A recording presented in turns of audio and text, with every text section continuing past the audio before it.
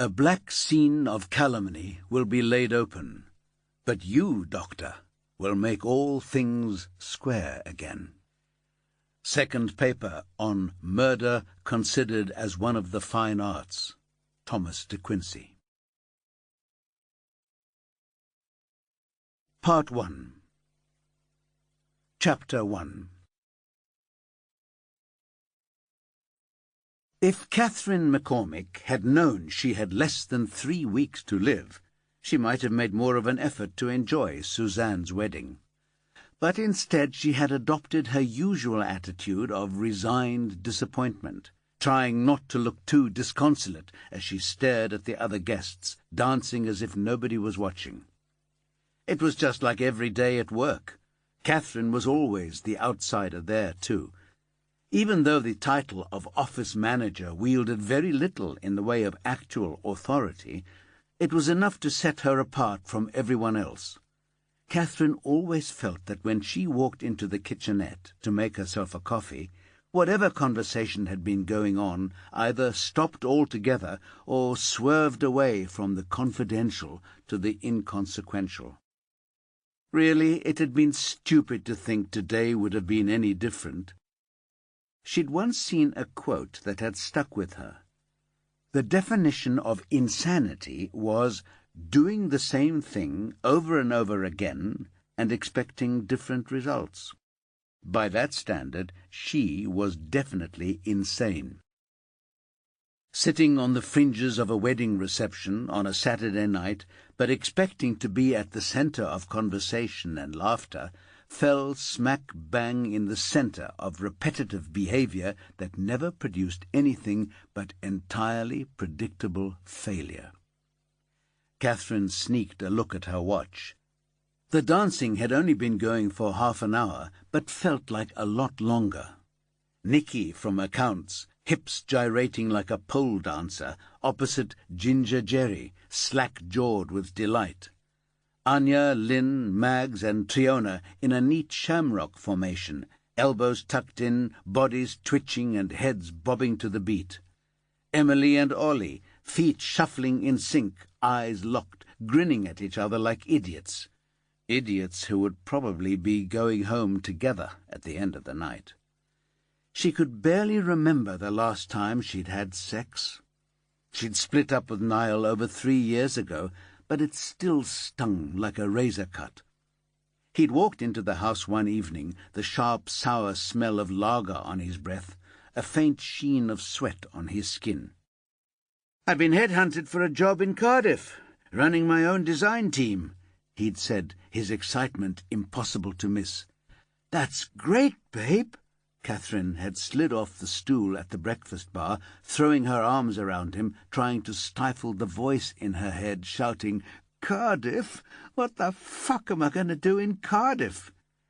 "Big salary increase, too," Niall said, his body curiously still, not responding to the hug. "Wow! When are we moving, then?" He disentangled himself.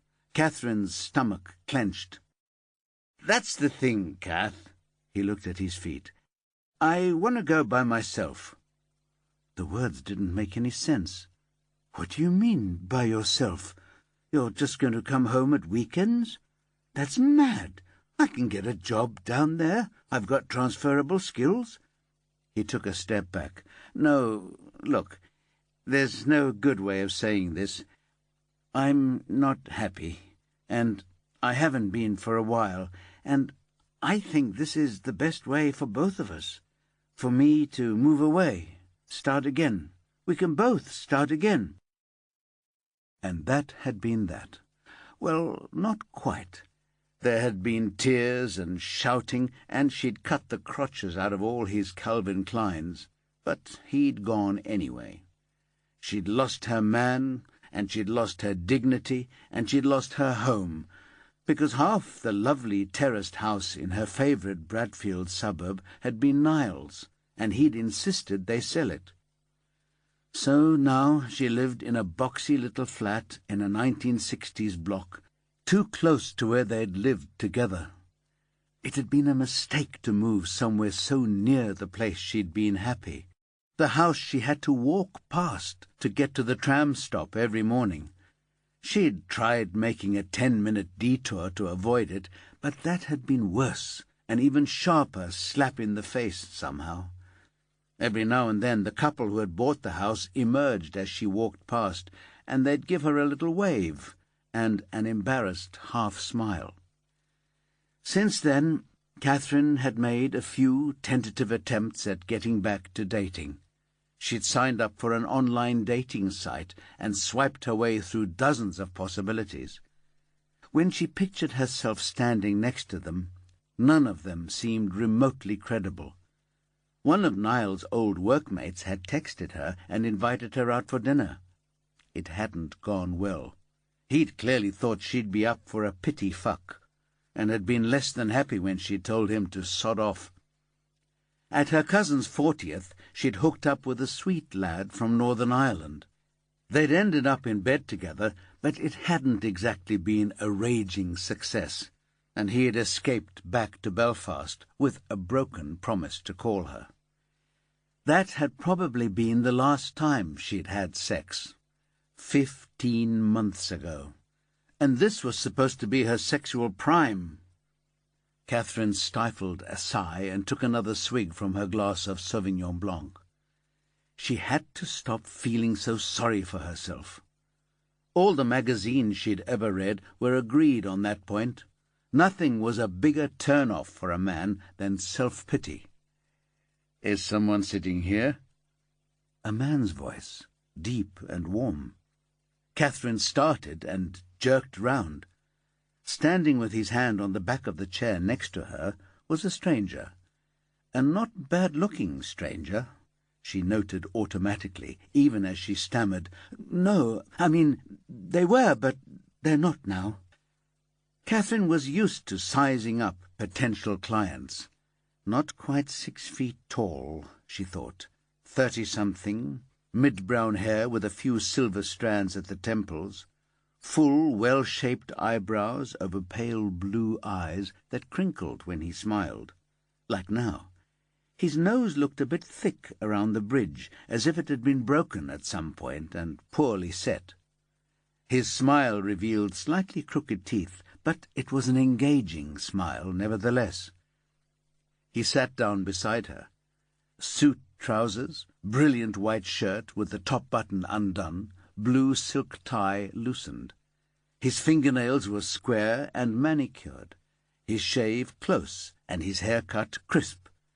She liked a man who took care of his grooming. Niall had always been meticulous that way. "I'm David," he said.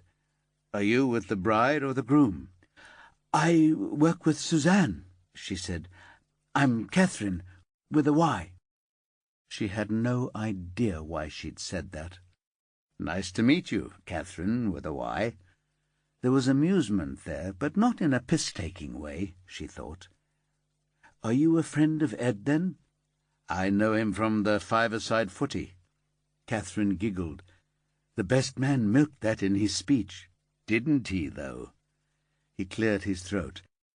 "I noticed you sitting here by yourself. I thought you might like some company." "I don't mind my own company," she said, regretting the words as soon as they were spoken. "But don't get me wrong. It's really lovely to meet you." "I don't mind my own company either, but sometimes it's nice to talk to an attractive woman." That smile again. "I'm guessing you don't much like dancing, so I'm not going to suggest we strut our stuff on the dance floor." "No, I'm not much of a dancer. I'm a bit fed up with the music. I prefer conversation myself. Do you fancy going through to the bar? It's quieter there. We can talk without having to shout at each other." Catherine couldn't quite believe it. OK, he wasn't exactly George Clooney, but he was clean and polite and attractive, and, extraordinary though it seemed, he was acting like he was interested in her. "Good idea," she said, pushing back her chair and getting to her feet. As they weaved through the tables to the ballroom door, the man who called himself David cupped her elbow in his hand in a solicitous gesture. Catherine McCormick's killer was nothing if not solicitous. Chapter 2.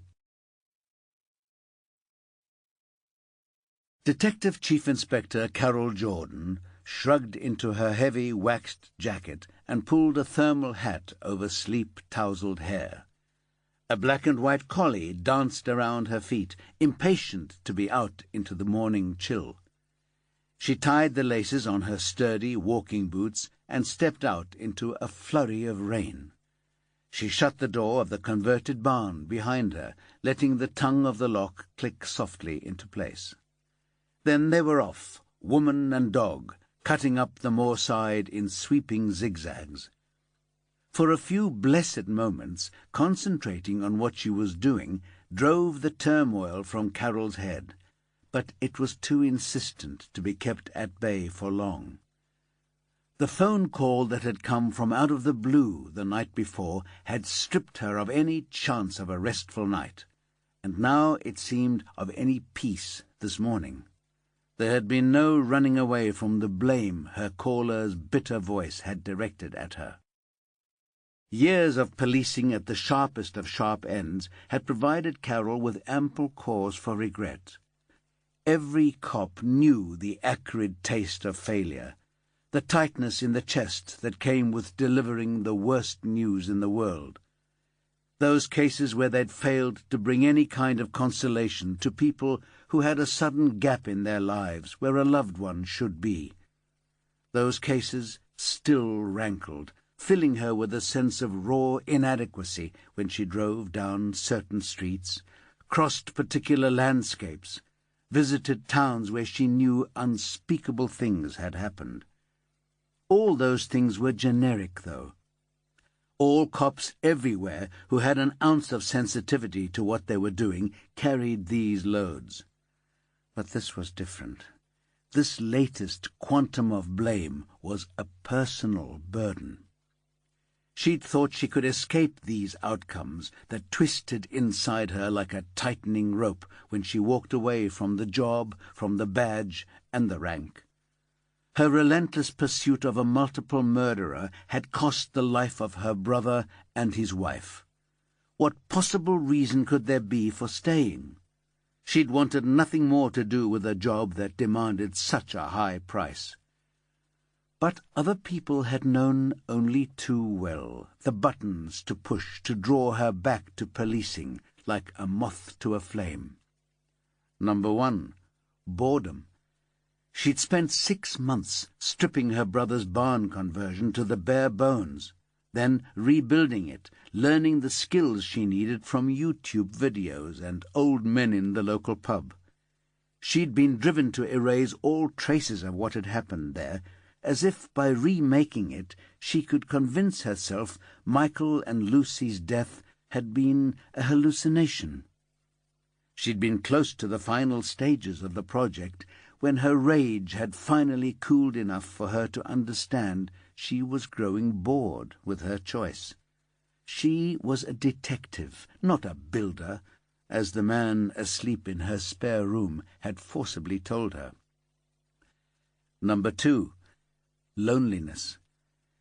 Carol's friendships had always been inextricably linked to her job. Her team were her family, and some of them had made it past her barriers to become her friends.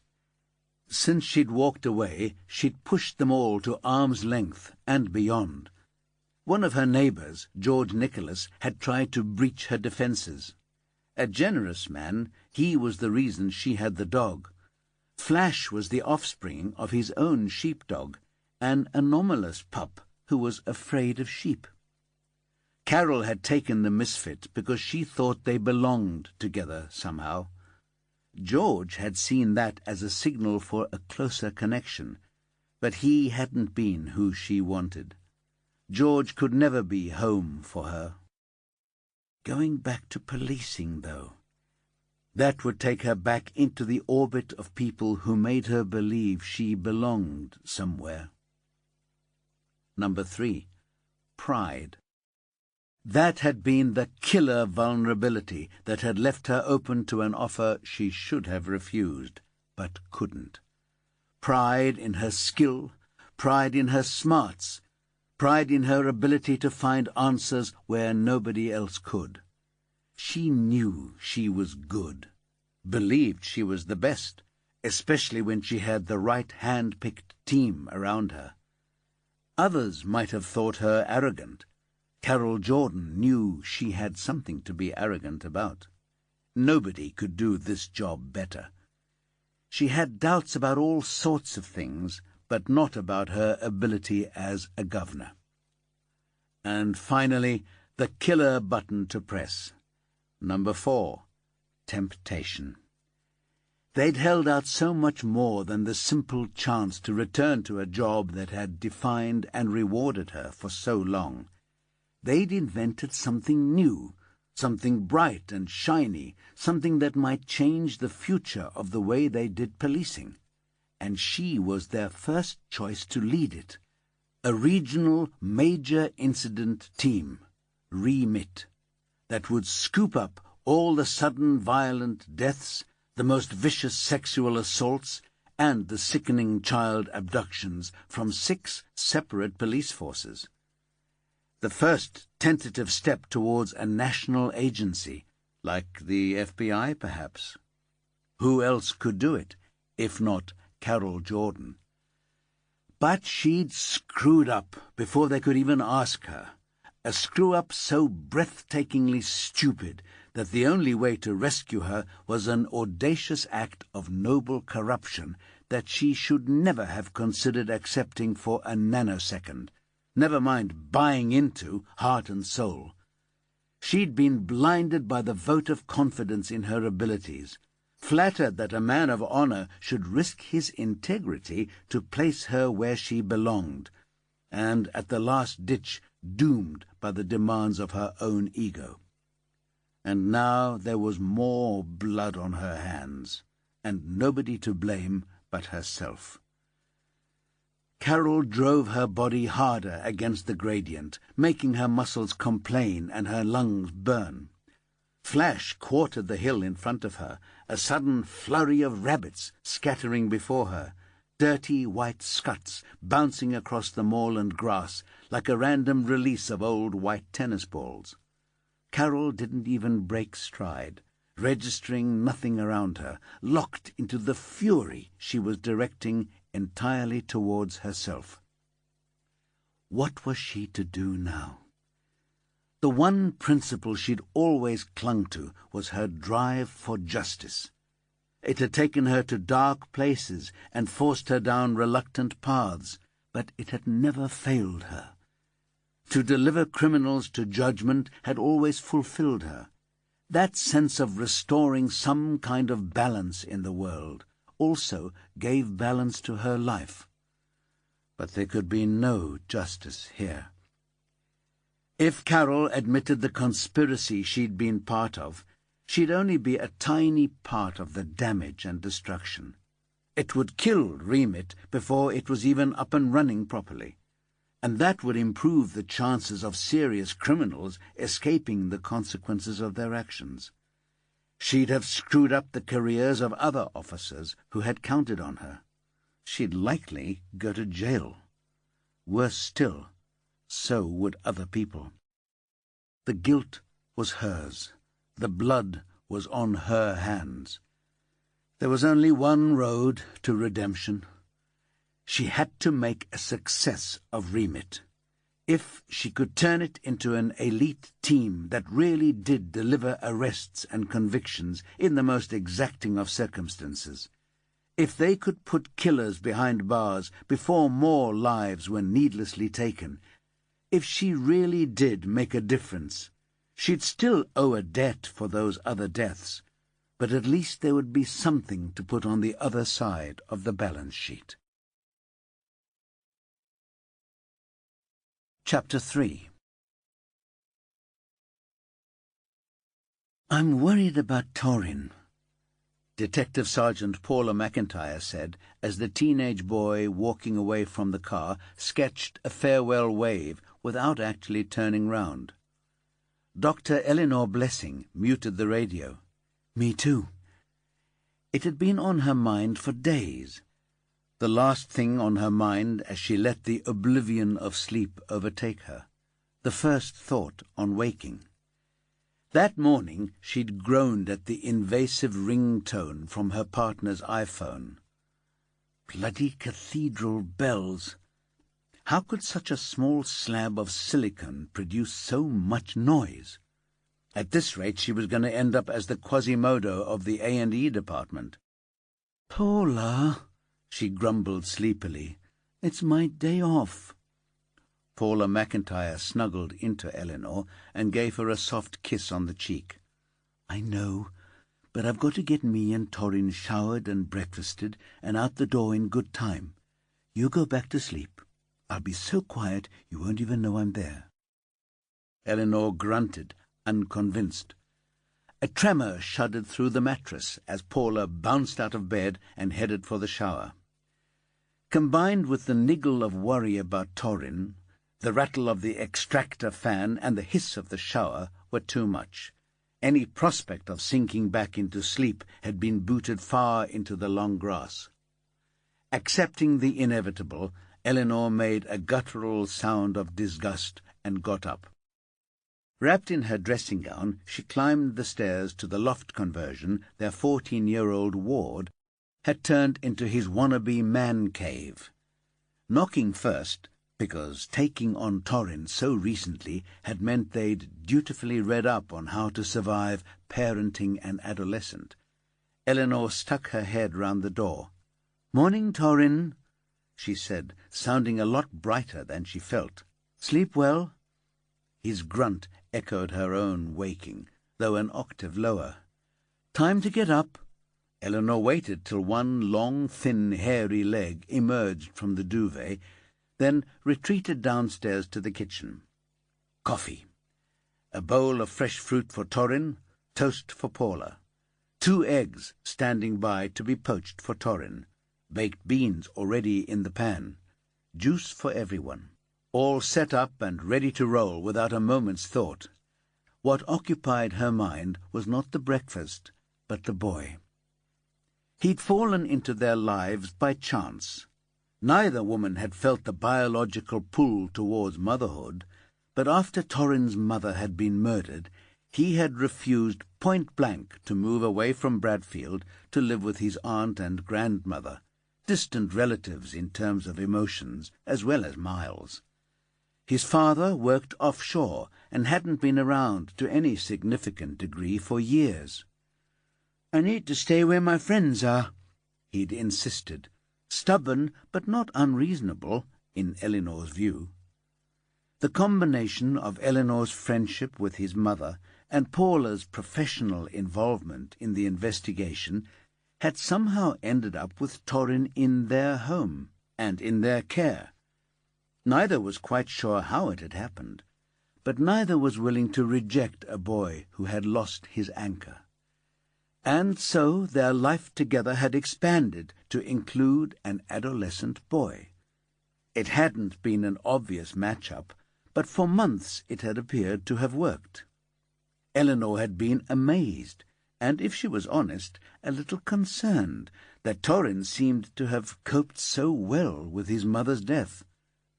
Their friend, clinical psychologist Tony Hill, had reassured her. "Grief is individual. Some like it public, some like it private.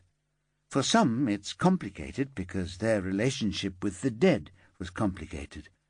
For others, like Torrin, apparently, it's relatively straightforward.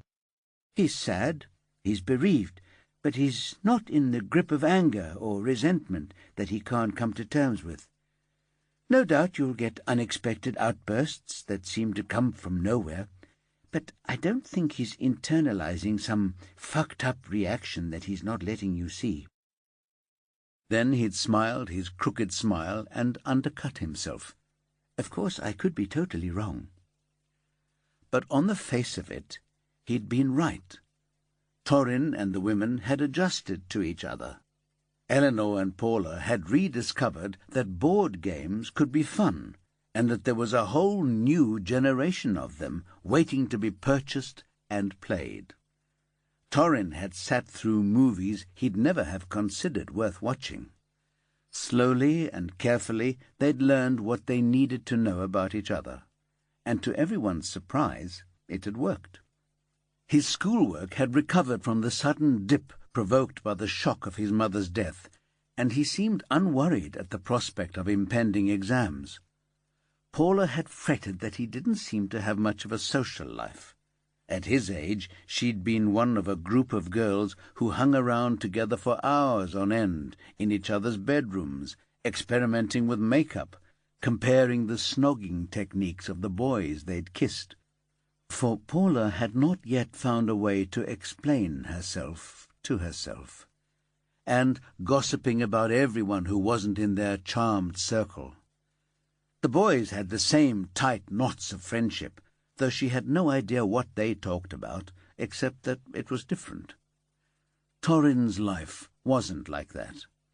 He occasionally met up with friends on a Saturday to mooch around the expensive designer shops that cluttered the streets behind Bellwether Square, but mostly he seemed to prefer his own company, though he was never far from the umbilical connection of one screen or another.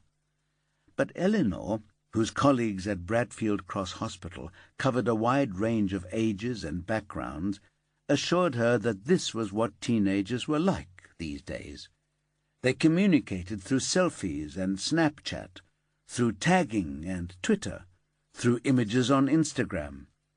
And by the turning of the season, it would be another thing altogether. Face-to-face was so 20th century. But over the past 2 or 3 weeks, something had shifted. Torrin had descended into a moody silence, barely acknowledging their questions or comments. He'd become the grunting, uncommunicative teenager of cliché, contributing nothing to conversation at mealtimes, escaping to his room as soon as he'd finished shoveling food into his mouth. When Eleanor asked him if he wanted to talk about his mother, he'd startled as if she'd slapped him. "No," he said, dark brows drawn down in a heavy frown. "What's to say?" "I wondered whether you were missing her more than usual," she said, stoic in the face of his hostility. He sighed. "I'd only be a disappointment to her." Then he'd pushed his chair back, even though there was still a slice of pizza on his plate. "I've got homework." And now Paula was admitting what Eleanor herself had been concerned about. There were good reasons to worry about Torrin. As Paula eased the car into the slow-moving morning traffic, Eleanor chose her words carefully. "I think something is bothering him. More than his mother, I mean. Something we can't guess at because it's outside our experience. So what do we do? Do you think there's any point in talking to the school? His form teacher was pretty helpful after Bev died." Paula joined the queue of traffic, turning right. "It's worth a try. Do you want me to get Tony to come round for dinner? See if he can loosen Torrin's tongue? Let's hold that in reserve for when we hit the brick wall." Eleanor tried not to let despondency take hold. "Maybe it's all about being 14 and not having a man around the place to talk to. He can FaceTime his dad any time he wants, and he usually talks non-stop to Tony. I don't think we have to go down the self-flagellation route, Eleanor." Paula sounded sharp. Eleanor hoped it was nothing more than the traffic getting to her. "If you say so. But—" Paula broke the silence. "But what?" Eleanor gave a wry smile. "Carol Jordan always says you're the best interviewer she's ever seen, and you can't get him to open up. So I reckon it must be serious." Paula shook her head. "He's not a suspect, Elle. He's a hormonal adolescent boy who's gone through a major tragedy. I worry that he's bottling stuff up, not that he's hiding criminal activity." Eleanor pushed her long black hair back from her face, enjoying the sensation of having it loose instead of tightly coiffed for work. She chuckled. "You're right. That's me put in my place. Thank you. You always reassure me." Paula scoffed. even when I don't reassure myself, especially when I sense that little niggle of doubt that tells me you're human." She stroked Paula's arm. "What have you got on today?" "Well, we're only getting properly into our stride in remit now. The internet trolling case, that was an accident rather than something we were formally tasked with. So we'll just have to wait and see what lands on Carol's desk. I'm looking forward to it." Eleanor smiled. "I know it." She shifted in her seat, craning her neck to see what she could of the road ahead. "Pull up after the lights. I'll cut through to the shops from there. Save you going round the block and getting snarled in the Campion Way traffic." Paula stopped and leaned across to give Eleanor a parting kiss. "It'll be something and nothing," she said. "At that age it always is the end of the world, except it never is."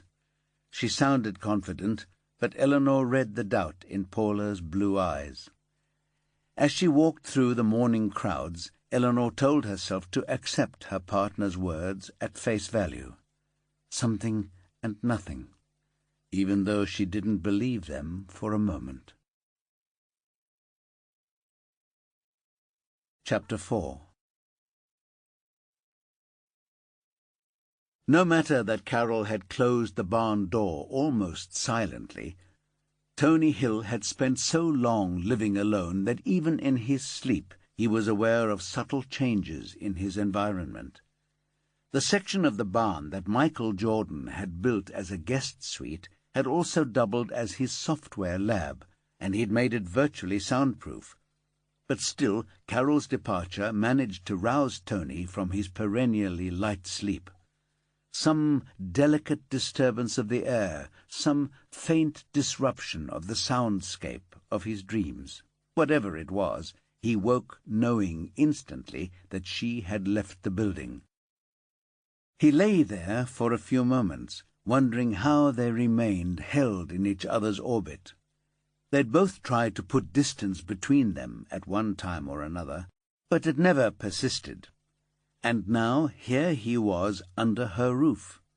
Here, though neither could quite bring themselves to admit it, because she needed him to help her through the process of renouncing alcohol, and because he needed her to make him feel his humanity was real rather than a mask, which was why he'd been there when the phone had rung with its dark message. He'd known at once the call was trouble. Carol's grey eyes had darkened and her face tightened, exposing fine wrinkles he'd never noticed before. She'd run a hand through her heavy blonde hair, the low lighting in the barn revealing more silver than there had been a few months before. A poignant moment of realization that she was visibly aging. It was odd how these moments stood out in sudden relief. He'd noticed it with his own face. Months would go by without any change impinging. Then suddenly, one morning in the mirror, he'd catch a sideways glimpse and understand that what had once been laughter lines were now permanently etched in hollow cheeks. Sometimes when he got out of bed, his body protested. He remembered Carol laughing at him for making what she called old man's noises when he'd pushed himself to his feet from a chair the other day. He'd never thought much about either of them aging. Now he'd become aware of it, he knew his thoughts would loop back there till he'd figured out what it meant to him. The burden of a psychologist. A job with no downtime. What he had to figure out now was how to help Carol hold it together in the wake of this latest trouble. He knew her well enough to suspect she'd use it as a spur to push herself even harder. Her own self-worth would be bundled into the success of remit.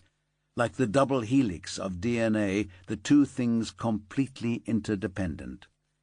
And that was a dangerous strategy, because however good a detective she was, she couldn't control the outcome of every case.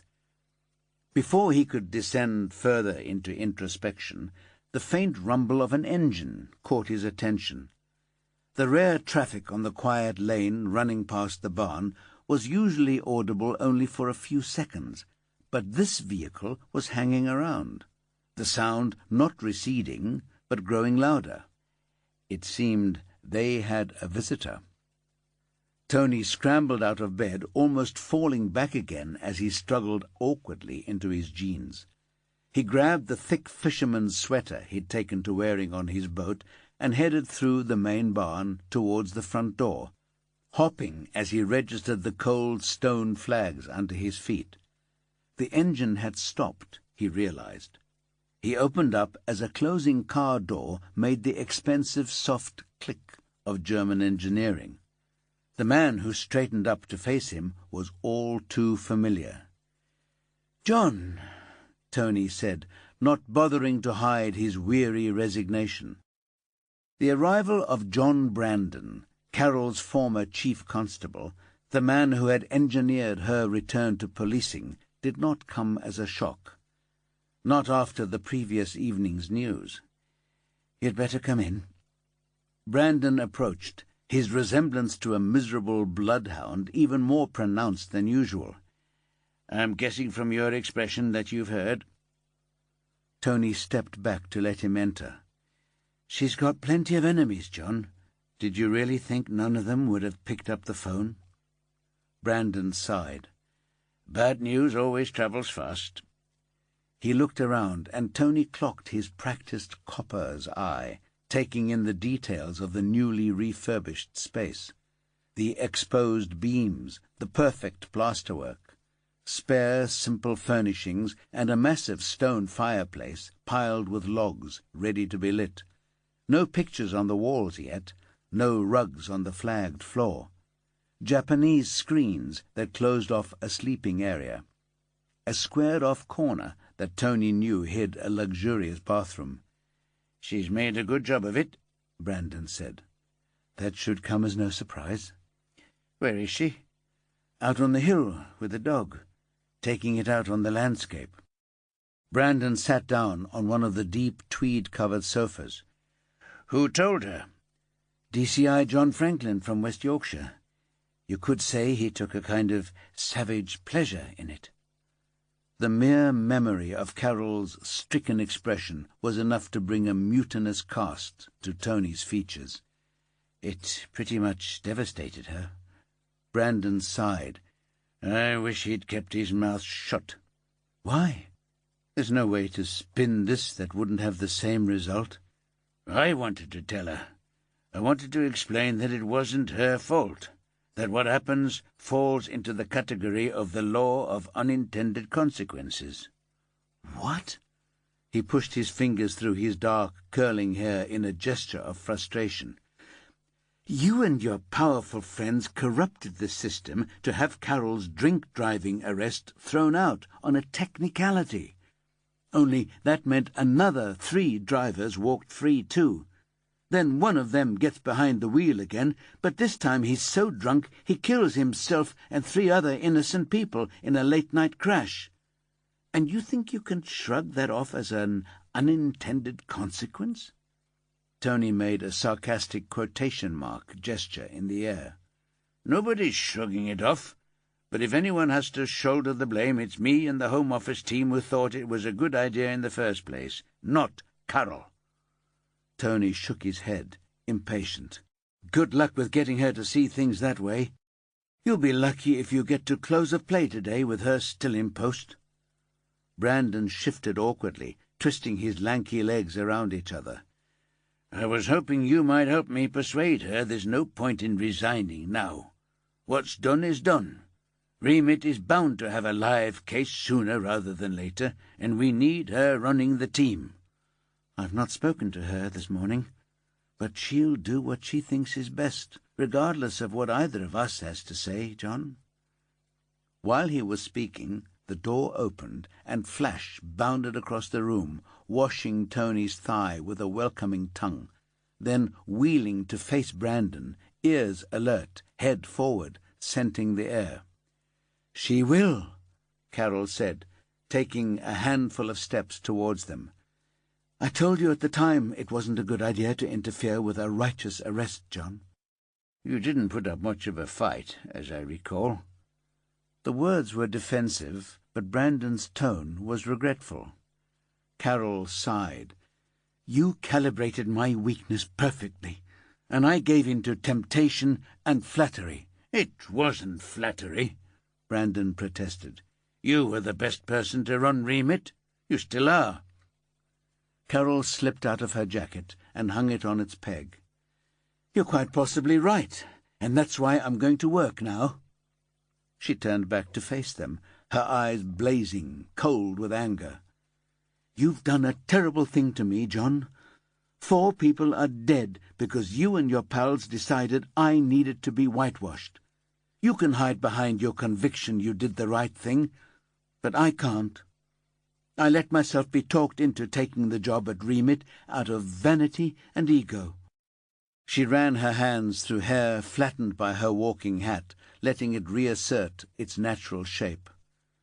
"I let myself believe my motives were pure, but honestly, they weren't. So I've got to live with that guilt. I'm ashamed now that I agreed to be part of your shabby deal, and the only thing I can do that comes anywhere near redeeming myself is to get out there and do a job that might save other people from dying." Tony felt pride and pity at her words. "That's no small thing," he said softly. "4 lives, John," Carol said. "For all our sakes, you'd better hope nobody unravels what really happened at Calderdale Magistrates' Court."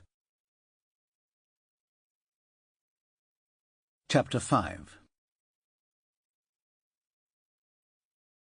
Paula was surprised to find she was first in the office.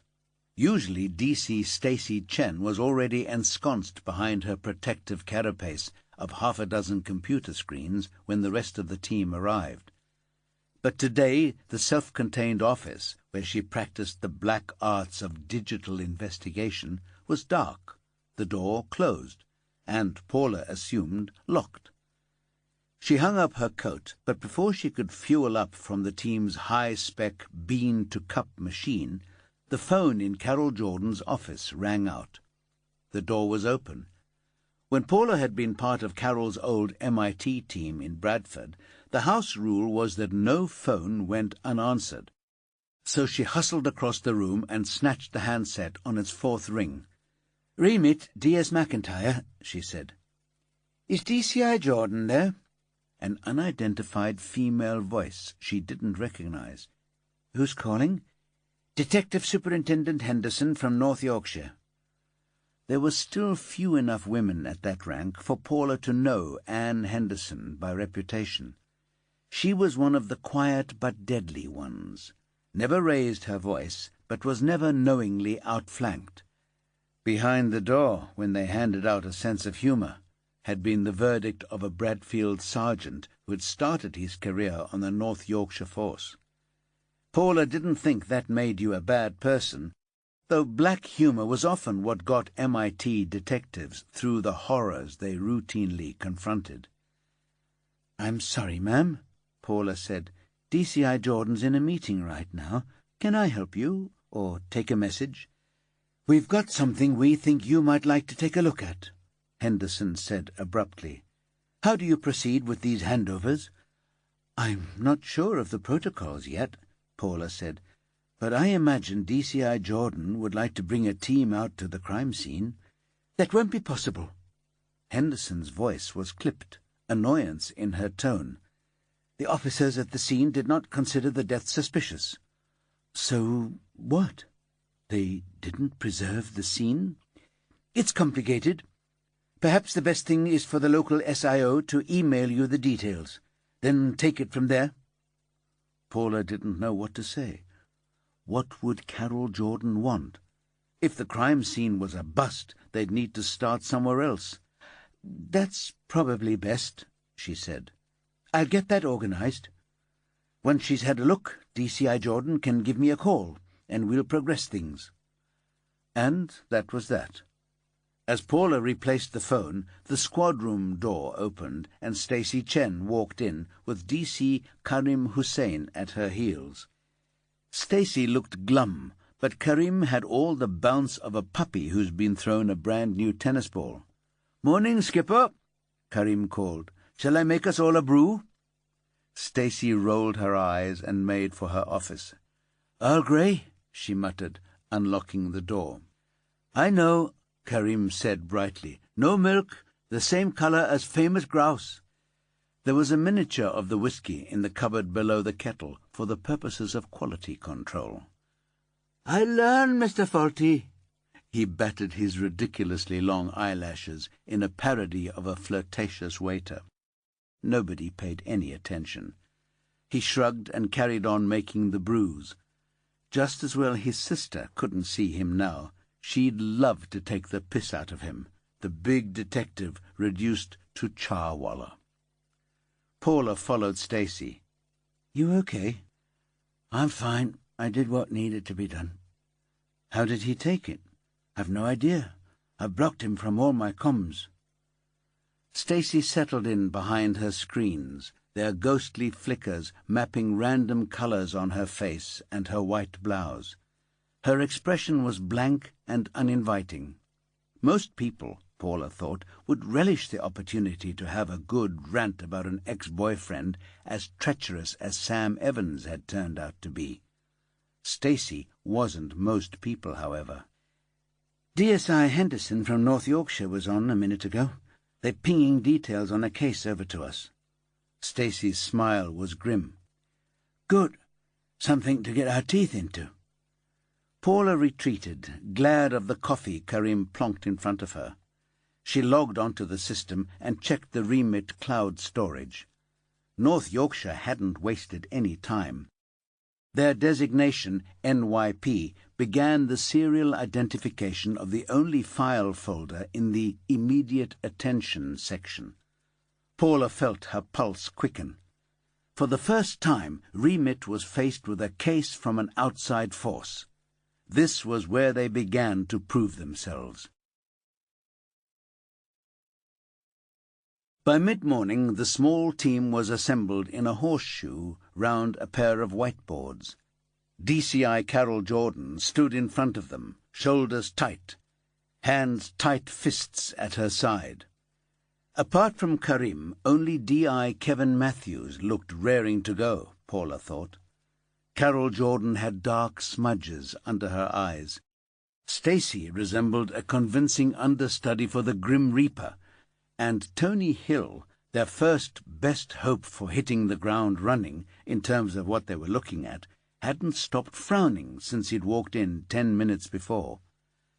The final member of the team, D.S. Alvin Ambrose, was impressively impassive, arms loosely folded across his chest in a wait-and-see pose, his shaved head gleaming under the strip lights, his dark suit giving him the air of a nightclub bouncer nobody would want to argue with. "We've got a completely corrupted crime scene," Carol began. "It's far from the ideal way to start our remit role, but we are not going to let that stop us." She turned and wrote Catherine McCormick in firm capitals at the top of the board.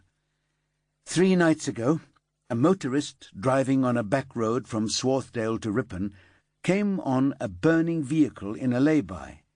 He parked 20 metres further on, then he and his passenger walked back. The fire was blazing inside the vehicle, and they could see the outline of a figure in the driving seat. The driver, a 36-year-old engineer, tried to approach, but was driven back by the heat. Carol wrote Simon Downey on the board in smaller letters. Under it she wrote Rowan Calvert. Rowan called the fire brigade while Simon ran back to his car for the fire extinguisher. Kevin snorted. "That'd have as much impact as a fart in a thunderstorm." "Indeed," Carol said. By the time the firefighters arrived 17 minutes later, the flames had begun to subside, but the interior of the car, a Ford Focus, was a shell with a very badly burned body in the driving seat. The assumption was that the car had somehow caught fire. The driver had pulled over but been unable to get out. The conclusion was accident with an outside possibility of suicide. "Did the witnesses see the driver attempting to get out?" Paula asked. They couldn't see much through the flames and smoke, but according to their statements, they saw the person making some jerky movements, Carol said. That's pretty unlikely, Kevin said. An intense fire like that, you're not going to survive long enough to make any serious attempt to get out. But the connective tissues contract in a fire, don't they? That's how burnt bodies end up in the pugilistic pose. Maybe the witnesses saw that happening and thought it was spontaneous movement, not the effect of the flames, Paula mused. Probably. Carol took a quick glance at the folder in front of her, checking what the printout from North Yorkshire said. The scene management seems to have been cocked up from start to finish. A couple of the car windows had popped or melted because of the intensity of the fire, so the interior of the car and the body were pretty much doused in chemical foam and water spray. And in the morning, when the car had cooled down enough, they stuck it on a low loader and took it to the fire service warehouse to be examined. "What about the body?" Alvin asked. "When did they recover that?" "Back at the warehouse. Thankfully they had the pathologist there to supervise the recovery and removal, or who knows what we'd have ended up with." Carol sighed. "The fire investigator didn't start work on the car right away because he was already working on an arson over in Harrogate, so it was left in the warehouse." "Where presumably anybody could have interfered with it?" "Not quite anybody, Kevin, but yes, I take your point. Because they thought it was an accident, it wasn't a high priority." "What changed their minds?" Tony asked. "What the duty pathologist discovered when he carried out the post-mortem yesterday evening. Whatever happened in that car, it wasn't an accident or a suicide." "How come?" Karim blurted out without thinking. He caught the amused glances that Kevin and Paula exchanged, the barely suppressed eye-roll from Stacy, and Alvin's sudden interest in the floor. "Because murdered people don't kill themselves," Carol said. Chapter 6. Less than half an hour later, the main remit office was empty again. Stacy was in her office with the door closed, making a start on tracking Catherine McCormick's online footprint. With luck, Paula and Karim would return from their search of the victim's home with a tablet or a computer that would unlock Catherine's life. But until then, Stacy would use all the official access points and unofficial back doors at her disposal to start building an outline that a piece of hardware would help her to color in. At the opposite end of the squad room, Carol and Tony were facing each other across the desk, behind the closed door of her office. He knew her well enough to realize she had the lid clamped down so tight on her feelings that she'd have been hard-pressed to manage a question about her coffee preferences. He was supposed to be in his office at Bradfield Moor Secure Hospital, managing a supervision session with a postgraduate student, but he'd put her off. Whether Carol liked it or not, today he planned to stick by her side, no matter what. "Sounds like the pathologist did a decent job, at least," Tony said. "Well, he picked up on the lungs right away. No signs of smoke inhalation, no scorching from breathing in hot gases. So she was definitely dead before the fire started. But it still could have been an accident, right?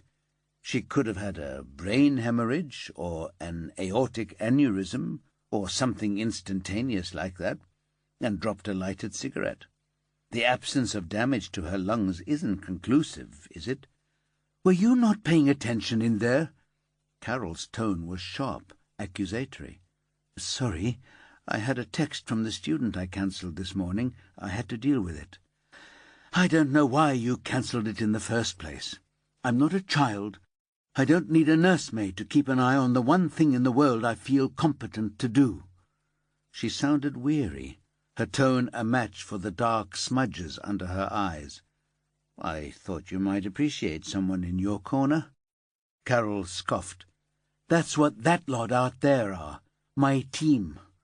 Whatever goes down, they have my back." Tony wasn't sure whether Carol was trying to convince him or herself. An all-too-recent betrayal, a leak from inside to the press of the dismissed charges against her, was still raw. It had happened once. The awareness that it could happen again must be humming away like a low background noise in her head. And given what was still hidden, another revelation would be a flash-bang grenade so loud it might drown out everything else she'd achieved. "We all do," he said mildly, "but the others have their own tasks to focus on. There's not much for me to go at yet, so—" "Anyway," she interrupted, "what ruled out the kind of accident you're suggesting was what the pathologist found when he took a more detailed look. Catherine McCormick's hyoid bone was snapped in two. Now, in itself, that doesn't prove she was strangled. Notoriously, the hyoid bone can be broken in a car crash if the seat belt crushes the throat. But there was no indication of any accident or emergency stop here. Stacey double-checked the pics North Yorkshire sent over, and there are no skid marks in the lay-by, no signs of hard braking, and the exterior of the car is undamaged as far as we can tell from the pics. So the broken hyoid combined with the clean lungs makes it pretty clear that the fire was set to cover up a murder." "It didn't work very well, as cover-ups go, then." "No," Carol gave a sarcastic laugh. "This obsession people have with forensic science and true crime these days makes them all think they know how to outwit us. They've seen the TV series, they've listened to the podcasts, they've read the books. But when it comes down to actually killing another human being and trying to dispose of the body, well, it's not so easy. Then the wheels come off and they start to make critical mistakes." Tony murmured. "You're probably right. They were quick off the mark on the ID, weren't they? Was that down to the pathologist, too?"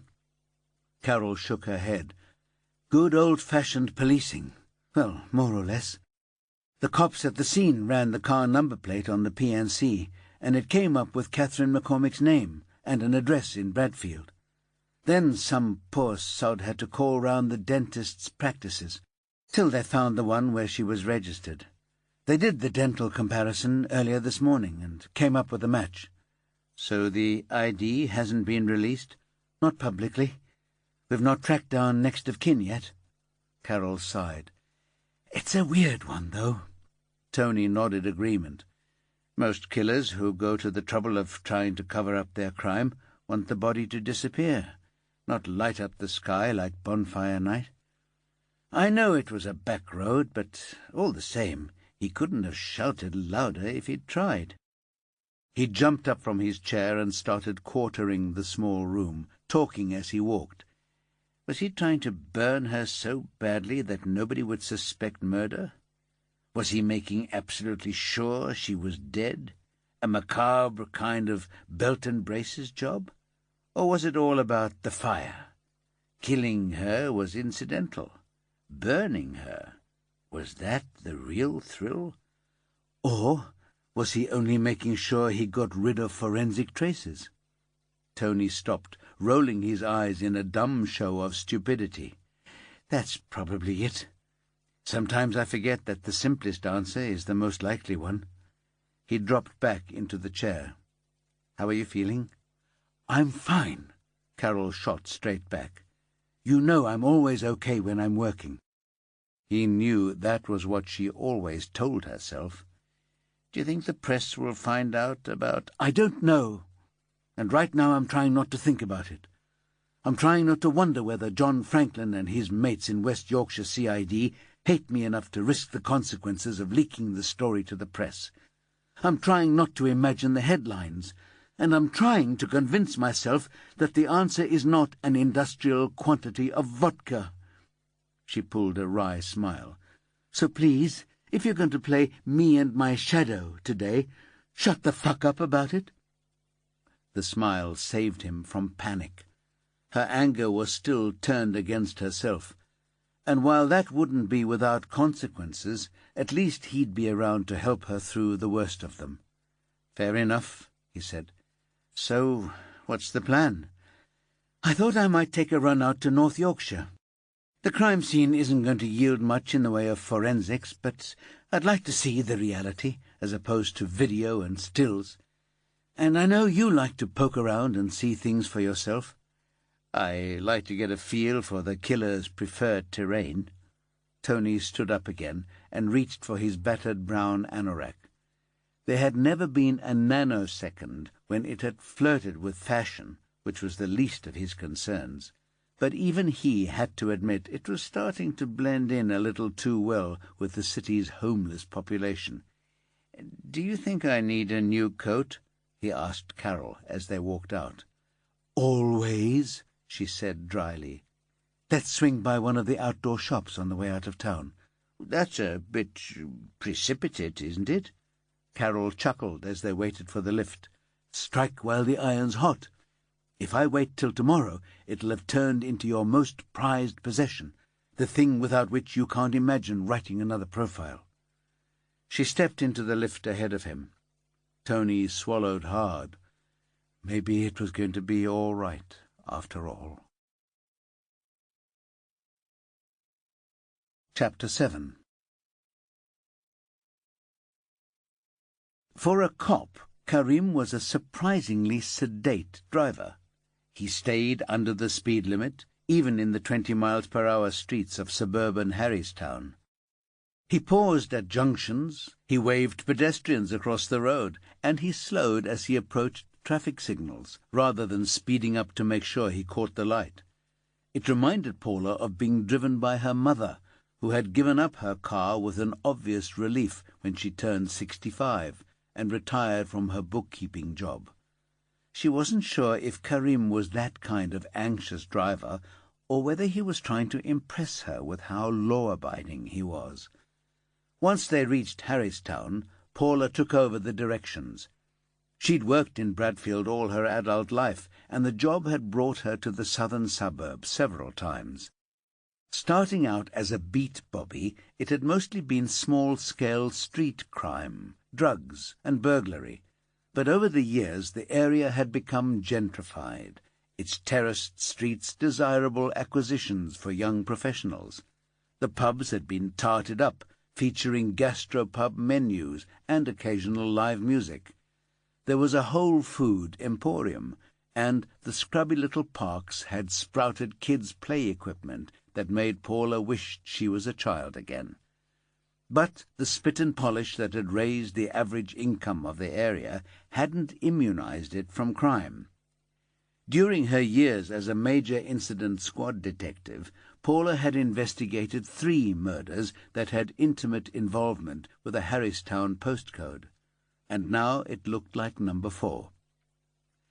Catherine McCormick hadn't lived in one of the terraced streets that spread out in a grid around the park that sat between the grand Victorian edifices of the former Reform Club and Conservative Club, both now converted into allegedly luxury apartments. Catherine's flat was altogether less distinguished.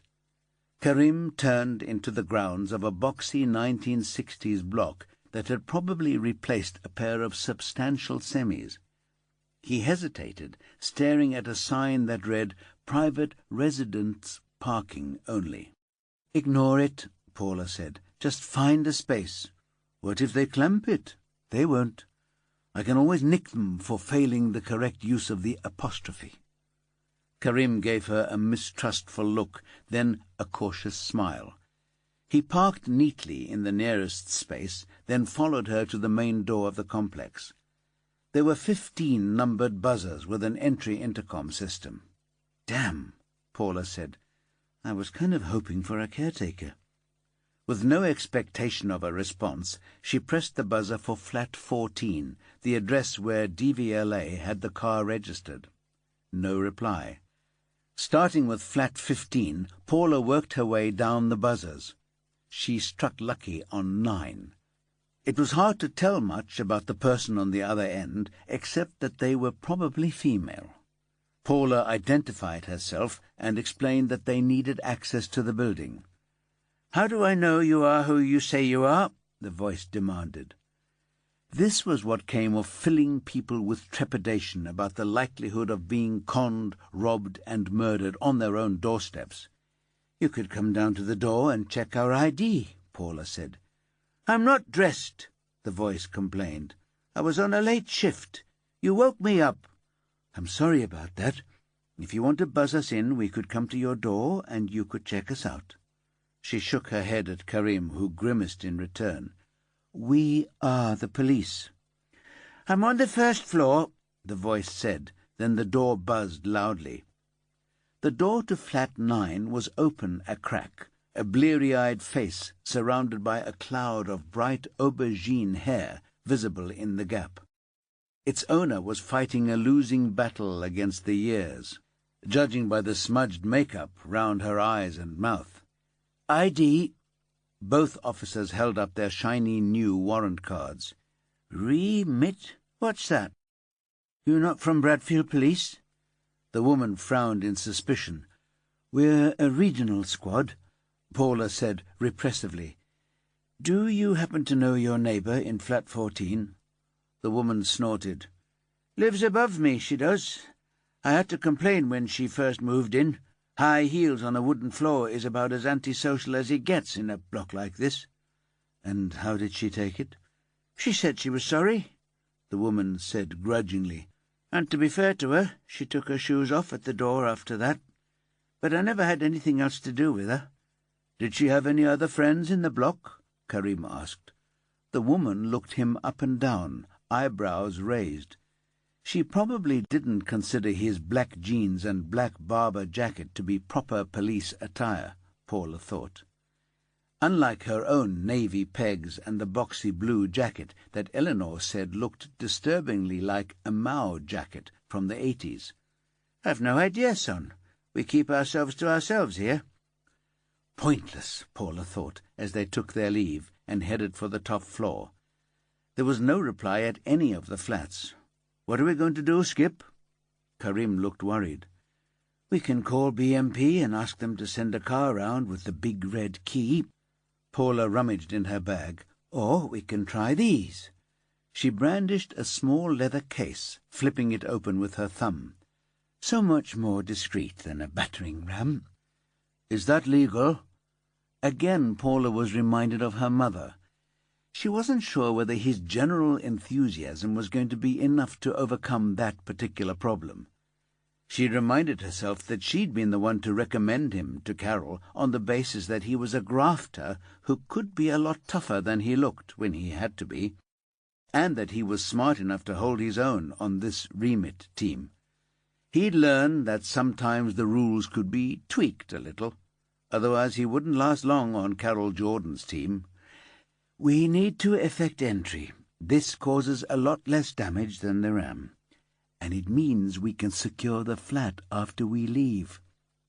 She was already crouched by the door, studying the mortise lock and selecting the picks to try. "I've only had this kit a few months," she said absently, as she concentrated on the feel of the lock under her fingers. "There's some good videos on YouTube, and I've been practicing round the house, but this is the first time I've done it on the job." She slowed her breathing and adjusted the tension bar, slipping a different rake into the lock. Her hands were starting to sweat, but before the picks slid disastrously out of control, there was a satisfying click, and the lock yielded to her. Paula stood up and grinned at Karim. "We bring a different skill set to policing in this unit, Karim. You'll get the hang of it." He brightened at her words. "I hope so." The door opened into a square hallway with 4 doors off it. A rack of coat hooks was fixed to the wall, a 2-tier shoe rack beneath it. A grey wool winter coat hung alongside a dark green rain mac and a hip-length brown leather jacket. The shoe rack contained 4 pairs of nondescript low-heeled shoes, a pair of Nike trainers, and 2 pairs of smart leather boots. So far, so ordinary. A quick sweep of the doors revealed bathroom, kitchen, bedroom, and a surprisingly spacious living room with a view of trees and back gardens. "I'll take the living room, you take the bedroom," Paula said, faintly amused to see Karim flush at the prospect of so much intimacy with a strange woman. But, credit where it was due, he didn't protest.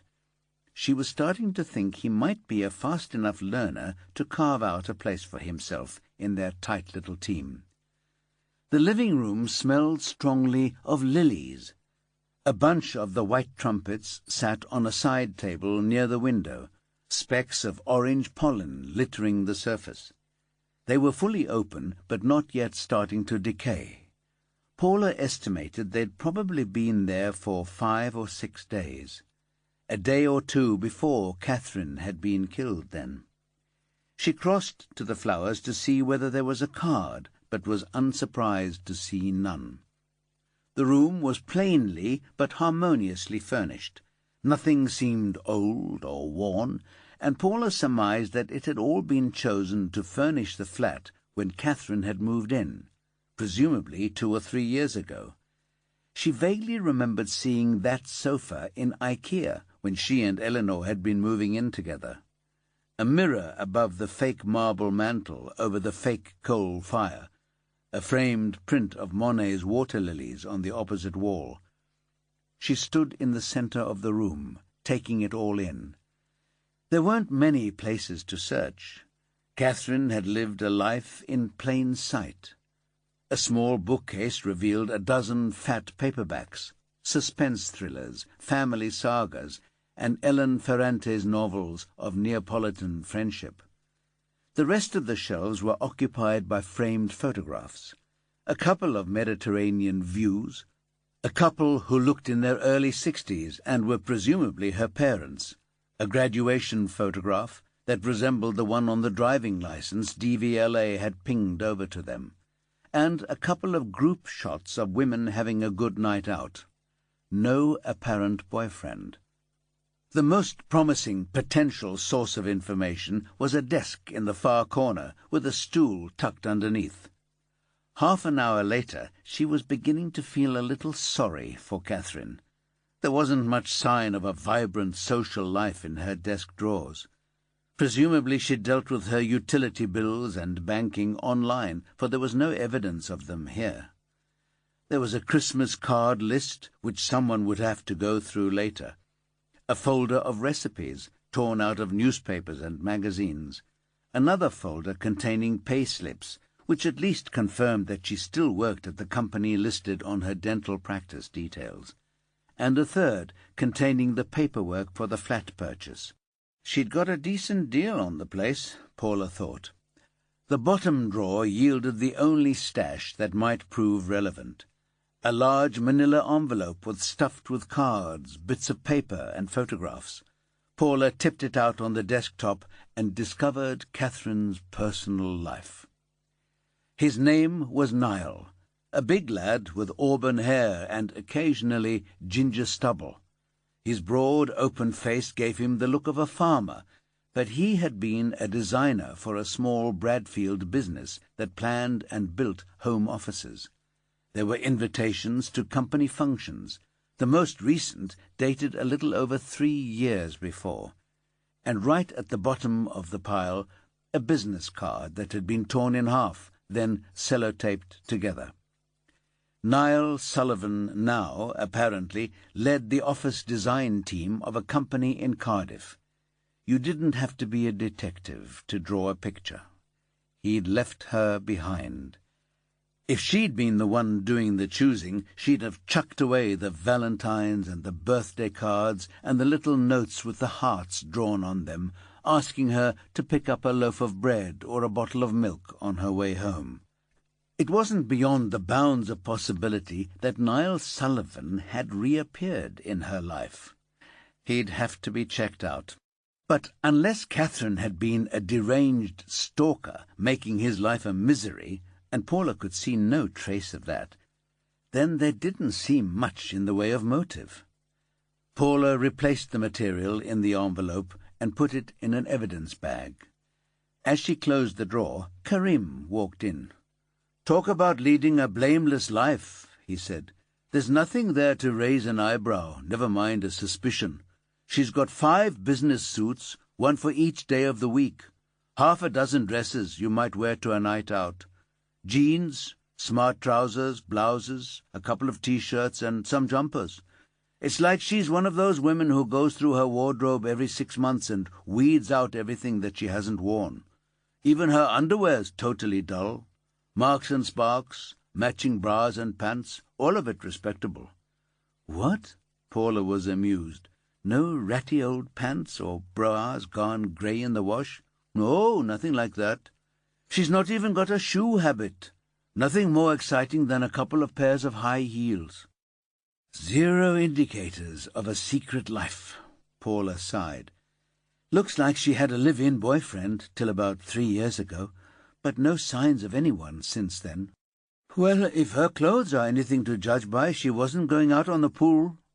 Karim picked up a snow globe from the windowsill and shook it idly. You done in here? I think so. You take the bathroom, I'll do the kitchen. Maybe we'll get lucky and find a stash of illegal drugs. Karim snorted. You'll be lucky if you find an out-of-date yogurt. Paula shrugged. Something got her killed. We just haven't found it yet. Chapter 8. He thought the murder would lift the burden, that it would remove what felt like a physical weight from his shoulders. It had made sense in the planning. He wanted to kill Tricia. He wanted to kill her so badly he could feel the blood pulsing in his ears, a dull tattoo of rage whenever he thought about her. He wanted to kill her, but he knew he couldn't, not least because he didn't know where she was hiding. So he killed someone else instead. Surely that would work. Surely if he imagined her face while he was doing it, there would be some relief. But it hadn't worked like that. Killing Catherine hadn't taken the pain away. What it had done, however, was to give him a feeling of power and control that had taken him back to how he used to feel every day, how he used to feel before she stripped him of everything that had defined him. And that was a start. It wasn't enough, but it was a start. It might keep him going till he could make her answer for what she'd done to him. She had told him in a lay-by. She'd asked him to pull over, said she had something to say, something that was pressing on her, something that wouldn't wait any longer. He'd had no idea what was coming, not a fucking clue. She'd gone to Ruby's wedding on her own the weekend before. He could have gone with her, but Ruby had always irritated the living shit out of him, and her husband-to-be was possibly the most boring man on either side of the Pennines, so there was no reason to expect their wedding guests to be remotely interesting. So he'd given her his blessing to go without him. He'd even told her to have a good time. He hadn't anticipated quite how good a time. She'd been distant and fidgety since the weekend. He thought it was because the wedding had made her broody for one of her own. How stupid could he be? Really, how stupid! So they'd ended up in a lay-by where she'd told him she'd slept with a man she'd picked up at the wedding. "It's not that he's Mr. Right," she'd said, "but he made me realize that you're Mr. Wrong." Every word a slap in the face. "You're too volatile, too angry. I spent half my life scared of you." He'd felt sick then, not angry. What did she mean, scared? Everybody knew he didn't suffer fools gladly, that he had high standards, but he wasn't a bully. He just wanted to get things done right. Her accusations baffled him as much as her admission that she'd slept with a stranger she'd picked up at random at Ruby's wedding. That had been bad enough, but there was worse to come. Not only was she leaving him, moving out of their beautiful flat with its panoramic views over Manchester city centre to the Derbyshire hills, she was also walking away from the business they'd built together, a partnership like their life. It had been his business first, but she'd helped turn it into a success. And to show how he appreciated that, he'd given her a slice of the company. And now she'd turned her back on what they'd made, and not even handed back what was properly his. The company published a series of locally targeted glossy magazines. She dealt up front with the punters, organizing copy and writing some of it herself, drumming up advertising, sorting out the distribution. He dealt with the technical side, design, layout, working with the printers.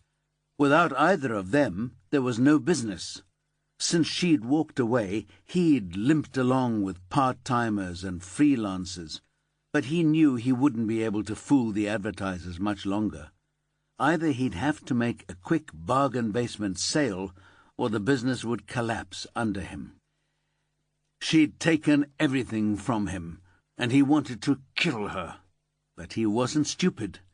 Even if he managed to track her down now, if she died, he'd be the obvious prime suspect. Mr. Wrong, dumped in love and in business. But if someone else died in her place, who would be any the wiser? All he'd wanted was to take his pain away, to burst the boil of his rage and frustration. When Catherine had passed out, thanks to the GHB he'd slipped into her champagne, and he'd known it was game on, he'd relished that moment of mastery over her. She lay sprawled on the sofa, snoring softly, barely stirring when he straddled her. Then he had his hands round Catherine's soft, warm throat, squeezing the life out of her, imagining it was Tricia. It had been surprisingly glorious. The first time since the bitch had left that he'd felt comfortable in his own skin. That feeling of being in charge of his life again flooded back as Catherine's face grew purple and her tongue poked out between her ugly blue lips. The more she lost, the more he gained. Within 24 hours of killing Catherine, he knew he'd found something that would divert him till he could figure out how to take his proper revenge. Which was why he would be spending Saturday at another stranger's wedding. Chapter 9. Tony squared his shoulders, still trying to adjust to the down jacket Carol had talked him into. "It's warm, it's waterproof, and it's in the sale," she'd insisted. "It's purple. I look like a blackcurrant on legs." "You look good in purple. I know it's a radical experiment for you to wear anything that isn't a shade of grey or blue, but you need to live a little." She'd scooped up the jacket and headed for the till, waiting impatiently for him to catch up and produce a credit card. It was all right for her, he thought. Carol had the knack of choosing clothes that suited her. Even though the shape of her body had changed as a result of the hard physical work the barn restoration had demanded, she still managed to find jackets that flattered her new broad shoulders, and trousers that emphasized the length rather than the musculature of her legs. And she seemed to do it effortlessly, without spending days trawling shopping malls. He had no idea how that worked. He'd spent the rest of the drive to Ripon squirming and fiddling with the various zips and poppers, working out the best pockets for keys and wallet and phone. It was a relief to both of them when they came upon the lay-by. They hadn't needed the detailed directions from the North Yorkshire team. The police tape fluttering in the late morning air was more or less redundant. The tarmac scorched black and the hedgerow burned brittle told their own story. When Carol cut the engine, Flash whimpered with delight, sensing the possibility of a walk. "Stay," Carol said briskly, opening the door. The dog subsided with a sigh. As soon as they stepped out of the car, the lingering chemical smell left by the fire and its extinguishing hit them. Even 3 days later it still teased the nostrils and caught at the throat. "Looks like it was pretty intense," Carol said.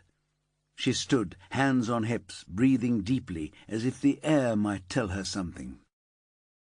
Tony walked the length of the lay-by, pausing every few steps to look around. He carried on, walking down the lane. "Why here?"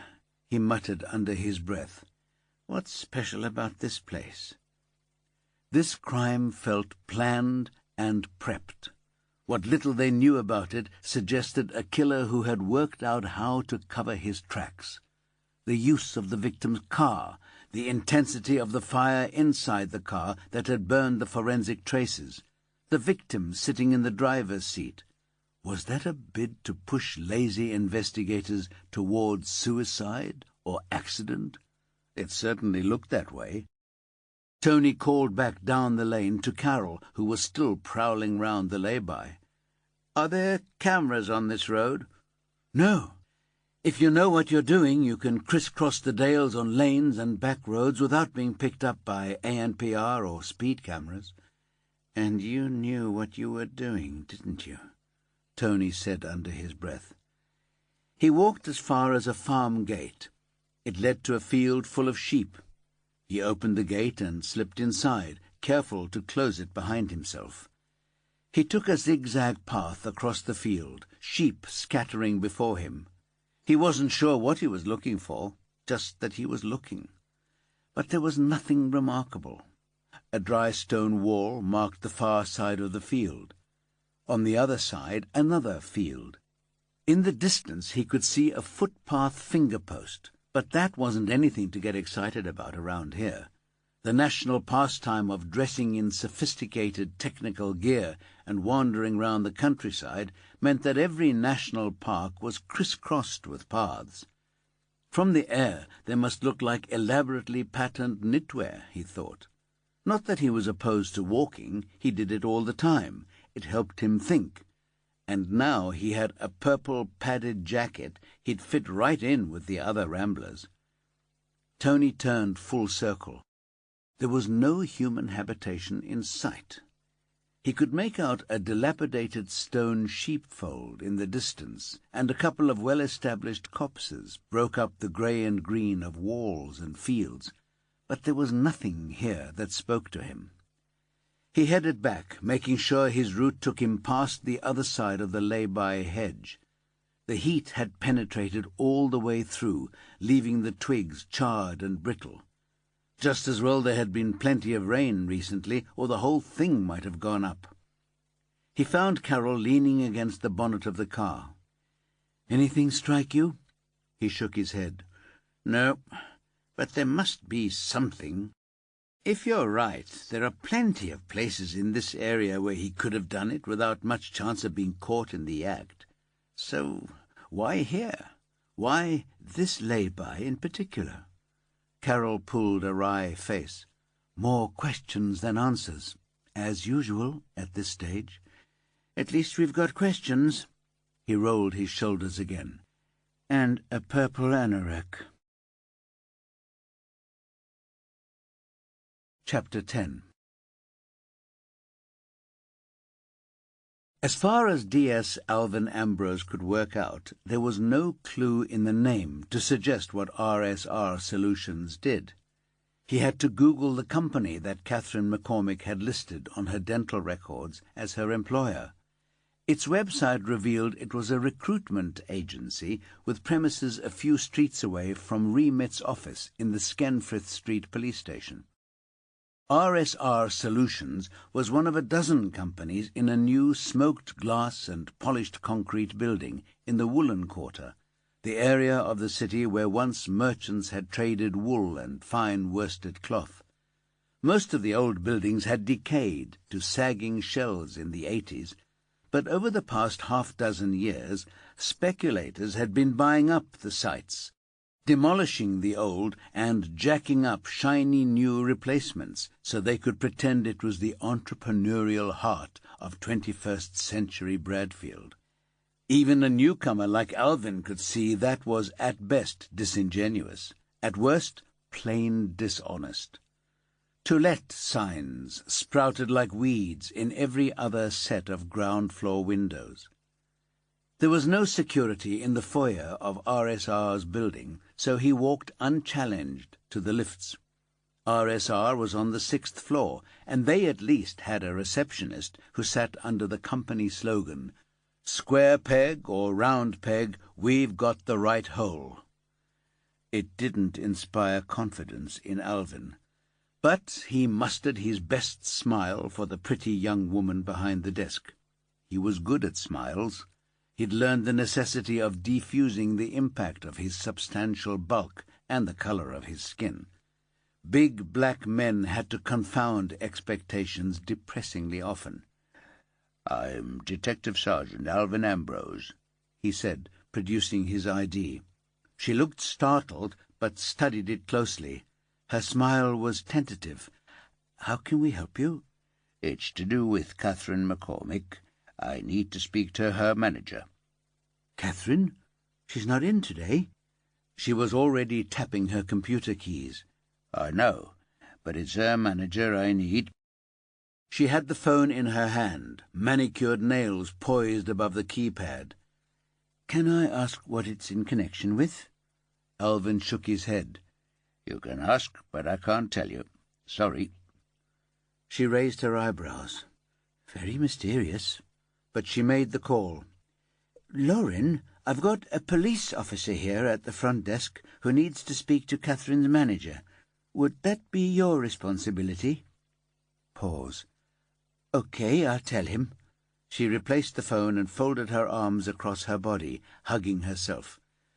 "So Lauren from HR's coming down. Catherine's the office manager, so she doesn't really have a direct supervisor." "Thanks for using your initiative," Alvin said. There were no chairs in the reception area, so he took a stroll round the perimeter, pretending an interest that he didn't feel in the corporate photographs. A couple of minutes drifted by, then a squat woman with the biggest hair he'd seen for years emerged from a door behind the reception desk. She advanced with her hand out. "I'm Lauren DaCosta. I'm in charge of HR here at Right Shape Recruitment Solutions." "And you are?" Alvin introduced himself again. "Can we go somewhere a bit more private?" "This is about Catherine, right? You know she's not in work today." "Like I said, can we go somewhere more private?" Lauren DaCosta's expression could have served as a template for shocked incredulity. For a long moment she was beyond speech. At last she spoke, stumbling over her words. "Catherine? Are you sure? She's the last person. Suspicious death? That makes no sense." "There's no room for doubt," Alvin said, his voice a gentle rumble. It always settled his children to sleep, and it had a similar soothing effect on witnesses. "I'm very sorry, and I know the last thing you feel like is answering questions, but I'm afraid we need to find out all we can about Catherine." Lauren gave a shaky nod. "Of course, but I really can't help you beyond the factual stuff. Where she lived, the CV she brought us when she came here. We weren't close at all. I never saw her outside work. She was a good manager, but she wasn't the most sociable of people." She seemed to be recovering, physically gathering herself together, straightening in her chair, and starting to reveal her interpersonal skills. "The person you need to speak to is Suzanne Briggs, Harmon, our office newlywed. Today's her first day back from her honeymoon. I know Catherine was at her wedding. They've always got on well." "That sounds about right. Can I see her?" Lauren stood up. "I'll fetch her. Do you want me to break the news to her, or—" "No, please," Alvin said quickly. He didn't relish telling Suzanne her friend was dead, but it was always worthwhile to see the reactions of a witness when they heard bad news for the first time. Lauren was gone for almost 5 minutes. She brought with her a young woman with the kind of identikit looks that would have made Alvin struggle to pick her out of a lineup. Slim, with long blonde hair tied back in a ponytail, makeup that blanded out difference, perfectly manicured nails. Her clothes were formulaic too. Narrow-legged black trousers, a magenta top that clung in the right places, and a couple of others that Suzanne would have been less happy about had she realized. And, of course, heels that made her awkward gait verge on the ugly. Alvin loved women, but he didn't love this look. Lauren made the introductions, then backed out, murmuring something about being in her office if. Suzanne's expression hadn't changed from puzzlement since she'd entered, and now she said, "I don't understand. Why am I here? I thought at first something had happened to Ed. My husband, Ed." A momentary flash of something like triumph. But Lauren said, "No, it wasn't Ed. So what's going on?" "You're a friend of Catherine McCormick?" Suzanne's frown deepened. "I suppose. I mean, she was at my wedding, but we're not what you'd call close." "Lauren seemed to think she's closer to you than anyone else at work." Suzanne twisted her hands in her lap, fiddling with her wedding and engagement rings. "She isn't really best friends with anybody. With her being office manager, she sort of has to keep her distance a bit. But, yeah, we get along fine. Catherine's okay." "Why? What's happened?" "I'm sorry to have to tell you that Catherine is dead." Suzanne's eyes widened and her mouth fell open. She was clearly shocked, but there was a gleam of excitement in her eyes too. "No.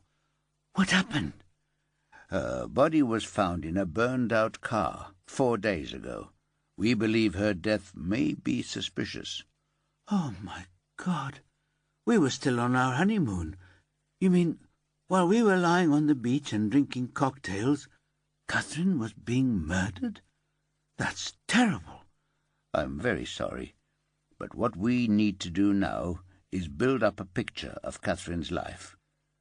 Who her friends were, what she did in her spare time, whether she was seeing anyone, whether she'd fallen out with anyone." "God!" Suzanne crossed her legs and rubbed her left arm as if it had grown suddenly cold. "She never fell out with anyone. She was a great boss. She had the knack of sorting things out without upsetting people, you know." Alvin didn't. He'd been a copper all his working life. Compromise and conciliation wasn't really how working relationships operated in his world. Suzanne continued. "She hadn't had a boyfriend since Niall moved to Cardiff without her. Niall, her ex. That must be 3 years ago now. We were always trying to persuade her to come out with us in a gang so she could meet someone, but she wasn't much of a party animal. I don't know what she did in her spare time, but she always joined in when we were talking about TV programs, so I guess she watched a lot of TV."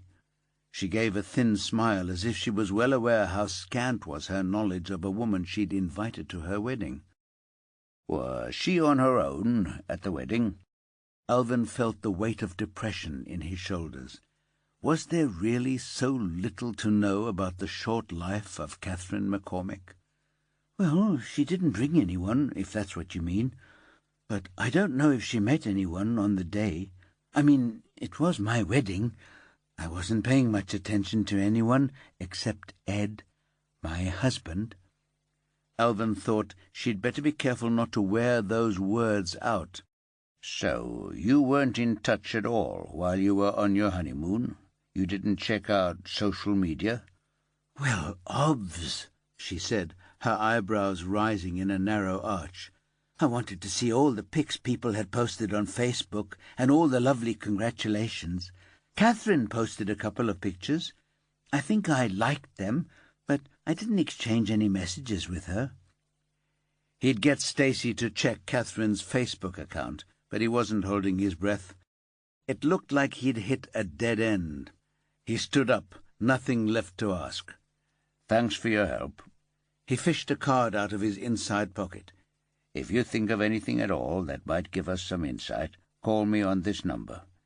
Maybe you could ask around, see if any of your other guests remember Catherine talking about anyone she met or spoke to on the day." I'd appreciate it. She looked eager. I'll get onto it right away. People are going to be really sorry. God knows who will get running things now Catherine's gone. Not much of an obituary, Alvin thought as he waited for the lift. Killing Catherine didn't seem to have made much of an impact on those around her. So far he had not seen anything approaching a tear. As far as he was concerned, that was all the more reason to find who had done this. It was part of the reason he'd become a cop in the first place, to defend people who didn't have anybody else to do that for them. The world had failed Catherine McCormick in life. It was up to the remit team to make sure that didn't happen in death, too. Chapter 11. Oddly, Catherine McCormick's kitchen probably revealed more about her than any other room in her flat. Judging by the battery of equipment that filled her cupboards and drawers and hung from wall hooks, she was a serious cook. A knife block held half a dozen razor-sharp Japanese knives that Paula couldn't help envying. The food processor and blender on the counter were top of the range, and a bookcase was crammed with cookbooks with cracked spines and dog-eared corners. The question of what Catherine did with her spare time was answered here. On the side of the fridge was a supermarket calendar featuring a monthly recipe and a glossy photo of the result. But it wasn't the pumpkin and sage lasagna that made Paula unhook it and lay it down on the worktop. If there was a clue to what had led Catherine to her death, it might well be here. Methodically she flicked back through the previous months and found little of interest. Hair appointments, a couple of work-related nights out, a weekend visiting Mum and Dad, a check-up with the dentist, a date with her GP, and a couple of theatre trips to see musicals in nearby Manchester. No companion's name on the calendar, though there was room enough to accommodate one. Finally Paula checked the current page. Saving the best till last, she hoped. Just over 2 weeks ago, on the first Saturday of the month, Catherine had written Suzanne and Ed's wedding. 3 days later, David, Pizza Express, 7:30. Paula drew her breath in through her teeth and stretched her lips in a grim smile. David, she sighed softly, running her finger along the calendar dates. On the Saturday, a week after the wedding, David appeared again. David, Manchester Palace Theatre, Funny Girl. And again the following Tuesday. David, Tapas Brava, Bellwether Square, 8 p.m. The final entry for the current month started on Friday with a line drawn through till Sunday. David, Dale's Weekend. And this time there was a phone number scrawled underneath.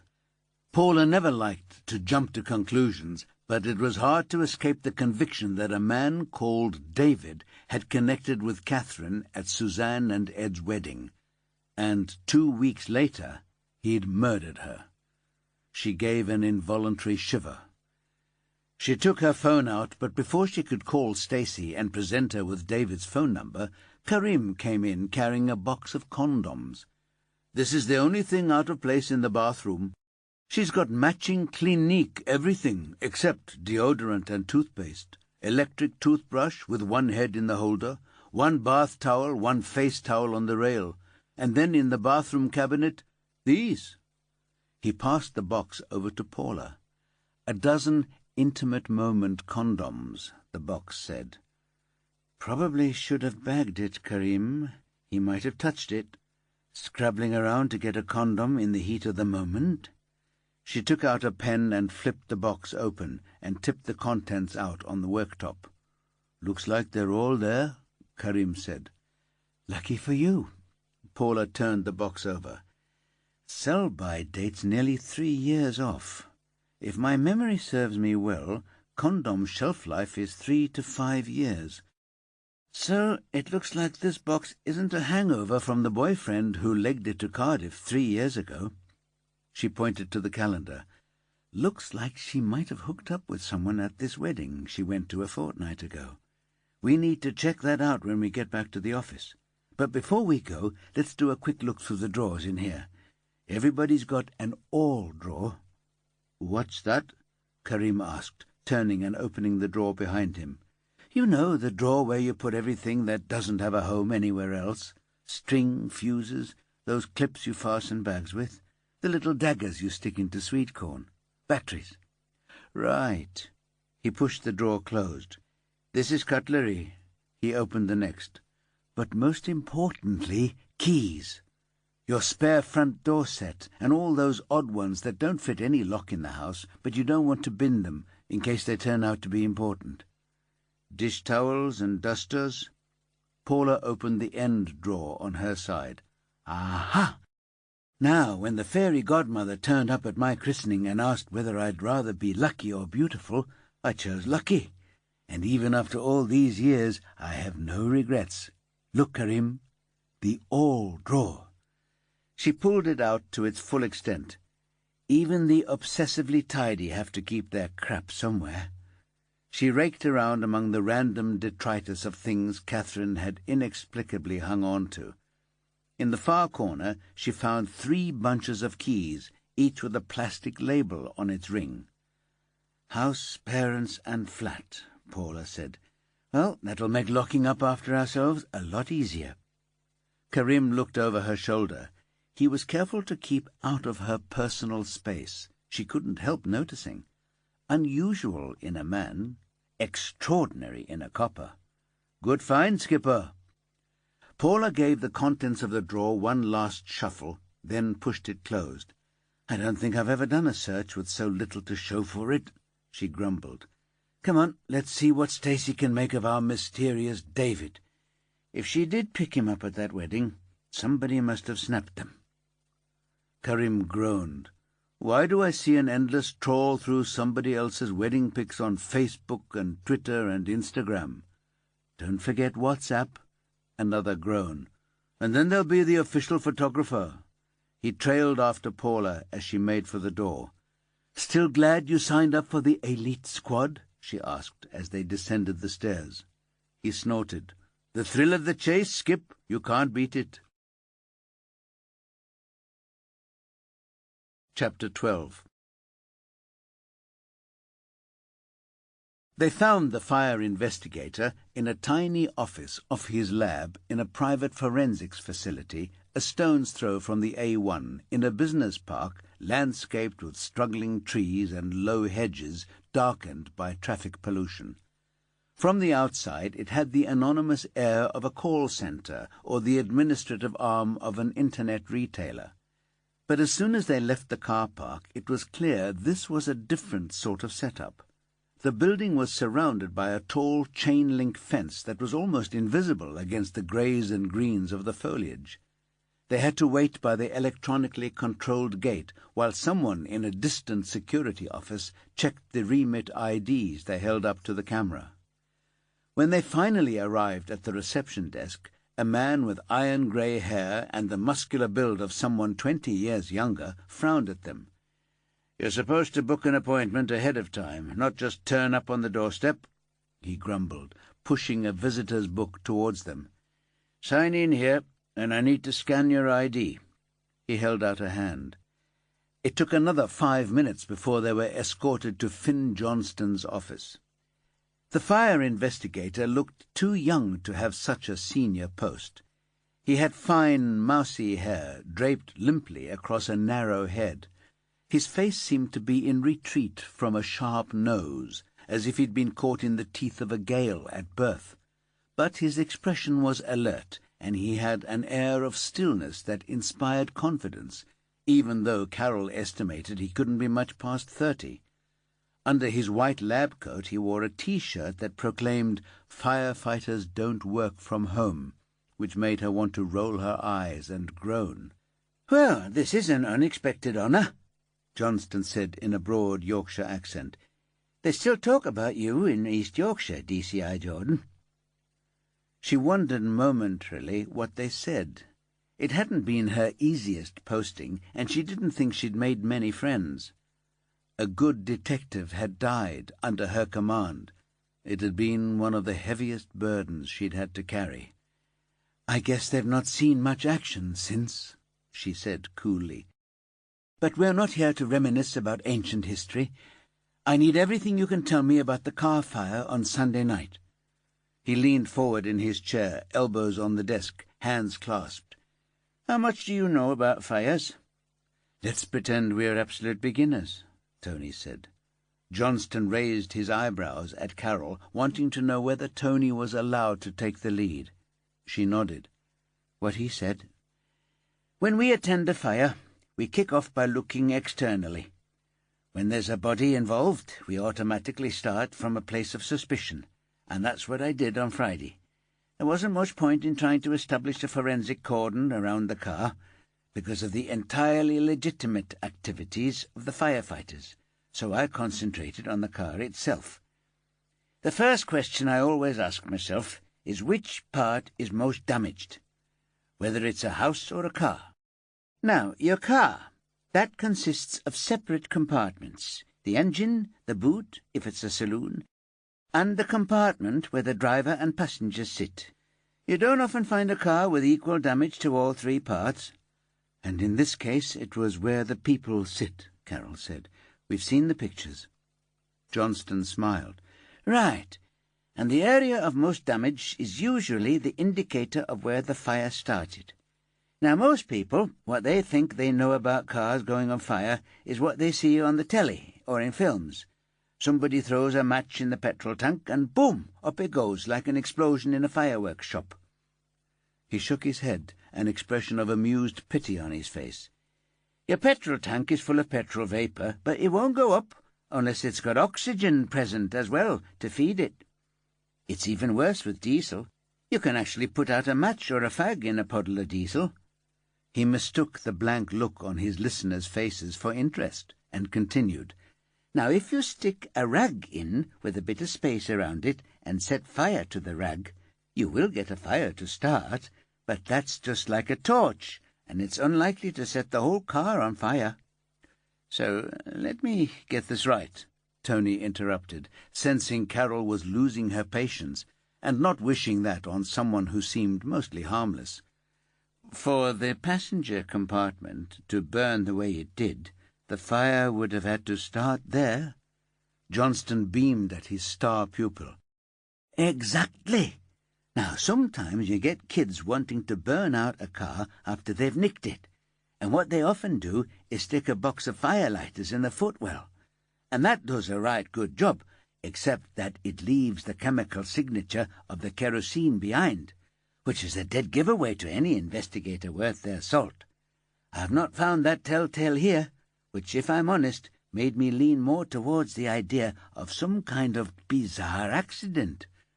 An electrical fault in the dashboard, maybe, but I couldn't find any evidence of anything like that, or a dropped cigarette. So it's not at all clear at this point."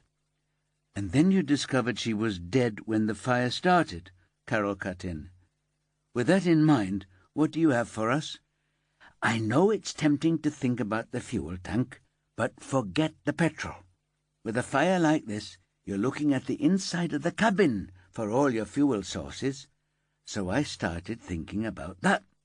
And I've been doing all sorts of chemical analyses over the past few days." He cleared his throat and turned to face his computer screen. "I can show you—" "That's fine," Carol said. "Send it to me, but for now, give me the headlines." Crestfallen, Johnston turned back, the slope of his features even more pinched and pronounced. "I think there was a plastic bag full of packets of crisps under the victim's legs." "Crisps?" Tony looked startled. "You mean like salt and vinegar, cheese and onion?" "The flavour doesn't matter. The bugs catch fire easily, and the crisps themselves are loaded with oil. They're like dozens of miniature firelighters, but they don't leave a kerosene residue. It's a completely different chemical signature." "Who knew?" Tony muttered. "Fire investigators, obviously," Carol said. "So this whole fire started from someone setting light to a bag of crisps. A bag of bags of crisps, Johnston corrected her. There must have been quite a few to really get it going. And there's lots of traces of other flammable stuff that looks perfectly reasonable to find in a car. Newspapers, glossy magazines, what looks like the remains of a couple of plastic bottles of spirits. And that's all it took? It doesn't sound like much, Tony said. You'll be surprised. Don't forget the interior of the car itself is another fuel source. Upholstery, foam padding, plastics, the victim's clothes, it all adds up. And if the perpetrator left the window open a few inches, all the oxygen you need to feed the flames. But we can't be sure about that because windows start to deform at 500 degrees centigrade. Anyway, that's beside the point. What happens is you get off to a vigorous start, you have enough of a fuel load and oxygen to maintain that. And then you get what we call flashover, the point where a fire in a room, or in this case a car, becomes a room on fire. That can happen inside a minute if the conditions are right, and a flashover is not a survivable event. There was a long silence while Tony and Carol digested the information. Then Carol said, "So he knew what he was doing?" Johnston nodded vigorously. "Oh, yes, he knew his stuff. Once upon a time I would have been sitting here telling you that your perp was likely a firefighter, or someone with a professional knowledge of chemistry. But these days, half an hour on the internet and everybody's an expert.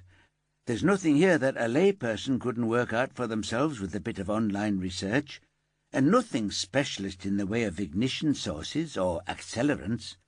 It helps if you know a bit about chemistry, but honestly, anyone with half a brain could come up with a strategy to burn a body to ash without leaving a clue." Chapter 13. He'd chosen Leeds for his second outing. He'd always had an eye for detail. It would, he thought, be a mistake to look for all his victims on the same ground. Apart from anything else, it increased his chances of someone recognizing him. Weddings in the same circle of acquaintance often happened in a cluster, and there were only so many hotels big enough to host the scale of wedding where an interloper wouldn't stand out. Eventually, a waiter or a barman might clock him on a return visit, especially if the police ever came asking. Going back to the same city time after time would be taking too much of a risk. It wasn't hard to crash a wedding. Most hotels of a certain size had at least one every Saturday. He'd worked out not to go too posh, because chances were they'd have some form of control on the door, a guest list or someone checking the gilt-edged invitations. But he also knew not to go too far down market, because he wouldn't fit in. He'd be exotic enough to be noticed. Somewhere in the middle. That was the way to go. He'd already discovered it wasn't hard to find out the names of the happy couple. Catch the florist delivering the table arrangements. "Are these the flowers for Mary and Paul's wedding?" "No, they're for Jackie and Darrell." Bingo. Or the bakery delivering the cake. Same routine. There was always someone to blag. People were so trusting. Like he had been once. The secret of successful infiltration was not to turn up too early. He had to time it perfectly. Wait till they'd finished the meal, when everyone was milling around, going to the loo, staking their claim to the tables round the dance floor. Then he'd make his move. Shirt sleeves, top button undone, tie loosened. A man enjoying himself among friends. He'd head for the bar, get himself a drink, strike up a casual conversation with another bloke, then scope out the room. This was the most exciting part of the day. The adrenaline buzz, the knowledge that he'd made it this far, and now he was on the high board, teetering on the edge of a spine-tingling dive into action. It didn't take long to identify the likely candidates. Once the dancing started, couples and little knots of friends coalesced, and the outliers became obvious. The table where he'd spotted Catherine McCormick had initially been colonized by a mixed group of women and men. Half an hour in, and she'd been the only one left, alone at the table, toying with a half-empty glass of wine. Over the next hour or so, some of the others had returned briefly to finish drinks, hang jackets over chairs, and grab vapes before slipping outside. They exchanged a few words with Catherine. One even made a determined attempt to get her onto the dance floor, but Catherine had resisted. She wasn't unattractive, but she would never have stood out in a crowd. Hell, she wouldn't have stood out in a couple. She was, he thought, pretty much perfect. And so he'd made his move, and it had gone perfectly. She'd been wary for a few minutes. She probably knew he was out of her league. But he was good with people. He knew that. He'd learned over the years how to pay attention to what they said, how to interpret their body language, how to win them over with a few well-aimed quips. And so Catherine had allowed herself to be drawn to him. He'd neatly extracted her from the body of the wedding and escorted her to the bar on the pretext of being able to talk more readily. 3 dates, and she was ripe for the plucking. It had gone without a hitch, and it wasn't beginner's luck. He'd proved that by already acquiring his second surrogate, Amy MacDonald. That's Amy with an I-E, not a Y, not like the singer. The singer? You know, the Scottish one. This is the life. She burst into song. Where you gonna go? Where you gonna sleep tonight? He smiled and shook his head. Sorry, passed me by. Anyway, she's Amy with a Y, and I'm Amy with an I-E.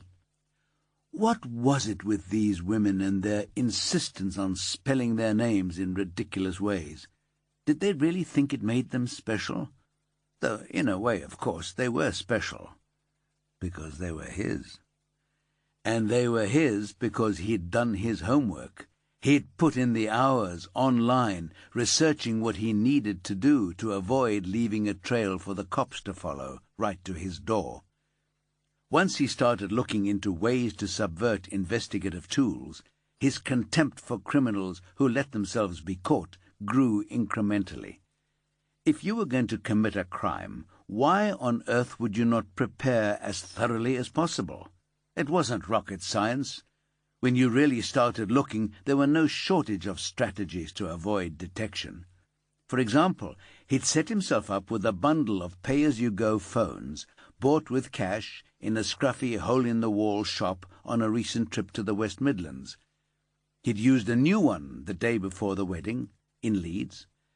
If the cops ever connected the dots and started looking into the victims, they'd find messages from him.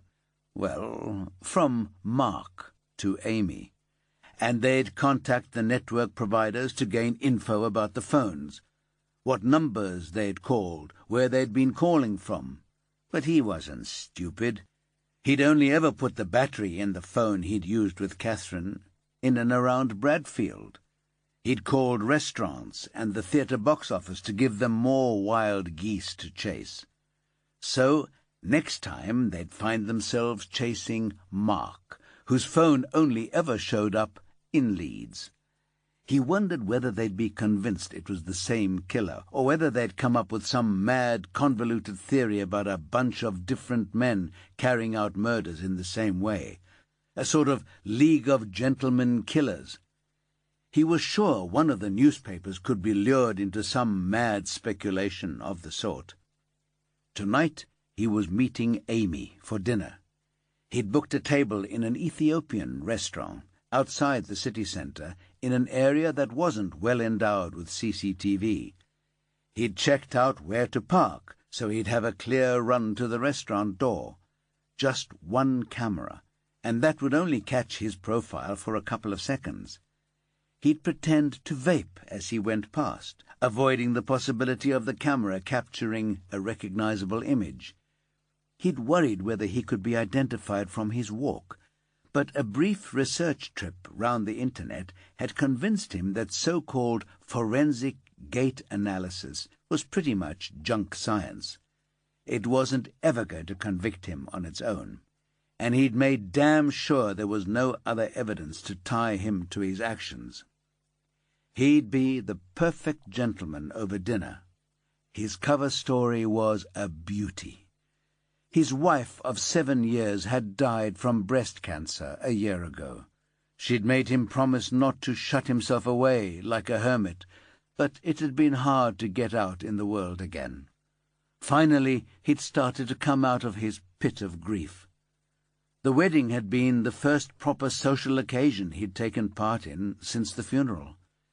So imagine the mixture of emotions he'd felt when he'd seen her sitting at the table, because she could be the sister of his dead wife, so strong was the resemblance.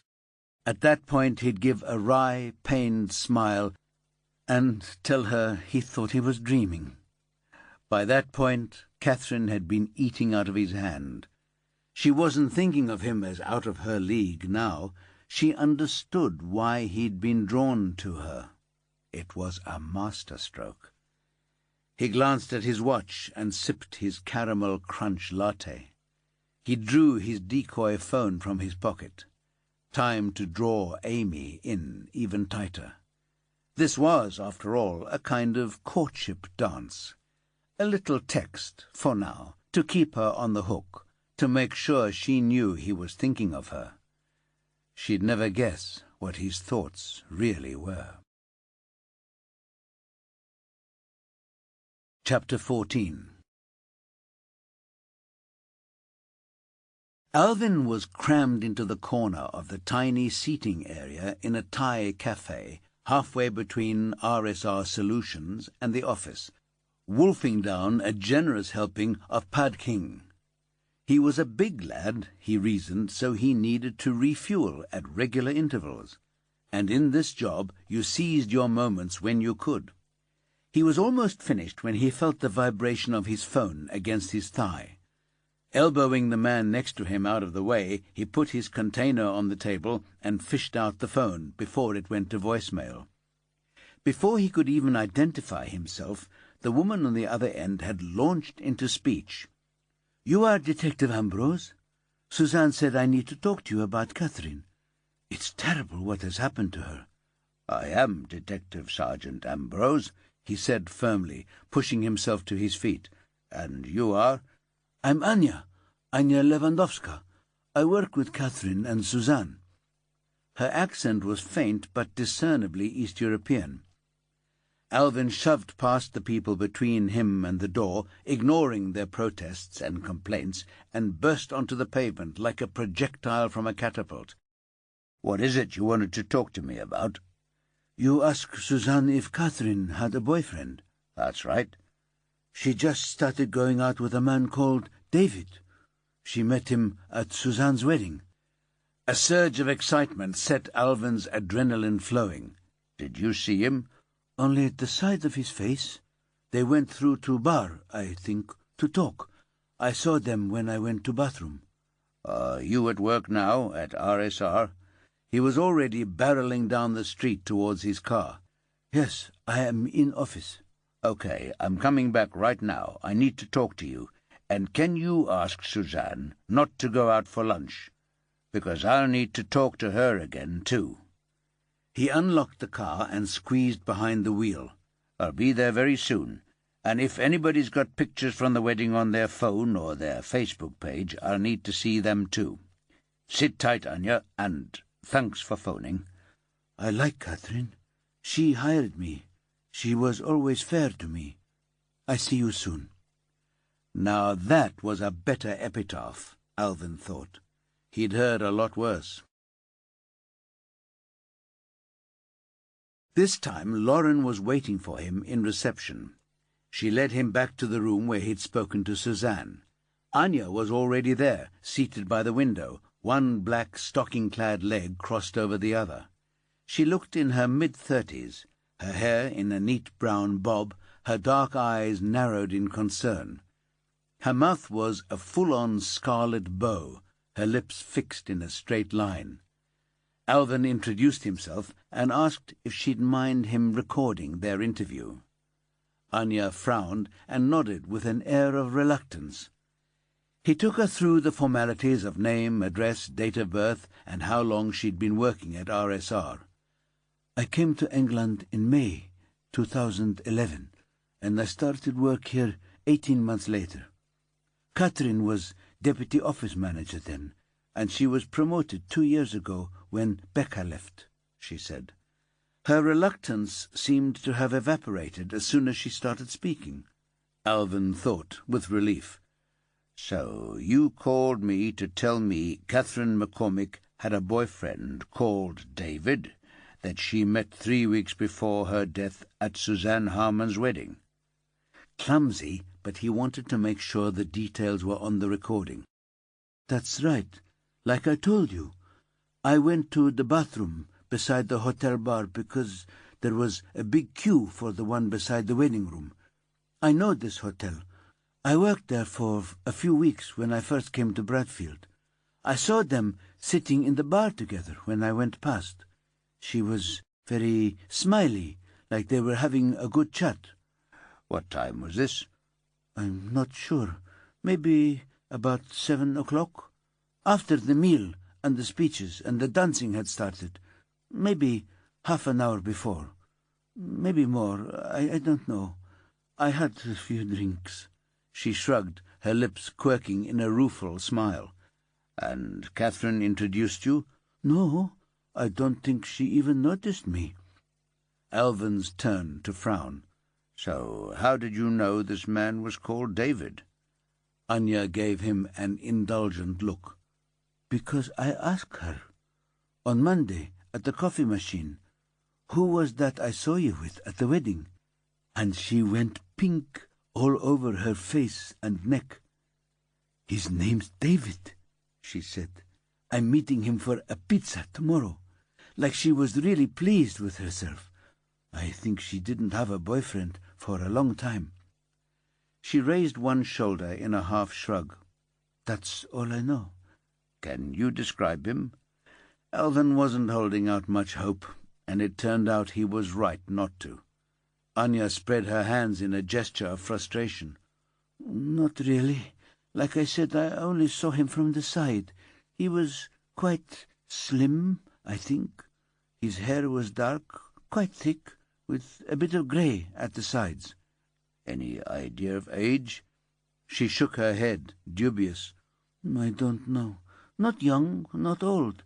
Maybe 35, 40. I wasn't staring at him. I wasn't that interested." "Do you remember anything about what he was wearing?" She looked up at the ceiling. "Pale blue shirt, I think, a blue tie, grey suit trousers. Nothing special at all." Again the one-shouldered shrug. "I wasn't paying attention. I wanted to get back to party." Alvin took a deep breath.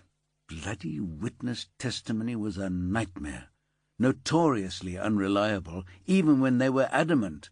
With one as uncertain as Anya, the chances were that the man called David had been wearing blue trousers, a grey shirt, and no tie at all.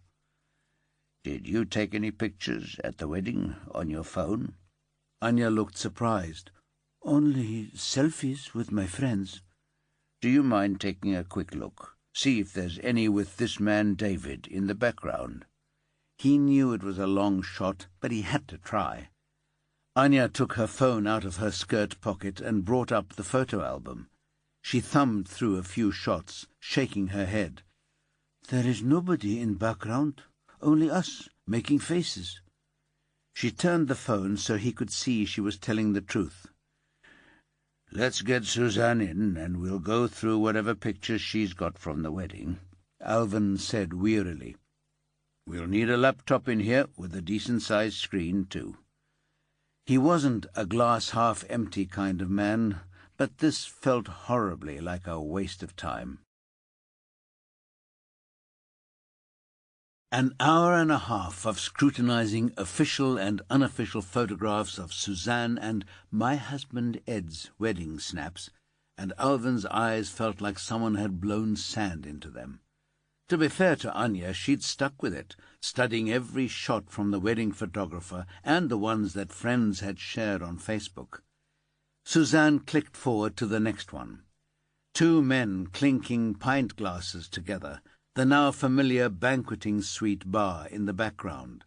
She clicked again, just as Anya said, "Wait!" Shocked, Suzanne went back to the previous shot. Anya bit her lip. "I think that's him. There, at the bar, in the background." She pointed at a man in not quite full profile who appeared to be talking to his neighbour. "It looks like him."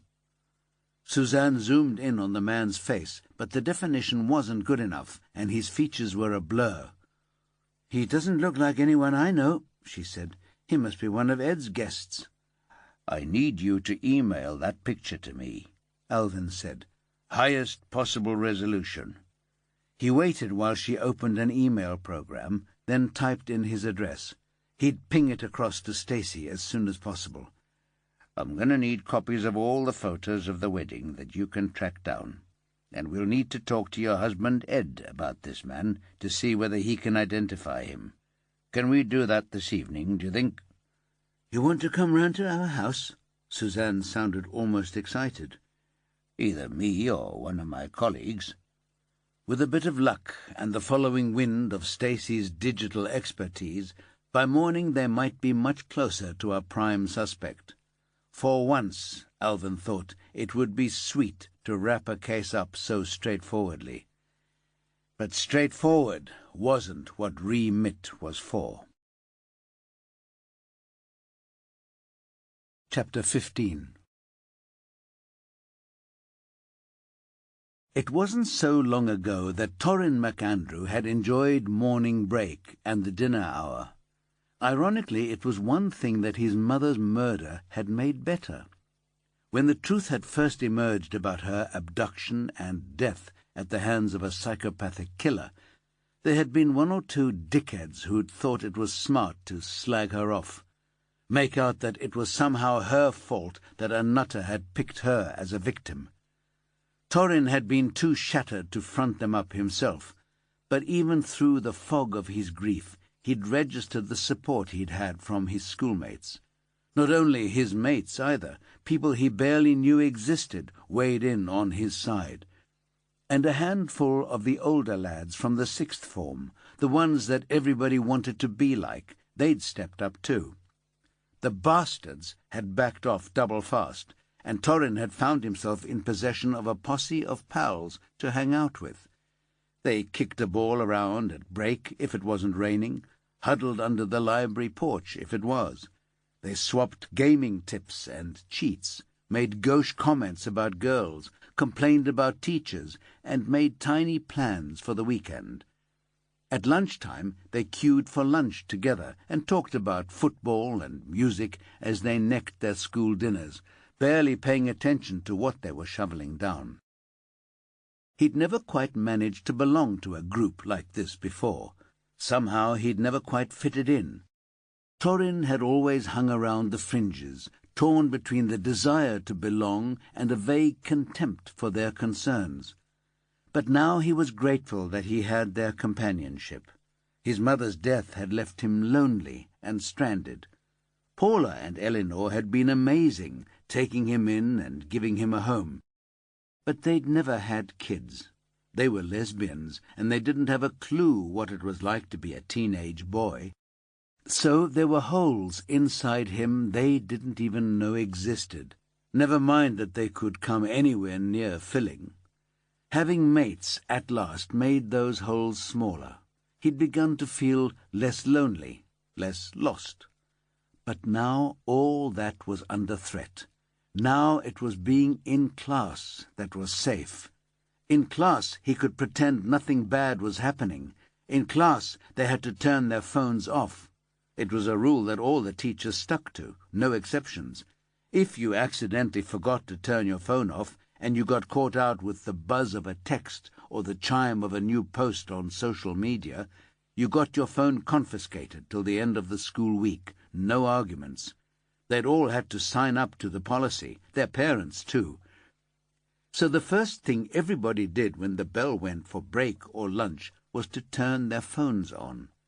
He remembered a movie he'd seen where there were rows of lifeless automata that suddenly straightened up and became animated at the flick of a switch. He sometimes thought he and his mates were a bit like that. You got through class with a bit of your brain completely switched off, and then you turned on your phone, and it was like the light of the screen turned you on too. Until a couple of weeks ago, he'd been like everybody else, eager to get plugged back into the digital world.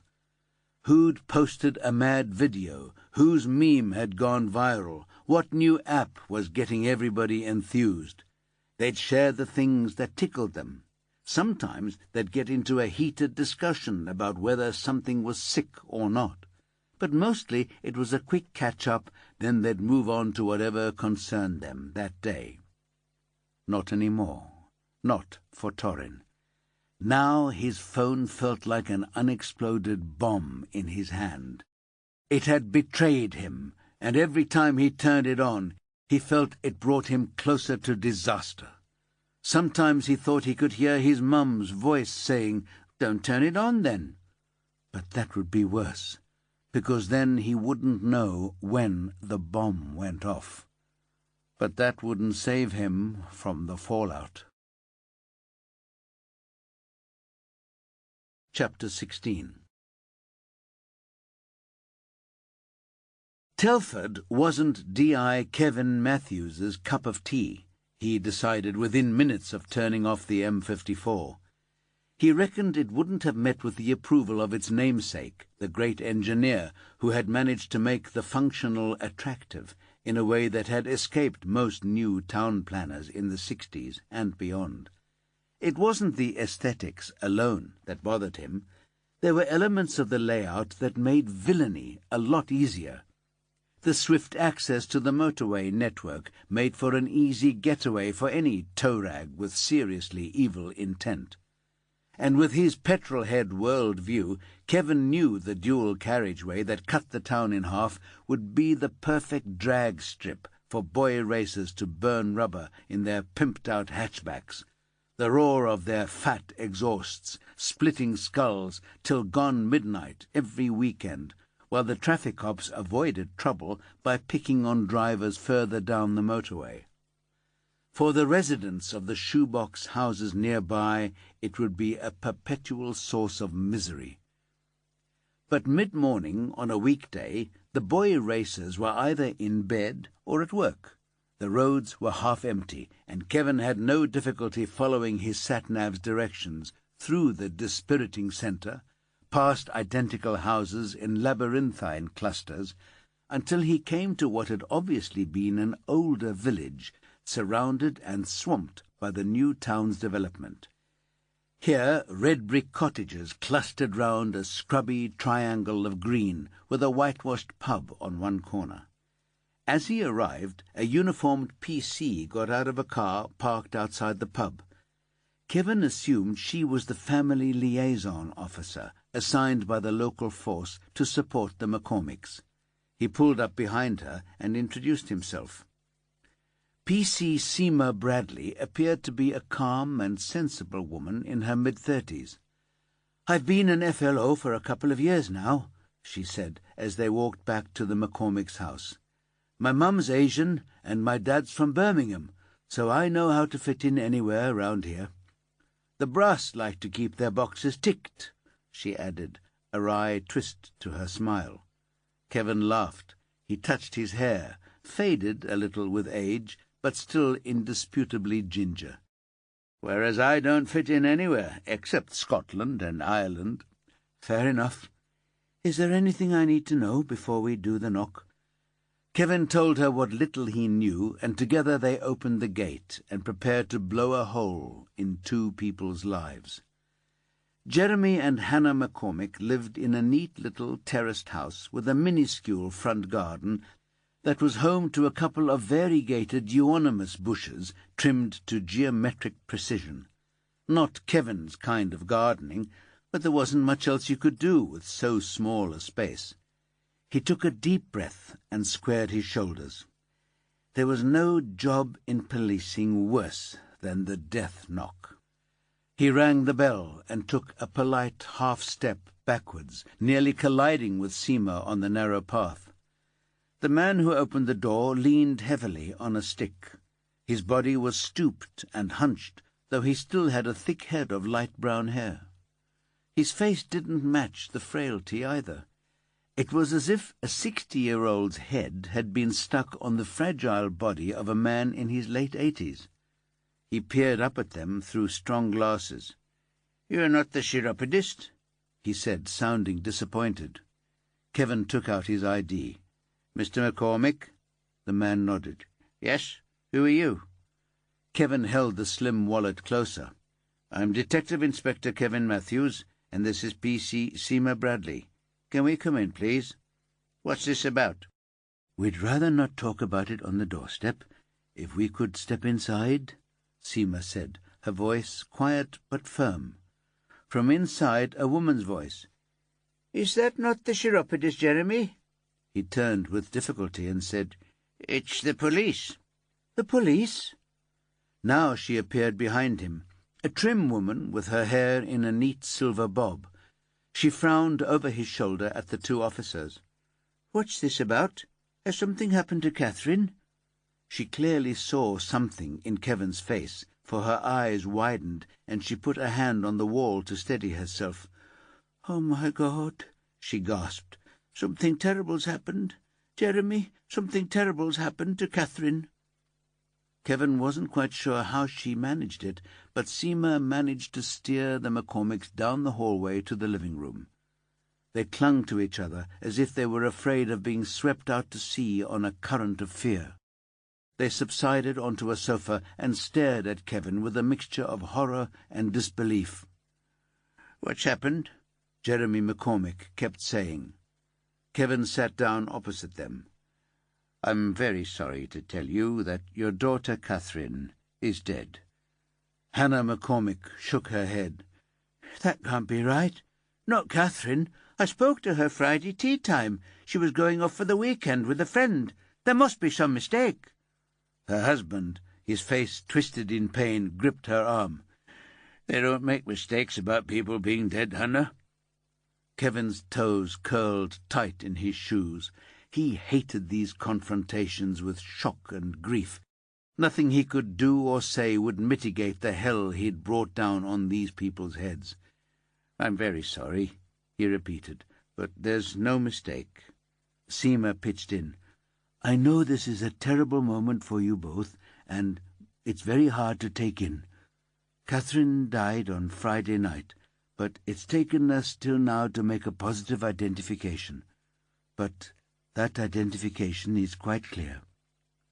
Tears spilled from Hannah's eyes. She seemed not to notice. "What happened?" she said. "Was it a car crash?" Christ, Kevin thought. Where do you even begin with this one? "There's no easy way to say this," he began, but Jeremy McCormick cut him off. "Say what?" he demanded, anger in his voice. "You've already told us our only child is dead. What in the name of God could be harder than that?" "Catherine's death is being viewed as suspicious," Seema said calmly. "We believe someone killed her." "No!" Hannah wailed, her body racked with terrible, gulping sobs. Jeremy raised his frail arms and cradled his head, rocking to and fro. There was nothing to be done but sit out their initial anguish. Eventually the first storm passed, and they leaned against each other, exhausted. "What happened?" Hannah asked. "We don't know exactly," Kevin said.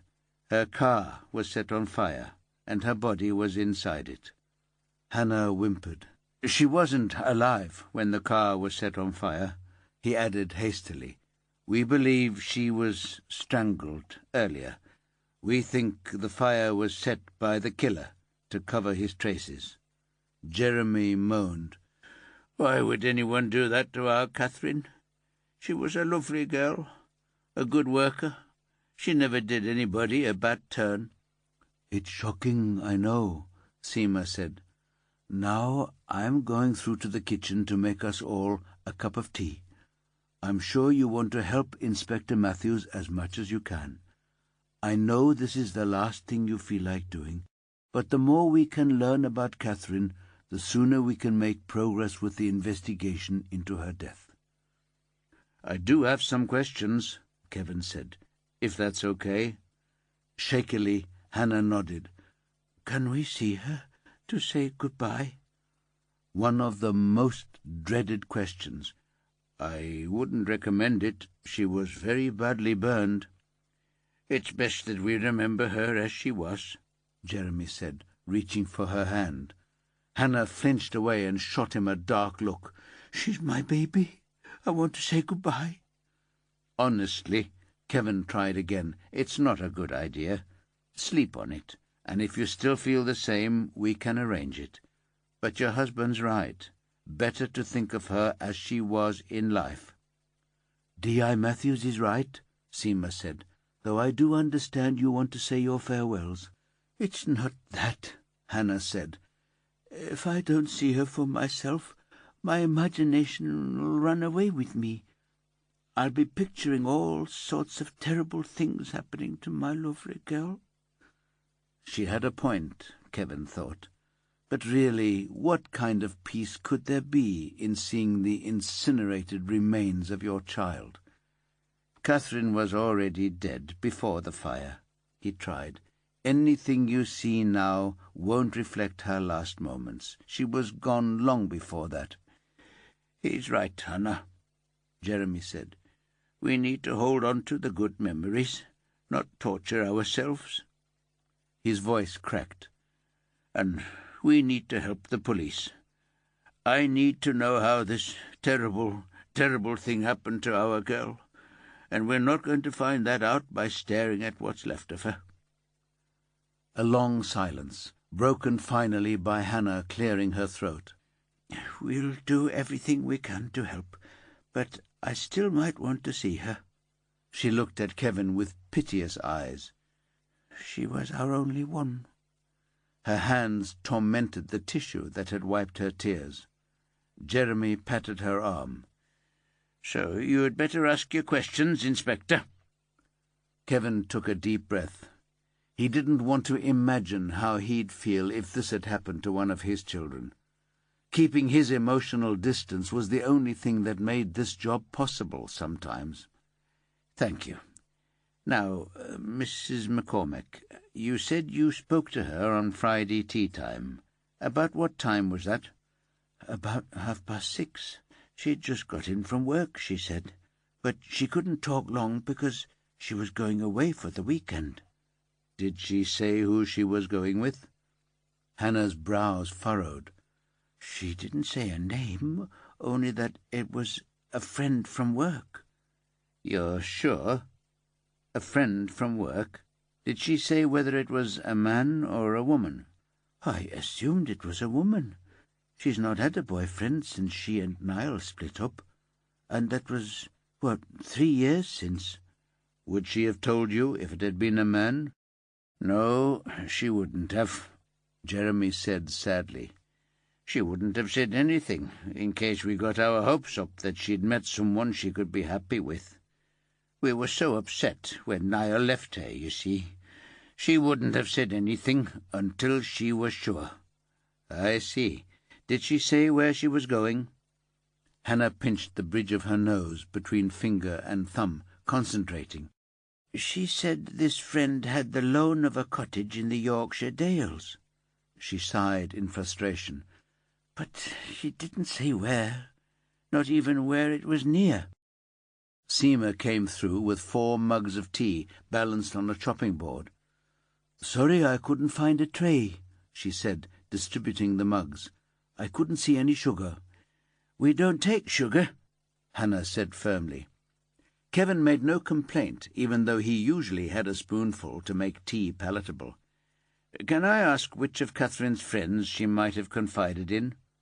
They looked at each other blankly. "I don't know," Hannah said. "She talked about the women she worked with a lot, but I don't think there was anyone in particular that she would have considered a close friend." And so it continued. Kevin asked every question he could think of, but nothing provoked a useful nugget of information, not until the very end. Had Catherine been anywhere recently where she might have met a new man? He expected nothing. But her father had something to say. "She was at a colleague's wedding a fortnight or so ago. She said she'd been talking to lots of people. She mentioned a friend of the groom's, just in passing, you understand, a man called David. Did she say anything more about him?" Hannah frowned.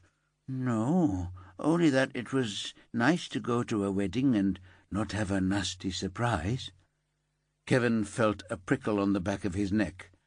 What did she mean by that? Hannah and Jeremy exchanged a look. Jeremy took the lead. "The last time she was at a wedding, her ex-boyfriend was there, Niall. He gave her a shock, that's all. She didn't think he'd have the brass neck to show up somewhere he knew she'd be." Chapter 17. By the time Paula and Karim made it back to base, Stacy had already made impressive inroads into the history of the number on the calendar.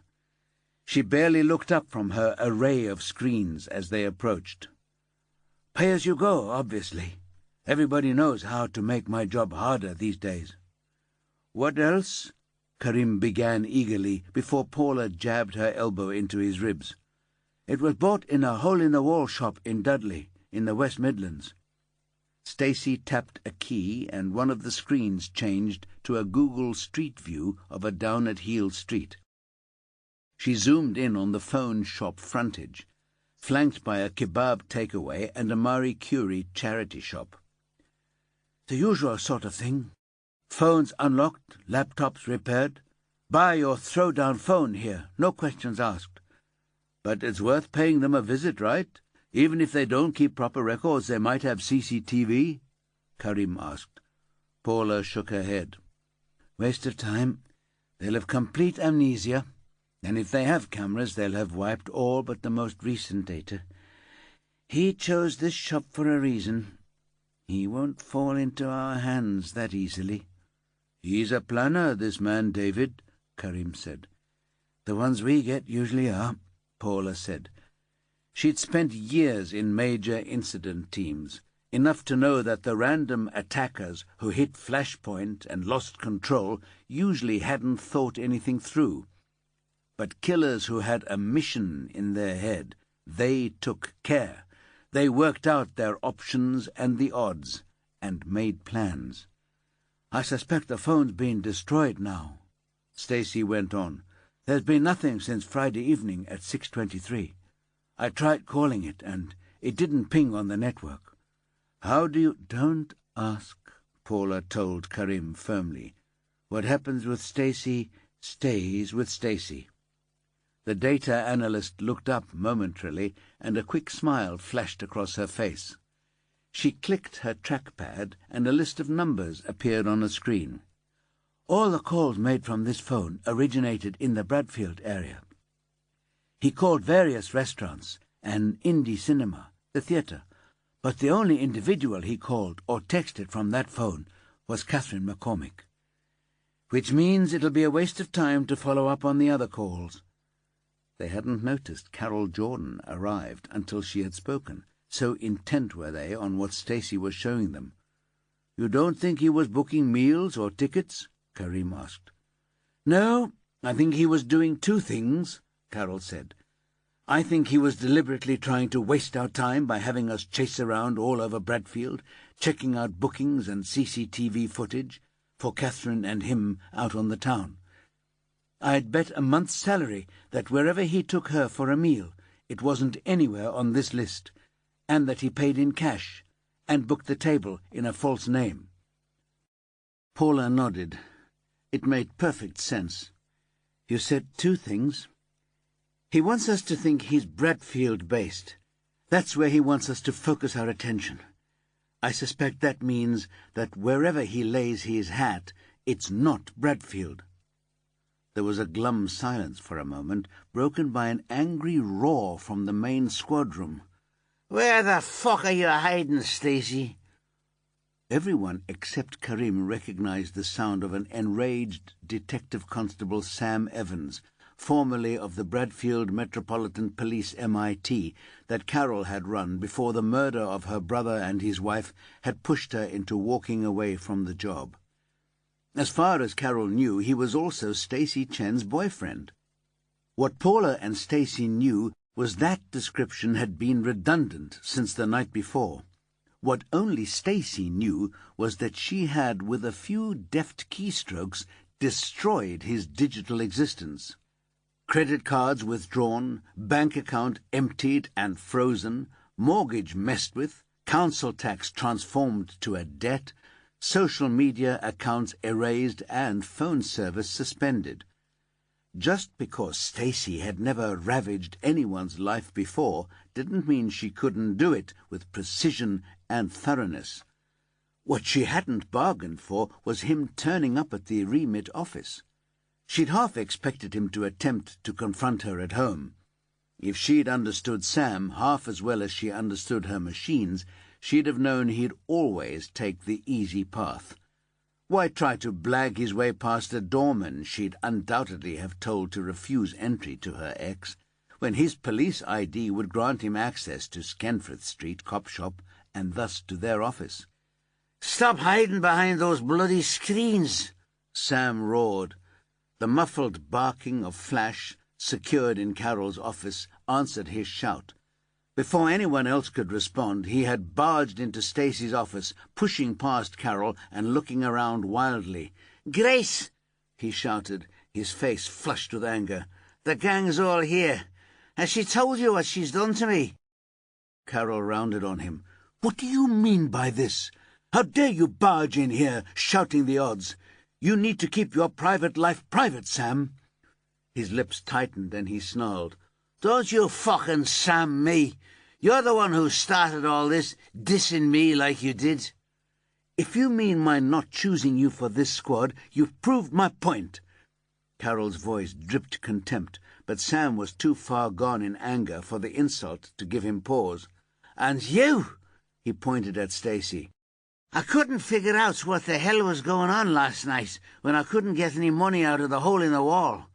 Then this morning I realized there's only one person I know who has the skills to do this to me. Why? All because I went for a night out with my mates? That's mental, Stacy. You need to fix this. Stacy opened her mouth to speak, but before she could say anything, Paula charged in, determined not to let this become worse than it already was. You really think Stacy would do something like this over a lover's tiff? Think again, Sam. Cast your mind back over the crap you've pulled lately.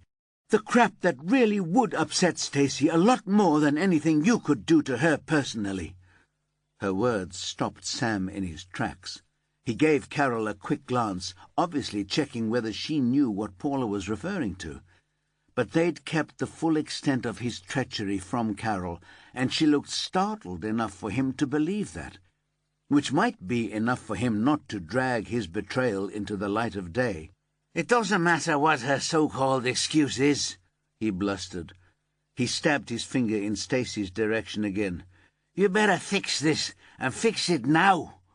Stacy stood up, leading with her chin. Oh, what, Sam? You can't prove a single thing you're alleging against me, whereas I— She gave a little shrug, her perfectly tailored jacket moving sinuously with her.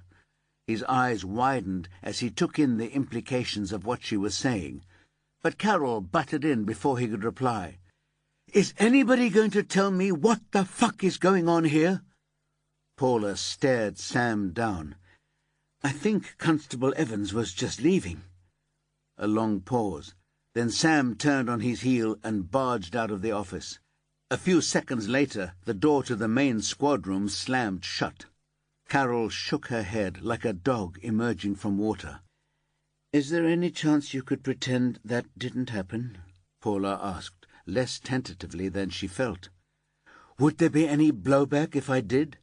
Carol was slowly learning to be more wary of deals, even deals from people she'd count as friends if the chips were down.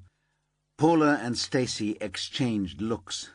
"I don't think so," Stacy said. Carol ran a hand through her hair. "I'll be in my office, Paula. Come and talk to me in 5. And she was gone. Karim unpeeled himself from the wall he'd been trying to disappear into and followed Paula back into the main office. "Do I have to pretend that didn't happen too?" he asked cautiously. Paula chuckled. "No, don't take this the wrong way, but you're too far down the pecking order. If we told the boss, she'd have to do something about it. If Stacy had wanted to go down that road, she'd have done it herself." "So, what happened?" Paula leaned against her desk. "You remember that story in the papers last week about the boss's drink-driving charge being dropped because of a faulty breathalyzer?" "Yeah," he said. "Man, they made it sound like the whole setup was totally bent." "Exactly. It nearly scuppered Remit before we got started. And it had obviously come from a leak, because there was no reporter in the magistrate's court when the cases were dismissed. So we did a little bit of detective work and discovered the story had come from Sam." "How did he know about it?" "Stacy had told him. She thought she could trust him, not just because he was her boyfriend, but because he's one of us. You know the principle. Kick one and we all limp. Except Sam was apparently wearing shin pads. He was furious with Carol because she didn't choose him for the new squad, even though he'd worked for her in Bradfield. So he thought he'd screw her over." Karim drew his breath in sharply. "That's a shit trick." Some of us were less surprised than others, but it was Stacy's call on how to deal with it. Her expression revealed a rueful respect. "Never, ever mess with Stacy. That's your life lesson for today. What'll happen now?"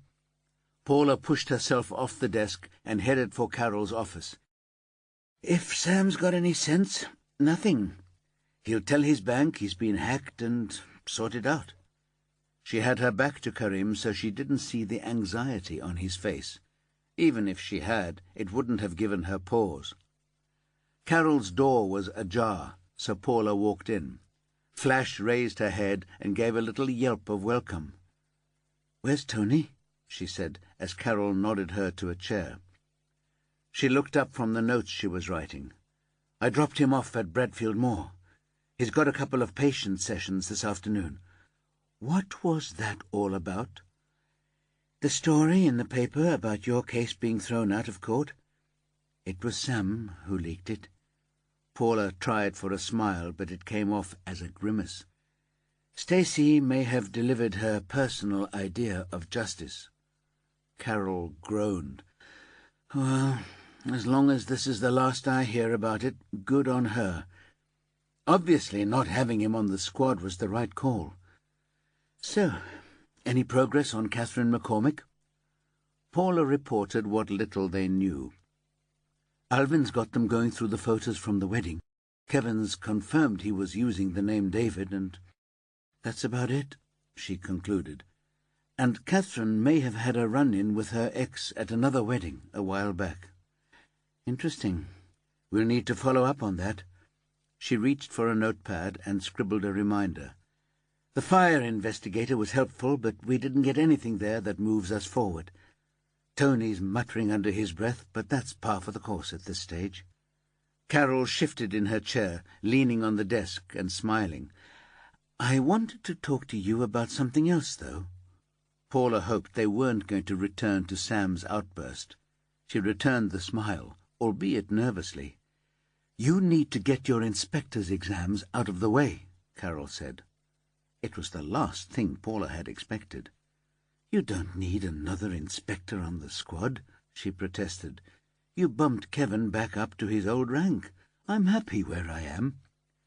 Kevin only came back on condition that it was temporary, until I found another inspector I rated to fill the slot. And I think you're that officer. You know how we work here. You're the best interviewer I've ever worked with, and you're a smart detective. I want you to step up, Paula. I'm not ready for this, and I'm rubbish at paperwork. No worse than anybody else on this squad. So start swatting for your exams. It's time, Paula. Chapter 18. By the end of the afternoon, Alvin felt his brain had turned to mush. Suzanne and Ed's wedding guest list ran to over 90 people, and he'd communicated with all but a handful of them. Phone calls, texts, messages, and face-to-face conversations had all led to one irresistible conclusion. Whoever David was, he wasn't an official guest. Ed had confirmed what Suzanne had already told him. The only David on the guest list had been his 62-year-old uncle, who was overweight and bald. Still, Alvin had checked all the other guests on the off chance they hadn't brought a David along as a last-minute substitute for a boyfriend or spouse. They all sounded bemused, amused, or confused by his questions, but none of them admitted to having been with a man called David. "He was a crusher," he told Carol when he arrived back in the office with a 64-gigabyte SD card crammed with as many photographs of the wedding as he'd been able to garner. He took off his jacket and threw it over a chair with an air of disgust, then loosened his tie. "Nobody admits to knowing him. The one definite photo ID that Anya Lewandowska made, with him standing at the bar talking to another bloke, I spoke to him. He's called Andy Swift, and he was there with his girlfriend, who works with a groom. He said he'd never seen the guy before, that they were having the kind of non-conversation you have at the bar. His description was even more vague than Anya's." Alvin raised his voice an octave and aimed at a northern accent. "What, do you think I'm a poof or something? I couldn't be less interested in what some geezer at a bar looks like." As he spoke, Tony wandered into the squad room with a distracted air. "He went there with the specific intention of acquiring a victim," he said, dropping wearily into a chair. "The only question is whether he was specifically looking for Catherine or any random victim." "Does it matter?" Alvin asked. "If he was stalking Catherine, he might show up in her shadow. There must be some CCTV coverage of her route to work or where she did her shopping," Carol said.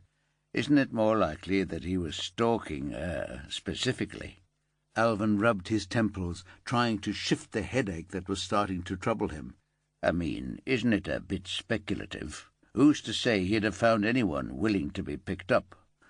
"I'd have thought he was in with a good chance," Tony said slowly. "A wedding, love in the air. It makes people think about being with someone. Weddings are a notorious catalyst." "What?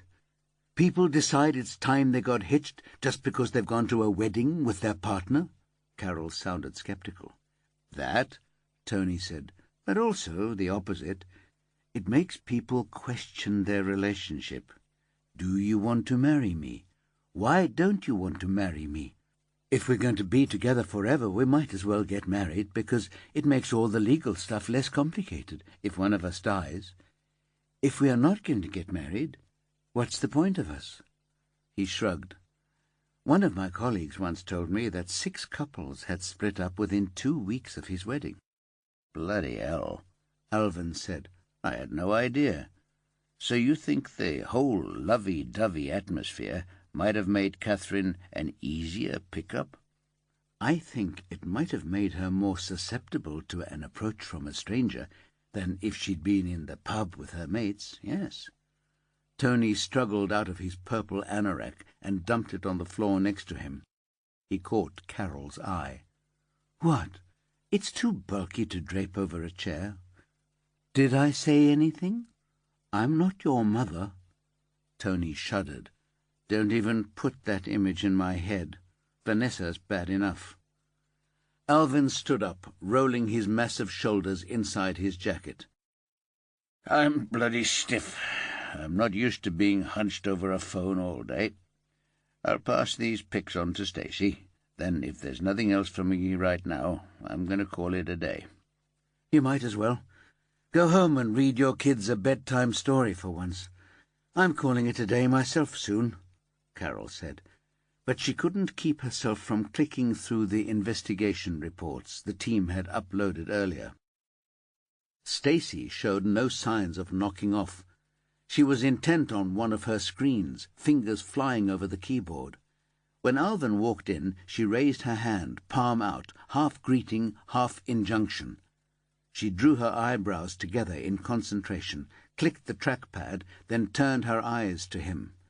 "Sergeant Ambrose," she said. "Alvin," he corrected her for the 9th or 10th time. Paula had said she'd be formal till she felt relaxed around him. Obviously, he was still not doing whatever it took to break down her barriers. "I brought you all the wedding pics I could get my hands on. Somebody said you had software that could compare faces." Stacy allowed a tiny smile to twitch the corners of her mouth. "I wrote some code that improved on the standard facial recognition software that was available to us. So what we've got here is at least as good as anything else on the market, probably better than most." She held her hand out, and he dropped the SD into her palm. Her slender fingers closed over it. He couldn't help notice the French manicure, perfect but short enough not to interfere with her keystrokes. She was always immaculate. Her clothes were clearly expensive and fitted her as if they had been tailored for her alone. Her hair and makeup were always unruffled, making her hard for him to read. He'd assumed she came from money, till Kevin had told him she'd made millions from the software company she ran in her own time. "She likes the license to be nosy that the job gives her," he said, not entirely approvingly. "Good on her," Alvin thought. "There's one definite ID," he said. "I've saved it in a separate folder called David." "Thanks," Stacy said, already slotting the SD card into a slot in a Mac Air. "Good luck," he said, turning to go. She chuckled. "This is the part of Remit where luck doesn't come into it, Alvin." Chapter 19.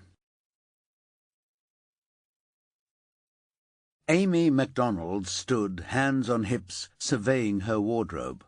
All she knew was that they were going for dinner. Mark had asked her if she liked spicy food, and she'd told him she wasn't scared of hot stuff. So at a guess they'd be going for an Indian or a Thai. There were plenty of those to choose from in Leeds, but none that were really dress-up places. The city boasted a few high-end restaurants, but none of them were noted for the chili content of their food. Dissatisfied with what she saw, she raked through the contents of the rails, the hangers rattling as she quickly discarded various possibilities. She wanted to look good, like she'd made an effort, but not needy, because she wasn't needy. Amy had never had any trouble attracting men. It was keeping them that was the problem. Her standards were too high. That was the top and bottom of it. She couldn't be doing with the way they colonized her flat, leaving their clothes draped over chairs, their shoes kicked off in front of the telly, their dirty mugs always on the kitchen worktops, and never in the dishwasher. One had even had the nerve to mansplain that he didn't want to disrupt her personal dishwasher loading system. That had been his firing offense. Maybe Mark would be different. Amy didn't hold out too much hope. She'd been caught like that before. But he was well-groomed and well-dressed, which was a big step in the right direction. His hair was well-barbered, swept back from his forehead in an understated quiff, though the colour was a bit too uniform, and she wondered whether he dyed it. Still, why shouldn't he? She'd been everything from platinum blonde to raven black via chestnut and aubergine since her teens. It had only been in the last year or so she'd finally settled on glossy brown with highlights. So good on him for taking care of himself. His clothes fitted well, and she'd spotted the designer logo on the stylish black frames of his glasses. Amy pulled out a shimmery red tunic that fell mid-thigh and held it against herself. It was a bit unforgiving around the hips, but she'd be sitting down with the table for cover. The curving V of the neckline flattered her breasts, which was probably a good tactical move at this point. It was, after all, technically a first date. You couldn't count being picked up at your friend's wedding as a date. She hadn't been looking forward to going to the do. Not because she didn't love Jamie and Eloise, because she did. She'd worked alongside Jamie in the council tax office for 5 years now, and he was always the one who could make people laugh, even on a rainy Monday morning. And Eloise was a sweetheart, just right for him. Not like that bitch he'd been seeing when Amy had first got to know him. She'd even thought about making a move on him herself, after he'd ditched the bitch. But much as she liked him, she couldn't fancy him. As far as Amy was concerned, Jamie had all the sexual charisma of a Wellington boot. She'd been genuinely happy when Eloise had said yes. But when the wedding invitations had gone out, Amy had still been seeing Steve. They'd been invited as a couple. For the sake of appearances, she'd tried to swallow her increasing irritation with him till after the wedding. But 5 days earlier she'd snapped and chucked him out with no room for reprieve. So there she was, stuck without a date for the office wedding of the year. She'd even thought of inventing a tummy bug rather than front up at the celebrations without a partner like Billy No-Mates. But in the end, her desire to be in the thick of things had won out, and she'd gritted her teeth, put on her glad rags, and pitched up at the swanky reception. The irony was that if she'd hung on grimly to Steve for the sake of appearances, she'd have missed out on Mark. He'd spotted her sitting at the table on her own, while the dance floor pulsed with sweaty humanity, and he'd whisked her off to the hotel bar where they could hear each other speak. It was clear he wasn't just after an easy pickup. He actually did want to talk. 5 years of listening to people's pathetic and ridiculous excuses for why they hadn't paid their council tax bills had instilled a weary cynicism in Amy. But in spite of that, she'd been touched by Mark's story. Losing someone you loved to cancer was a tough thing to get past, and she could see why he didn't want to be in a room full of people getting pissed and having a laugh without a thought for tomorrow. She'd even felt vaguely honored that he'd picked her out as someone who looked like a friendly face. It turned out his late wife had been a mate of Eloise's from school. He thought he'd only been invited out of pity, he'd admitted towards the end of the evening. But, and he'd gone all shy like a schoolboy, although he'd been drawn to Amy because she reminded him of his wife, he'd been amazed to find a kindred spirit in the last place he'd expected it. So, when he'd asked to see her again, she'd jumped at the chance.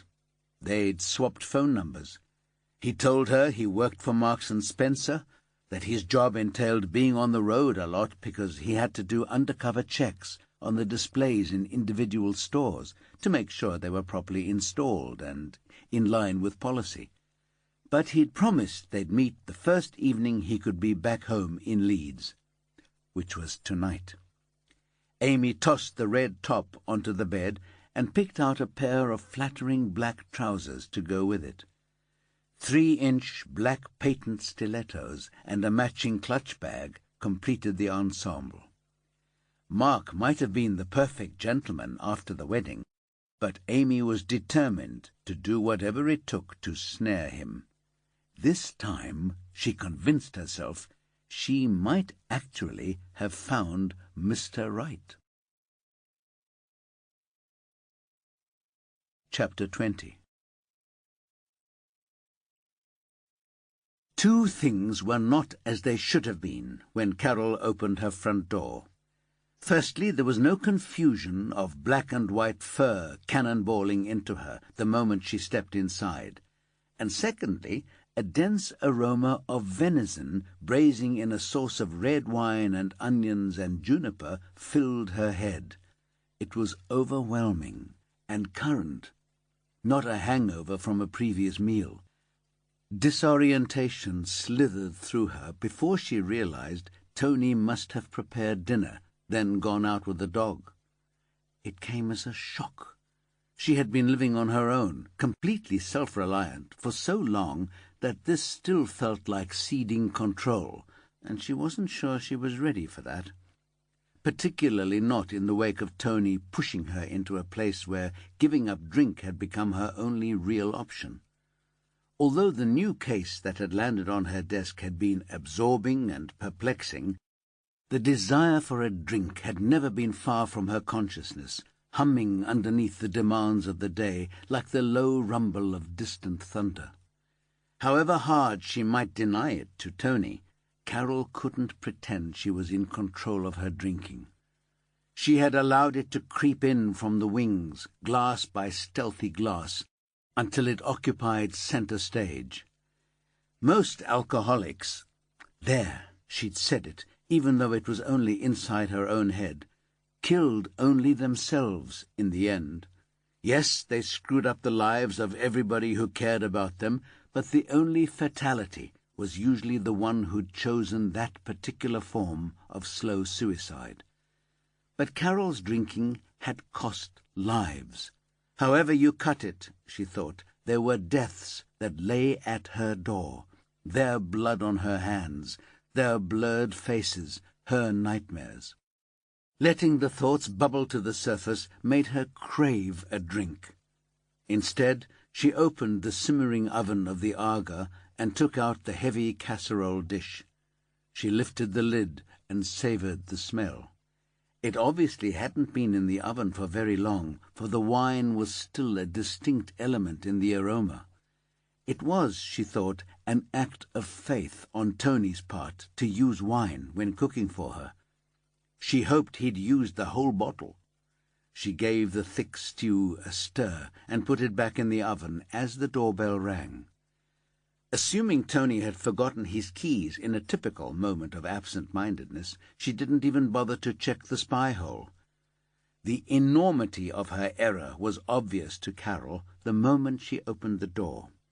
There, wrapped up in an elegant shearling coat and matching hat, was the woman who had brought her and her team so much grief over the years. 9 times out of 10, when something had appeared in the paper that disadvantaged an investigation, the byline on the story was this woman's.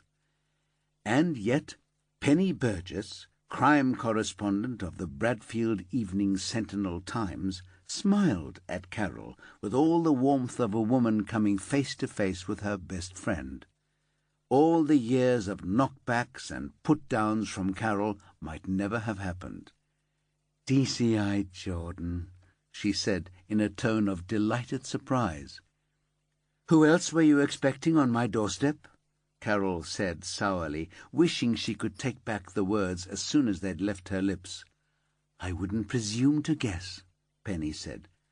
I hear you've done wonders with the place. Are you going to invite me in to show it off? Carol's bark of involuntary laughter echoed across the yard.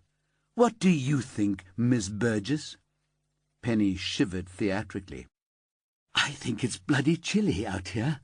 Anyone with an ounce of pity would bring me into the warm. She moved 1 foot forward. Carol leaned more firmly against the door. Consider me pitiless. What are you doing here? You're a long way off your patch.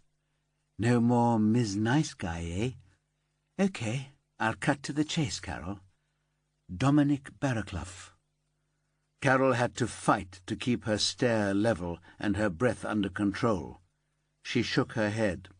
Sorry, not one of ours. Dominic was driving a souped-up Vauxhall Astra last night. You know the kind of thing. All flared wheel arches and a spoiler like a snowboard on the back. He was hammering down the road from Barkisland to Greetland, and he took a bend on the wrong side of the road. Unfortunately for everyone concerned, he met a Mini coming the other way, and the resulting impact drove the Mini into a Ford Galaxy travelling behind it. Maybe a bit too close behind, but nobody's casting blame in that direction. All very unfortunate, as you say, but I'm not sure what an RTA on a West Yorkshire back road has to do with me. Carol clamped her teeth tight shut and gripped the door so tightly she could feel the edge of the lock biting into the base of her thumb. Penny cocked her head to one side, her eyebrows rising. It was not an expression that conveyed belief. Dominic and his girlfriend Casey died instantly. The driver and the passenger in the Galaxy, Perry and Lisa Davidson from Pontefract, married couple in their 30s with 2 young children, they died too. The Mini driver, a young woman from Halifax, they haven't released her name yet, is in intensive care, hanging on by her fingernails. She paused expectantly. Carol managed to hold her tongue, and Penny shrugged. Are we going to keep pretending you haven't a clue what I'm on about, when we both know somebody from West Yorkshire will have been on the phone to you within 10 minutes of them identifying Dominic Barraclough?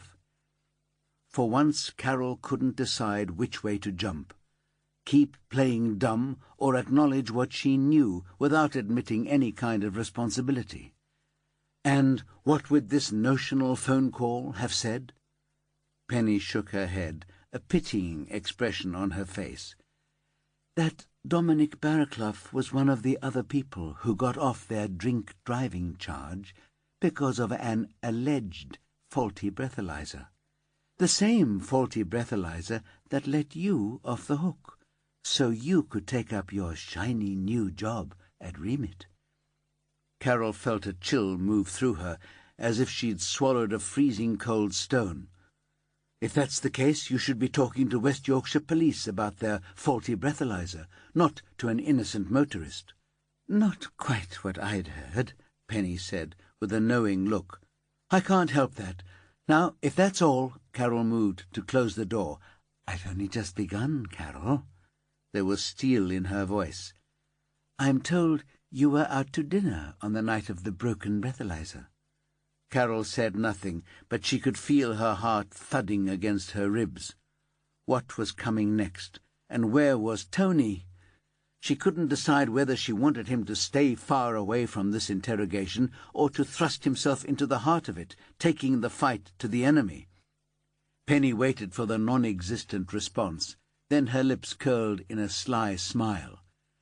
Out to dinner at the table of a man who's renowned among your neighbours for the quality of his cellar, not to mention his generosity.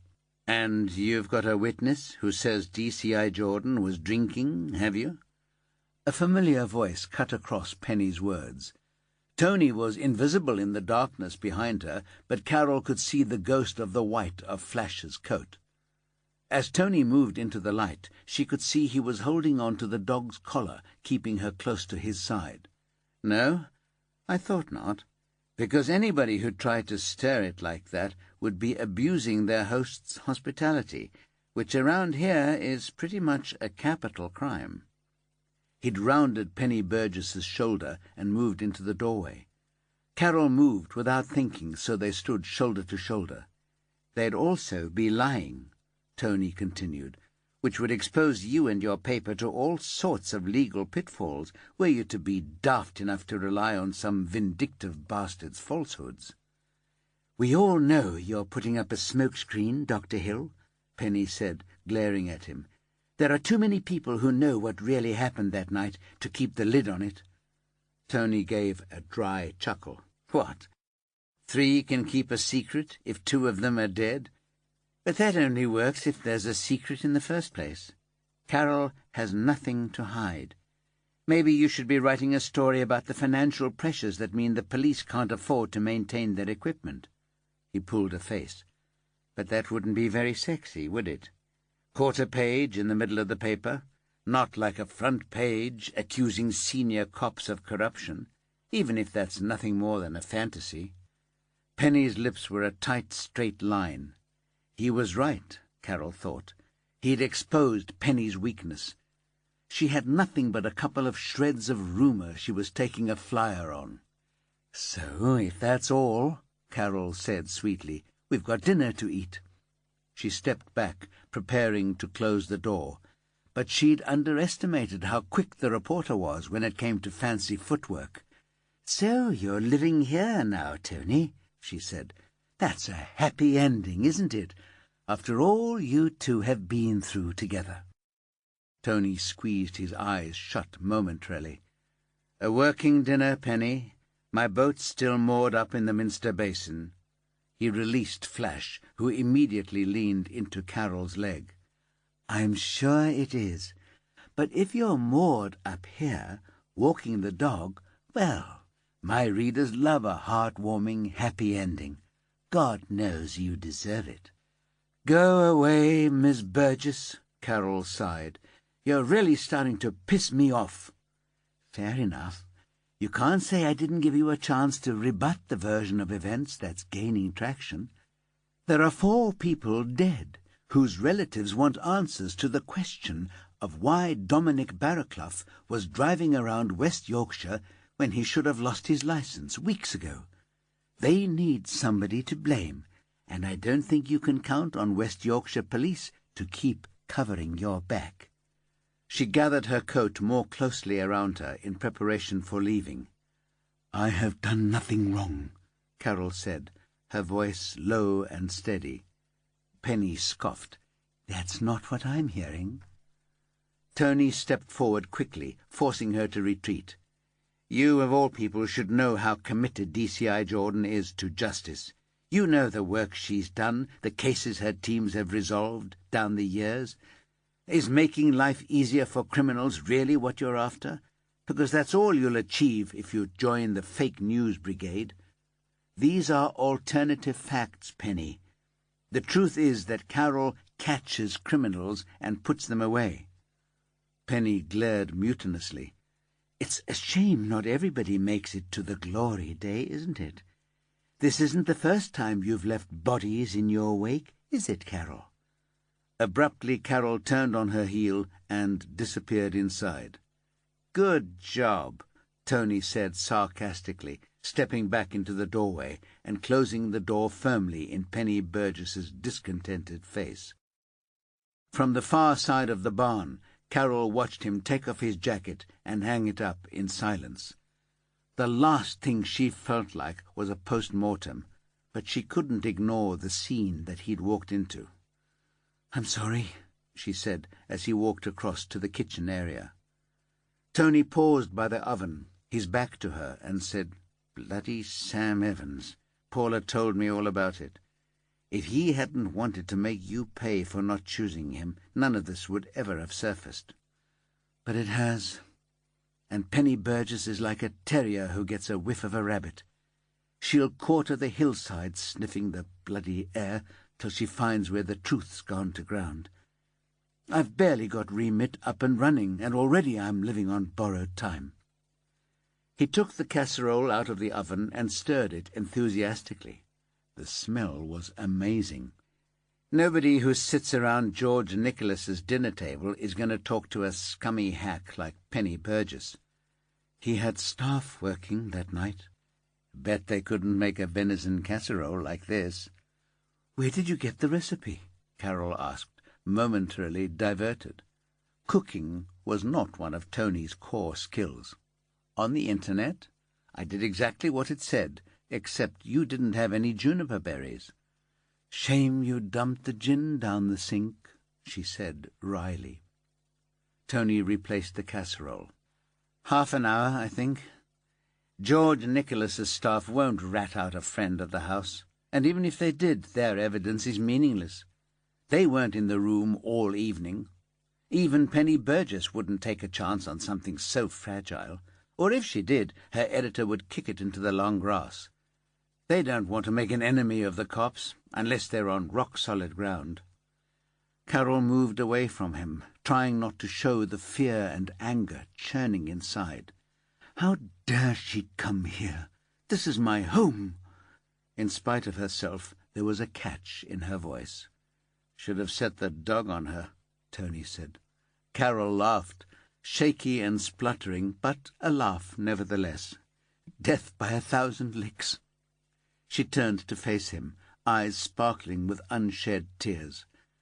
Do you want to talk about Catherine McCormick? He shrugged and began to pace. The dog eyed him uneasily, her eyes following him. I've nothing to say. There's nothing to get hold of so far. The only interesting thing is that the killer picked her up at a wedding. But we've no way of knowing whether he went there to pick up Catherine specifically, or just to acquire any random victim. We can't even say whether he went to the wedding to find a victim, or whether he seized a passing opportunity. So there's really no point in talking about it till we know more. What about the body dump? Tony stopped by the window that looked up the black moorside. He chose it carefully. No cameras, a quiet road, so not much risk of witnesses. But that's a description that fits a lot of places in the Dales. Why that one? Okay, why that one? He threw himself down on a sofa. I have no bloody idea. I can't profile a single instance, you know that. I need more. So, as far as I'm concerned, this would be a good time to teach you how to play FIFA 17. I hate football.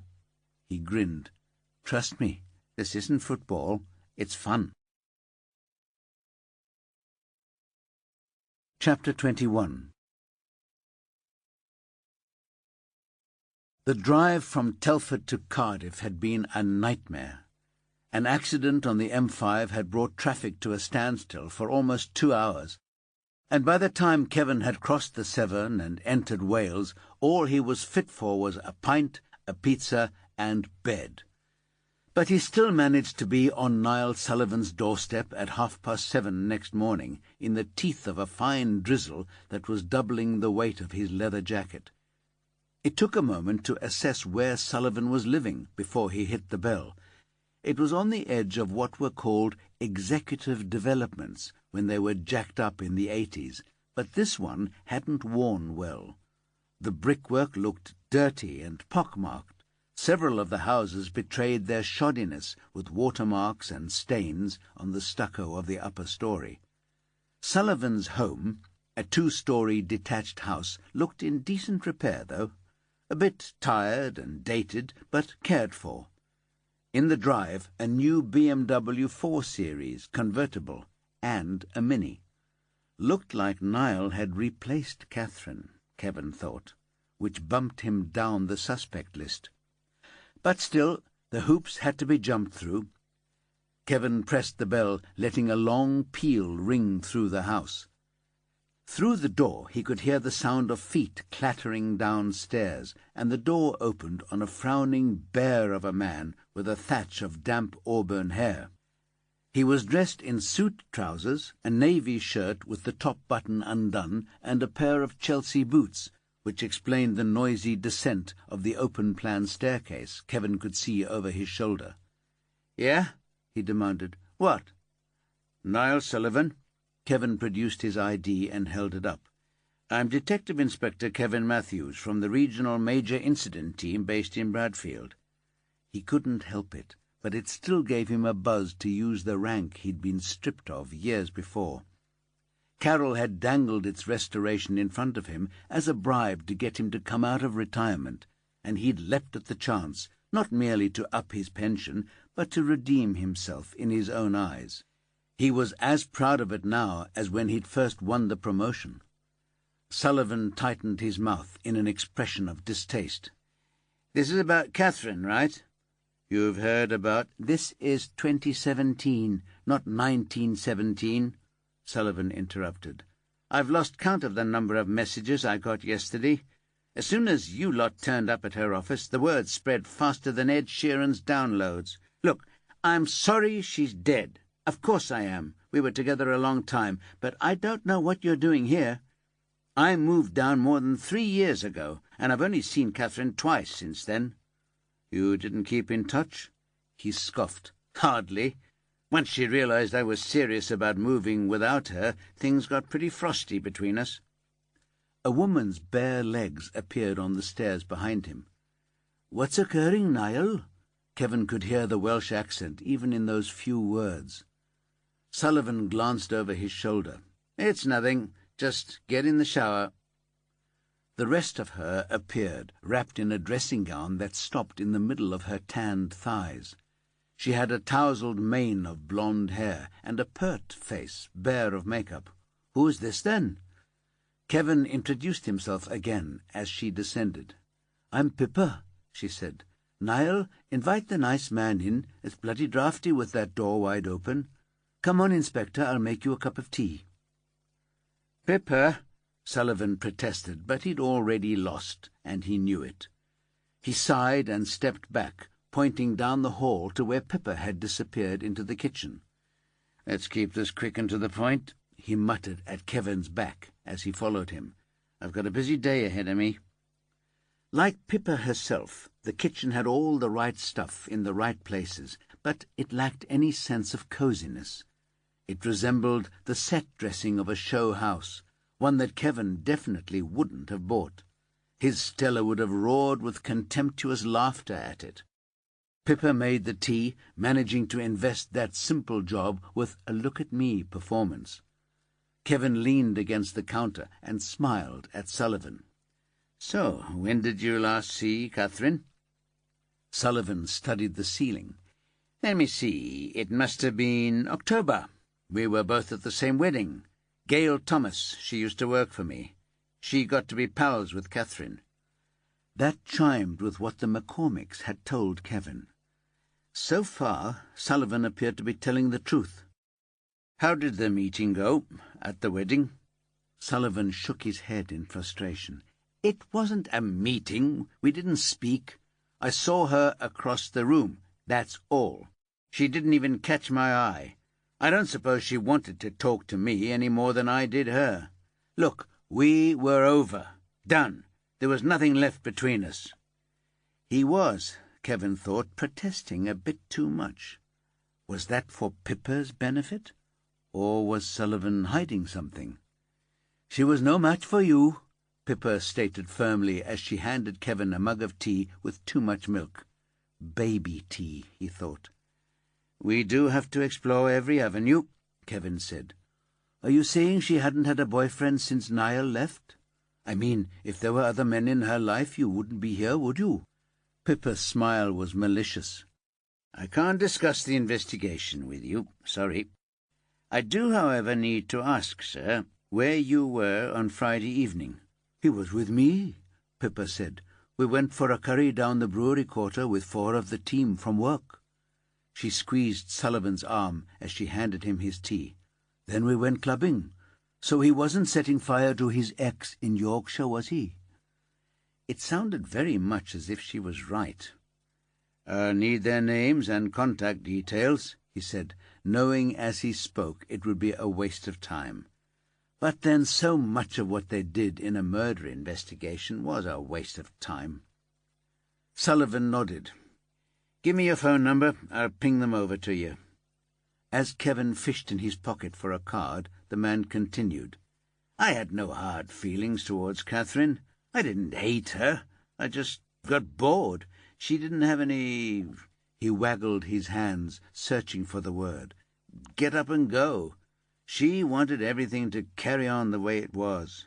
Me, I wanted more." His smile was rueful. "I'm not a bad man, Inspector. We weren't right for each other, me and Catherine. That's the top and bottom of it. No way did she deserve this. She was a decent person. No enemies, nobody bothering her at work or among the neighbours." Sullivan shook his head. "She wasn't the sort to make enemies. She didn't really rouse strong feelings, Catherine." When I was working up to leaving, I couldn't even remember how we ended up together in the first place."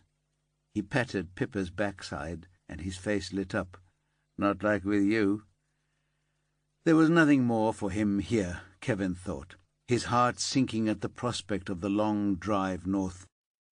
"Thanks for the tea," he said. As they walked back down the hall, Niall said, "I hope you catch the bastard who did this. I totally don't understand how it could have happened.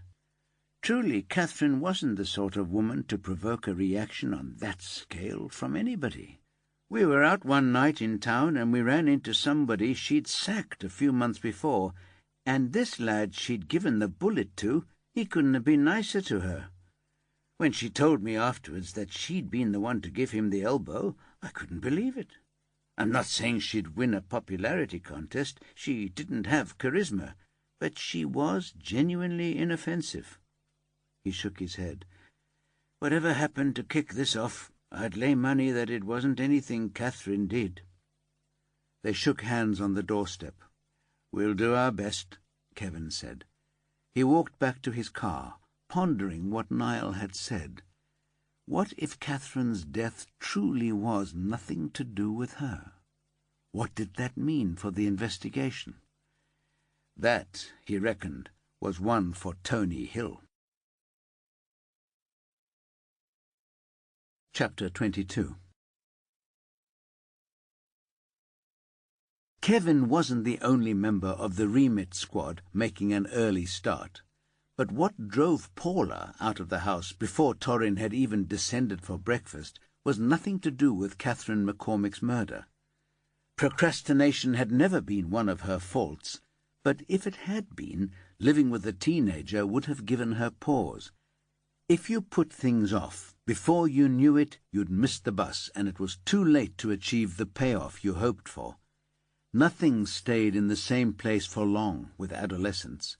Even when it looked like all Torrin was doing was vegging out, things were constantly changing in his world. So after the conversation she'd had with Eleanor the previous morning, she'd emailed Torrin's form teacher and asked for a meeting. Paula still hadn't quite got her head round the way communication between teachers and parents had changed. When she'd been a kid growing up in Manchester, the only time the two groups ever met was parents' evening, when the teachers basically laid down the law and parents nodded obligingly, because obviously the teachers knew best. Otherwise they wouldn't be teachers, would they?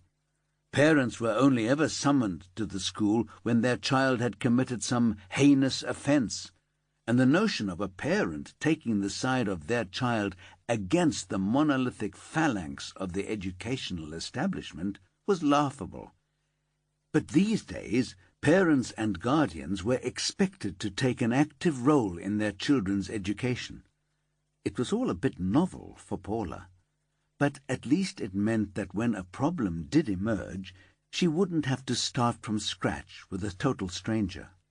Still, she'd taken care with her appearance that morning, keen to make a good impression. She'd even dried her hair properly and rubbed styling paste in to give some shape to her dirty blonde bob. Linen suit, fresh out of the dry cleaner's bag, and a scoop-necked navy top underneath. Silver earrings like fingerprints and a thin silver chain finished the job. She wasn't going to put the fear of death into any bad guys looking like this, for sure. Lorna Meikle had been Torrin's form teacher when his mother had been murdered. She'd been supportive and concerned, taking his change of circumstances in her stride, but never for granted. Eleanor and Paula had warmed to her when she'd worked with them to develop a strategy for helping him recover the ground he'd lost in his grief at Bev's death. There had been no problems since, and they hadn't seen her for a while, except for the last parents' evening, where the focus had been Torrin's potential choice of A-level subjects. But when Paula had messaged her, she'd responded immediately and agreed to meet before school began. The traffic was heavy, but Paula knew all the back doubles, and she cut through the narrow alleys between streets like a teenage joyrider trying to evade capture. She made it to the school with 10 minutes to spare.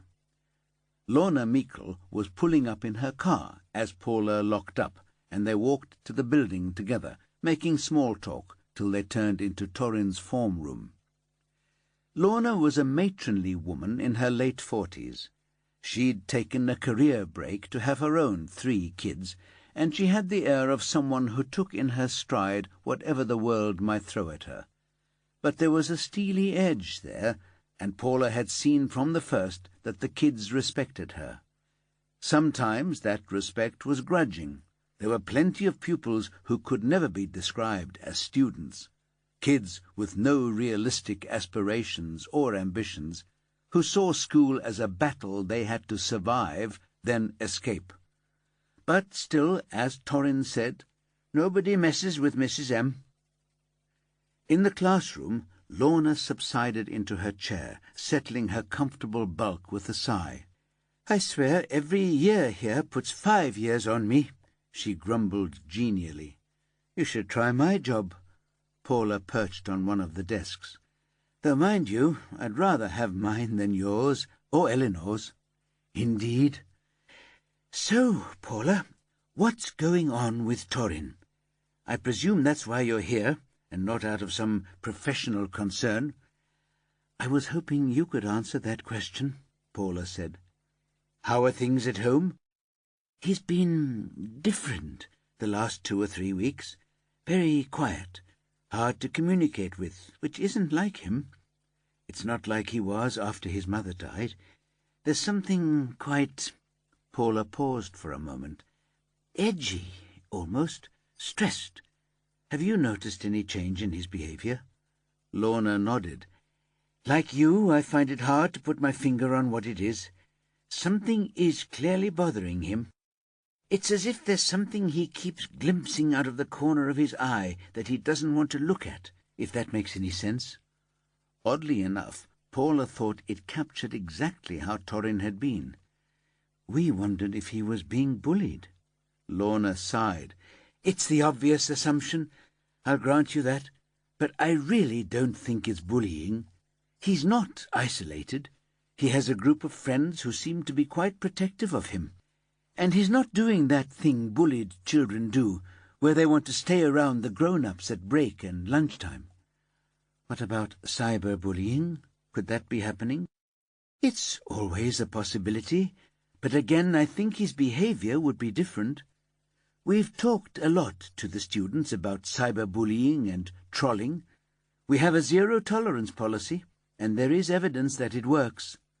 "What kind of evidence?" Paula wasn't about to let a statement like that go past her without having it backed up. "We've had several instances where trolling and bullying have been reported to us, either by the student themselves or by someone from their peer group." Lorna gave Paula a reassuring smile. "We do encourage them to protect each other as well as themselves." Paula shook her head. "That doesn't mean it works every time. If it's happening outside school, I believe it would show up on their social media, and their friends would pick it up. If Torrin was a loner, a boy without friends, I'd say it might slip past, but that's not who he is, Paula." "So, if it's not bullying, what is it?" Lorna frowned. "I don't know. It's true that his work is suffering.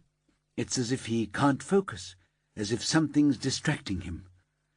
"Something that's worrying him to the point where he can't concentrate?" "Yes, that's how I'd characterize it." Paula hesitated for a moment, then went for it. "Has he got a girlfriend? Might that be what's going on here?" A swift, bright smile lit up Lorna's face. "I don't think so, no. He's not, forgive me, as sexually and emotionally precocious as some of them. He does hang out with a mixed group, boys and girls, but I don't see any evidence of him pairing off with anyone." She raised an eyebrow. "We can usually tell." "But what if it was someone he didn't want to acknowledge for some reason? What if they had to keep it hidden, and that's what's stressing him?" Lorna shifted in her chair, her expression troubled. "I suppose that might produce the effects we've both noticed, but I know the girls in that group, and I can't imagine why he would be secretive about any of them. What if it's not one of them? What if the secrecy's not about him, but about her? Maybe she's somebody else's girlfriend. Maybe her family wouldn't like her seeing someone like him." "Maybe she's pregnant," Lorna said. "I think that would trump either of your scenarios." Paula couldn't keep the look of horror from her face. "I hadn't even thought of that." She swallowed hard. It made a terrible kind of sense. "You don't think I'm not trying to panic you, Paula? As I said, I don't think he's got a girlfriend, so my suggestion was purely academic. But the way he's acting would be what I'd expect if it was something of that order troubling him." "There's no evidence of a girlfriend," Paula spoke slowly, thinking aloud. "No sudden attention to grooming or fashion, and he hardly ever goes out, even at weekends. But what else would have the same emotional impact as getting a girlfriend pregnant?" Lorna shrugged. "I can't help you there, but we need to work out what's troubling him. I don't want him blowing his GCSEs and his future chances over it." "Do you think it's drugs?" It was the obvious question. It was also obvious that Lorna wasn't going to introduce the subject. Schools were always reluctant to acknowledge the problem to parents, never mind to a parent who was a police officer. "I'd be surprised." "What? This is the only school in Bradfield that doesn't have drug issues among its students?" Lorna sighed. "Look, I won't deny there's a small but significant level of drug abuse among our students, but there's a definite demarcation line between habitual users and the rest, and Torrin doesn't appear to have any social connections that would lead me to believe he's using recreational drugs." Her expression twisted into a bitter smile. "I've seen enough kids in the classroom who are clearly under the influence of drugs, or coming down after they've been high. I know the markers and the symptoms, and I would have no hesitation in telling you if I thought Torrin's using. For his own sake, I'd tell you, but I don't think he is." "You're going to have to look somewhere else for your answer, Paula." "Well, I am supposed to be a detective," she said wearily, checking her watch. "And I need to be on my way. Thanks for your time, Lorna, and if anything does occur to you, I'll be in touch." Frustrated at the lack of answers, Paula headed for her car and the morning briefing. Time to put Torrin to one side and concentrate on a different set of frustrations. Chapter 23.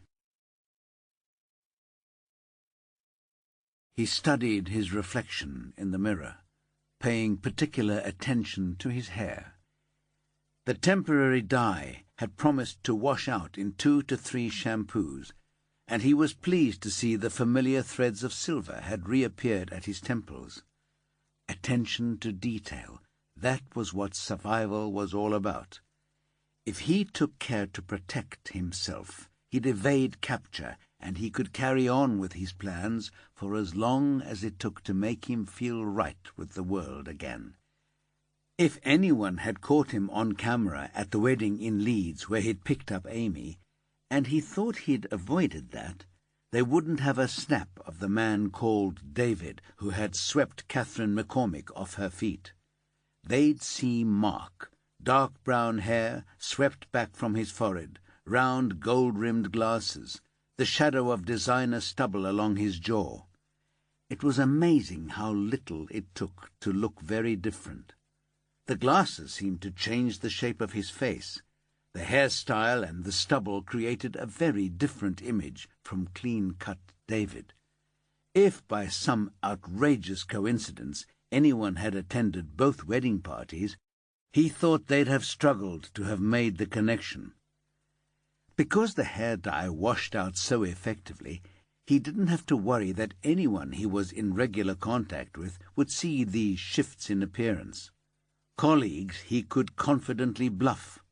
If a journalist or one of the advertising and marketing team commented on the stubble, he'd laugh it off as a new look he was trying out. And in a couple of weeks he'd let the stubble grow out into a goatee for the next round of shape-shifting. He was almost beginning to revel in the challenge. He needed the buzz he got from playing these women, practicing for the real thing. When he managed to track down Tricia and make her pay, he'd know exactly what he was doing. There would be no missteps, no clues left behind. Tracking her down, that was his other priority. She'd done a good job of disappearing. Her phone was dead, her email address defunct, her social media accounts closed down. The lawyer who had contacted him on her behalf wouldn't even say whether she was still in the country, and the bank wouldn't tell him where she'd last drawn out money on the joint business account. He'd asked around all their friends, but either they didn't know or they weren't prepared to tell him. He was sure he'd find her, given time, but she'd set him a challenge, which was not something he could call Amy. She'd been eager from the moment he'd spoken to her in the crowded, noisy ballroom. Whisking her away to a quiet corner had been a bit harder. She was a good few years younger than Catherine, and unlike her, Amy was a woman who enjoyed the dance floor with all its opportunities to show herself off. But he'd played the quiet guy, the one who wanted to get to know the real Amy. And the line about how she reminded him of his poor dead wife had been the sucker bait that drew her away from the hubbub and into his conversational web. She was all over the idea of a date, though she'd clearly been leaning more towards clubbing than chatting. But still, she'd been willing to let him lead the dance for now. He'd spent half an hour on the internet checking out the Indian restaurants in Leeds, before he'd settled on one on the edge of the city centre that had plenty of positive reviews for the food, but also, if the photos on the website were to be believed, a modern ambiance, 1,000,000 miles away from paper tablecloths and cheap red napkins that disintegrated at the first sign of liquid. His research paid off. Amy had never been there, but she knew people who swore by it, and the reviews had got it spot on. The food was South Indian, subtle and delicious in its flavours. The paper dosa had been a little greasy. He hated that slick of oil that fried food left on the fingers. But apart from that, it had been a success. A few glasses of wine, and Amy had become more garrulous, telling him how she kept looking for someone to share her life with, but none of the men she'd been involved with had been willing to put in the effort that a partnership demanded. It hadn't been much of an effort to indicate that he was different from them. The odd word here and there, the occasional remark that made him look like a good catch, a considerate nod, a conspiratorial smile, that was all it took. She'd been completely on the hook by the end of the meal, so much so that she'd invited him back to her place. There was no doubting what was on offer, and he had to admit he'd been tempted. She wasn't bad-looking, and it had been weeks since he'd fucked anyone. It was only after he'd been left high and dry that he'd realized how much the sex meant to him. Plenty of it, and plenty of variety. They'd been great in bed together, him and Tricia, and not just in bed. But he knew he'd be crazy to respond to Amy's come-on. He couldn't go to her place and fuck her without leaving a forensic trail a mile wide. And then when she turned up dead, his DNA would be in the mix. Okay, he'd never done anything to earn a place on the National DNA database, so it wouldn't lead the police to his door. Better safe than sorry, though. If he ever crossed swords with the law, he didn't want to risk Amy MacDonald showing up like a big flashing light in his past. So he'd fallen back on the dead wife scenario again. "I'm very touched," he'd said, when she suggested going back to hers for a nightcap. And I really like you, Amy. I want to see you again, and I want to get to know you properly. You see, I haven't slept with anyone since Tricia died." He let his voice catch as if in grief. Really, it was more like delight, killing off his ex with his words, the way he couldn't chance doing in reality. So I want it to matter, to both of us. She'd looked taken aback, as if she wasn't used to men saying no to the chance of bedding her. Then she'd laughed softly. "You're a very unusual man, Mark," she'd said. "That's nice of you to say so," he said. "You have no idea. So, what are you doing on Friday?" So they'd arranged to meet for another dinner. This time he offered to drive out to a country pub where they could relax over a good dinner, somewhere he could readily pay in cash, as he had done in the Indian restaurant. Another way to avoid forensic traces. He was the invisible man. He chose his targets, he struck, and he disappeared back into his unblemished life. Nothing could touch him now. Chapter 24. It was soon clear that the morning briefing was to be a report of the absence of evidence rather than its presence. One by one, the remit team reported the scant results of their inquiries. Finally, all eyes turned to Stacy, sitting demurely at the far end of the table, immaculate in a teal-blue suit and a shimmering navy silk shirt. Carol gave her a tired smile. "So, Stacy, we're all counting on you." Stacy smoothed her already perfect hair and nodded. "I have something, but not much, I'm afraid. And what I have is pushing the technology to its limits." She took a clicker from her pocket and activated the white screen mounted on the wall behind her. Half turning in her chair, she brought up the shot that featured the man Anya had identified as being the one she'd seen with Catherine. "This is the raw phone camera footage, not very clear, as you can see. When we enhance it and use the predictive pixel software, we get this." The screen dissolved to reveal an isolated image of the man's quarter profile. It was sharper and clearer than the original, but still not a shot they could credibly use to identify someone.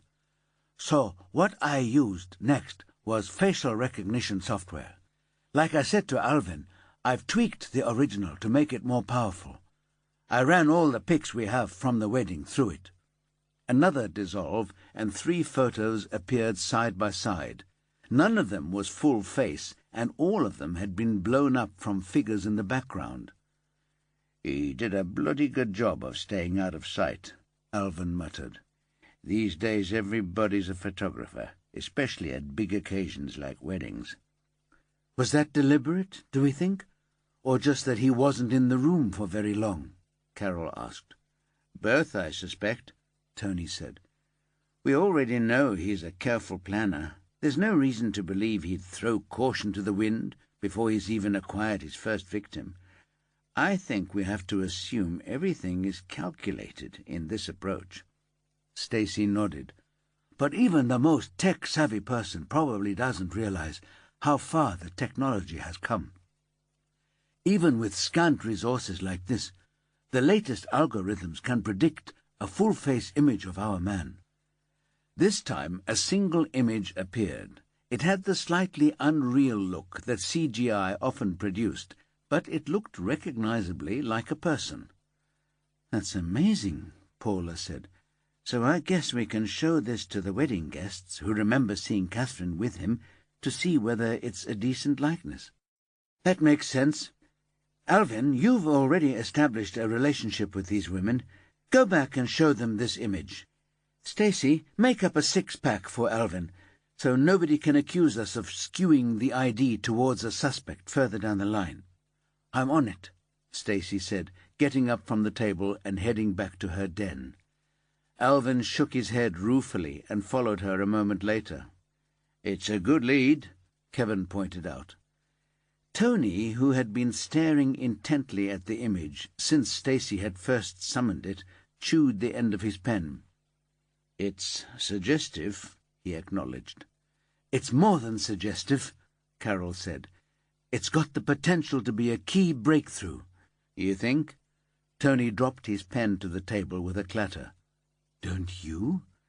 Carol looked puzzled.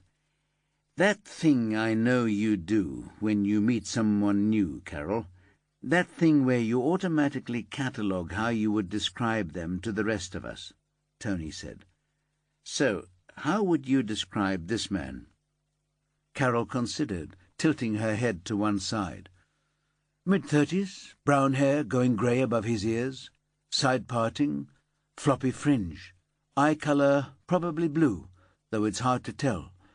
Rectangular, black-framed glasses, very much on trend, thick eyebrows, large nose."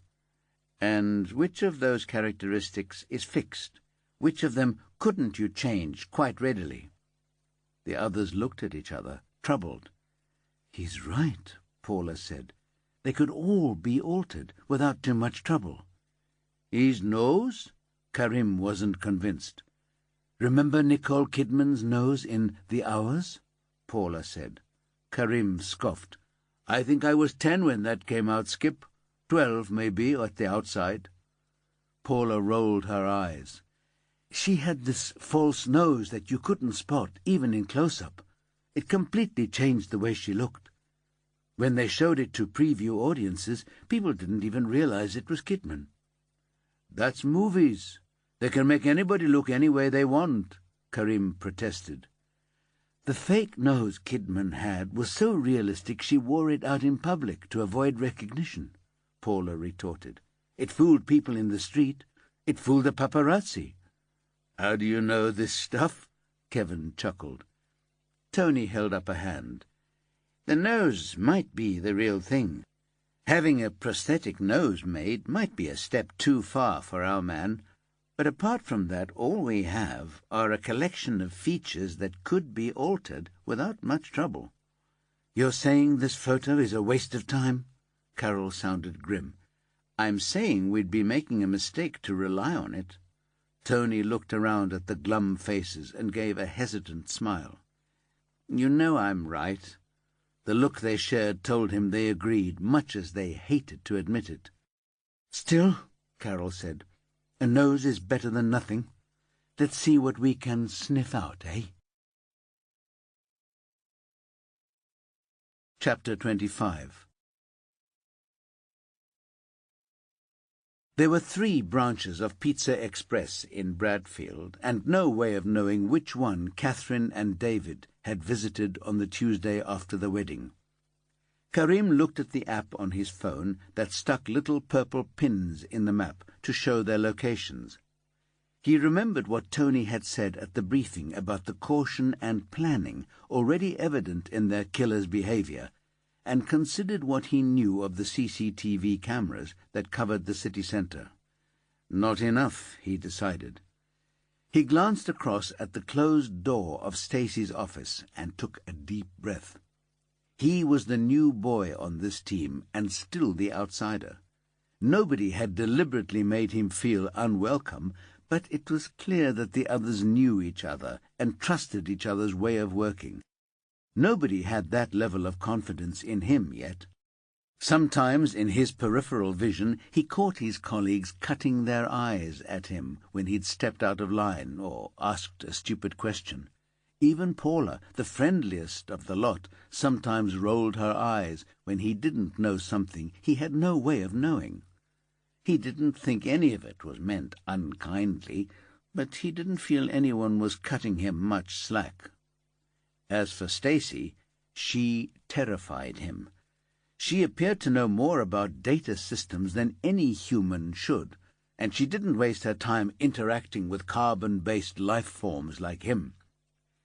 She dressed the way he thought an A1 office robot might, in impeccably fitted suits and blouses made of fabric that seemed to have a life independent of its wearer.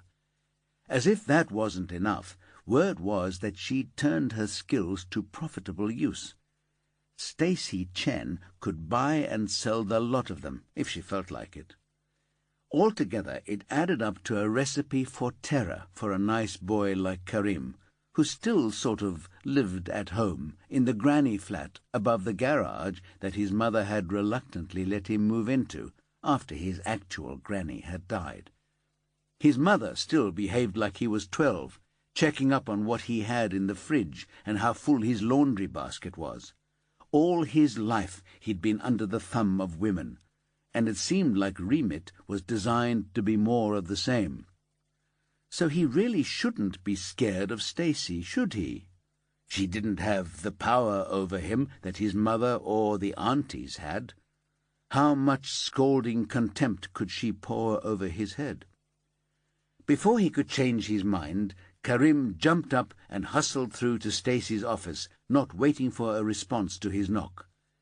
Stacy was encased in her ergonomic chair behind her screens, Alvin at her side, peering over her shoulder. Stacy didn't even look up, but Alvin glanced his way. "Hey, Karim, you after the human computer here?" Stacy tutted, not taking her eye off the top right screen. Her fingers darted back and forth over the keyboard. "There," she said, "number 6. Now go forth and put your witnesses to the test." To Karim's ears, it sounded more like an invitation to put the witnesses to the sword. "Have you got a minute, Stacy?" he asked, trying not to sound timid. Stacy leaned back and rolled her shoulders to loosen her back. "What do you need?" she asked, her voice neutral. "I'm trying to prioritize the Pizza Express branches that David might have taken Catherine to," he said. "Bearing in mind what Tony said about him being careful about forensic traces, I thought he might have chosen the venue based on the number of CCTV cameras that could pick up him or his car." Stacy flashed a smile so swift he wondered whether he'd hallucinated it. "Good thinking. You want me to map the restaurants onto the CCTV maps? Is that it?" He nodded, relieved that his idea hadn't been dismissed. "Please, if that's possible." Already her fingers were dancing, her eyes shifting between screens. "Come round here," she said. Obediently, he rounded the IT setup and stood at her shoulder, keeping his distance. Stacy pointed at the middle screen in the top row. "That's your restaurants. On the left are the traffic cameras. On the right, Bradfield Council street cameras."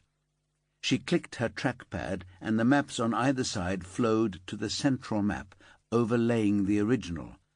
"I'll send it to your terminal," she said. He grinned. "That's brilliant, thanks." "Not quite finished yet," she said absently, scrolling through another menu. "Okay. This is inevitably incomplete and probably not entirely accurate, but it shows the private CCTV systems we're aware of in the city centre. Banks, shops, takeaways, that sort of thing." She clicked again, and the new map overlaid the original composite. "I'm sending that to you as a separate file, just for reference, in case you get a positive ID and need to attempt a backtrack on his movements. Good luck." It was a dismissal. Stacy was already on to the next task before he'd even left her side. Karim went back to his desk and printed out both maps. On the first one, he also marked the location of the tapas restaurant where Catherine and David had gone for their second meal together. While he was poring over the printout, Tony pulled up a chair and sat down beside him. "What are you trying to figure out?" he asked. Karim explained his theory, and Tony nodded approval. "It makes sense that he'd scout out possible destinations. This one, for example." He pointed to a Pizza Express in the middle of Temple Fields, an area of the city centre known for the vibrancy and variety of its nightlife. "All the streets round there are bristling with cameras because of the levels of street crime. And drug dealing," Karim added. "They've stepped up patrols because of the amount of people getting off their heads on spice down the bottom end of Temple Fields, down towards Campion Boulevard. So I'd put that at the bottom of the list of possibles." He traced a line on the map with his finger. "But this one, You come off High Market Street, which, okay, has lots of cameras, but it's still crowded even at that time on a Friday evening. Into the lane down the blank side of Debenhams, and all you have to do is turn the corner, and you're there." "Looks good. What's this you've circled in pen?" "Tapas Brava. I was a bit surprised he took her there, to be honest. It's smack bang in the middle of Belvedere Square, and that's got to have more cameras per square metre than anywhere in Bradfield." "But most of them are private ones. They tend to be focused on the shop front or the cash machine or whatever, not so much on the street. And actually, Tapas Brava is a pretty clever choice. Look, you can hardly see it on the map, but that's Raddle Alley.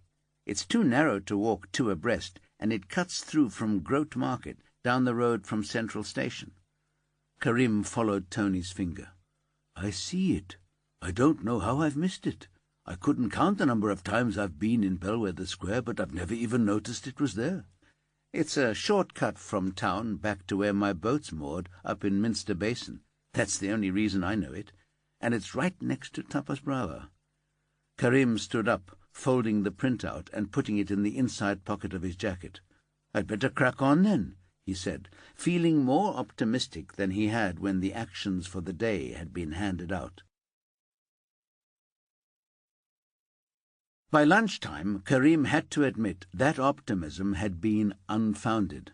Nobody at any of the busy Pizza Express branches remembered serving Catherine and David. One of the duty managers had pointed out that they served hundreds of customers every day, and unless they were a Bradfield Victoria footballer or some minor celebrity, or they'd kicked off about something, there was no chance the waiting staff would remember the faces. Karim had asked about the possibility of checking their credit card receipts for the evening in question, and the manager had laughed at him. "No chance, mate," he'd said. "Even if you could get a warrant, it would be useless. People don't just use personal credit cards. They use company cards, joint account cards. It'd be a total needle in a haystack job. And besides, they might have paid cash. You still get some people that do, because they're old-fashioned or," he winked, "they don't want it showing up on their credit card statement." He'd saved Tapas Bravas till last, because it was a much smaller establishment.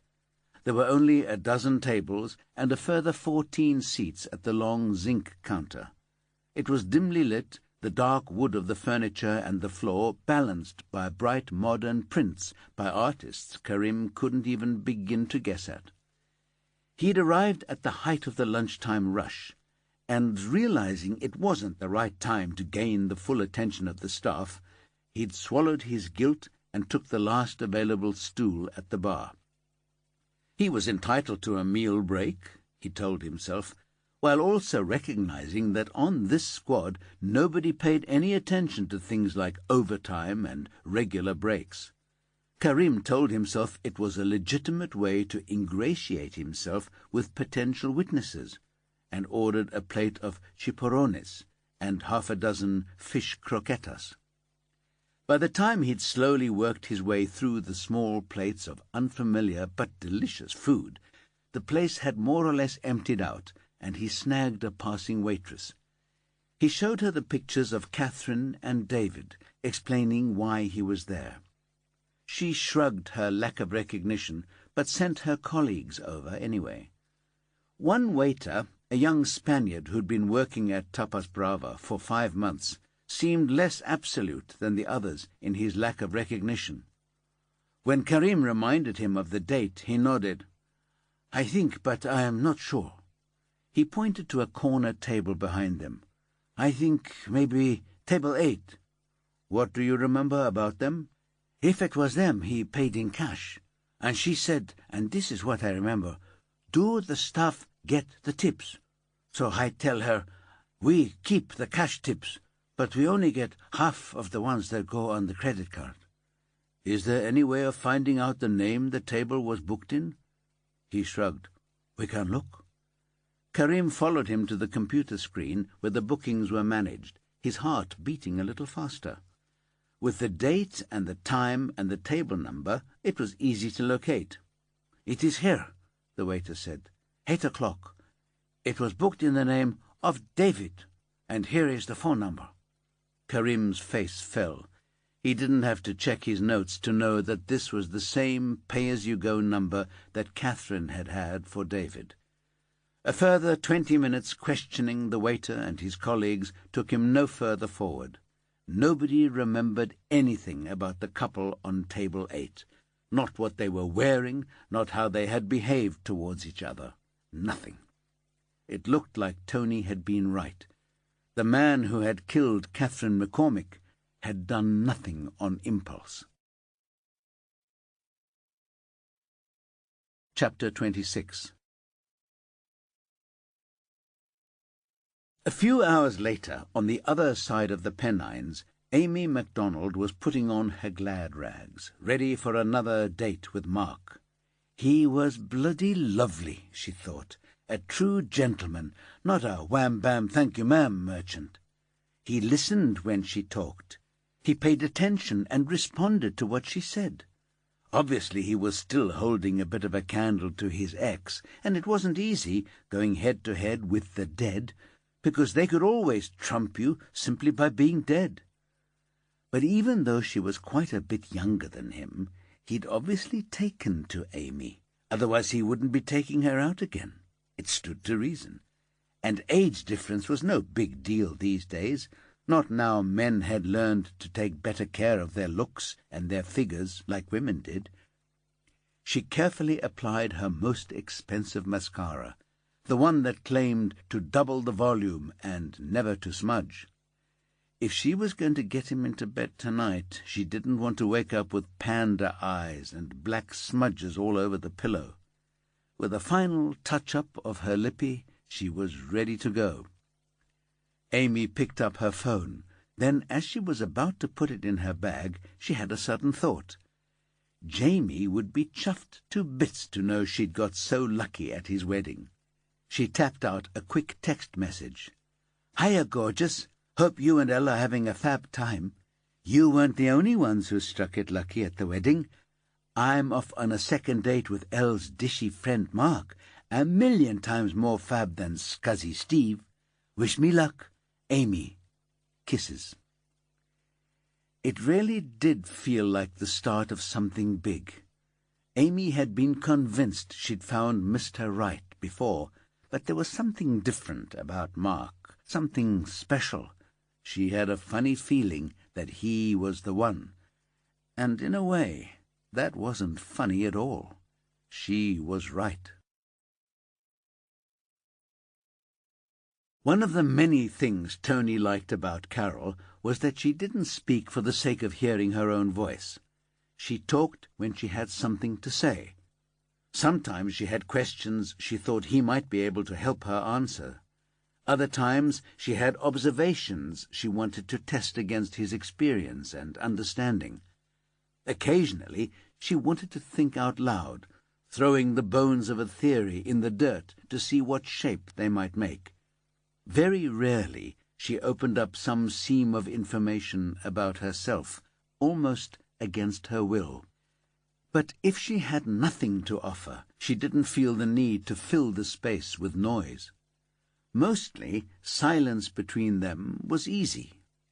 Lately, however, there had been too many occasions where it had been electric, crackling with the tension of the things unsaid. Her fight against alcohol had made for contentious exchanges, and, if that were possible, even more contentious silences. Tony, empathetic to the point of self-harming, felt the pain of her abstinence as powerfully as anything he'd ever endured personally. That evening they'd exchanged barely a word on the drive back from Bradfield. It was an early finish for them, and Tony suspected Carol felt an unreasonable guilt at leaving Remit while there was still light in the sky. Habitually, when she was working a murder, she was seldom away from the case for more than 6 hours of snatched sleep at a time. And even then her phone would be on the bedside table next to her, the ringer turned up full. But there was nothing more to be done in the case of the murder of Catherine McCormick. North Yorkshire officers on the ground were carrying out routine inquiries to try to track down how the car had ended up where it had. But Tony suspected they were wasting their time. This man knew what he was doing. The forensic specialists would do their thing and deliver their results in due course, but none of Carol's team truly believed that would take them any further forward. The fire had destroyed any chance of DNA. The firefighters had destroyed any possibility of finger marks on the bodywork of the car.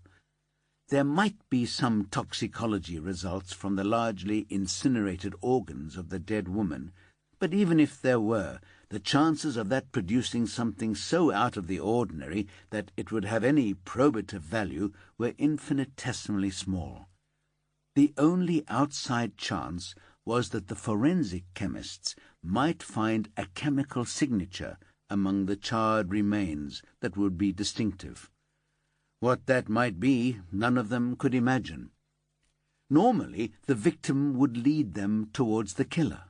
Most murders were domestic affairs: spouses, partners, children, friends. The webs that connected the two people whose lives had collided fatally were generally obvious, even if the motives were sometimes obscure or apparently trivial. Even when strangers attacked, there were usually markers of where their paths had crossed. So far, they appeared to have mapped the point where Catherine McCormick met her killer.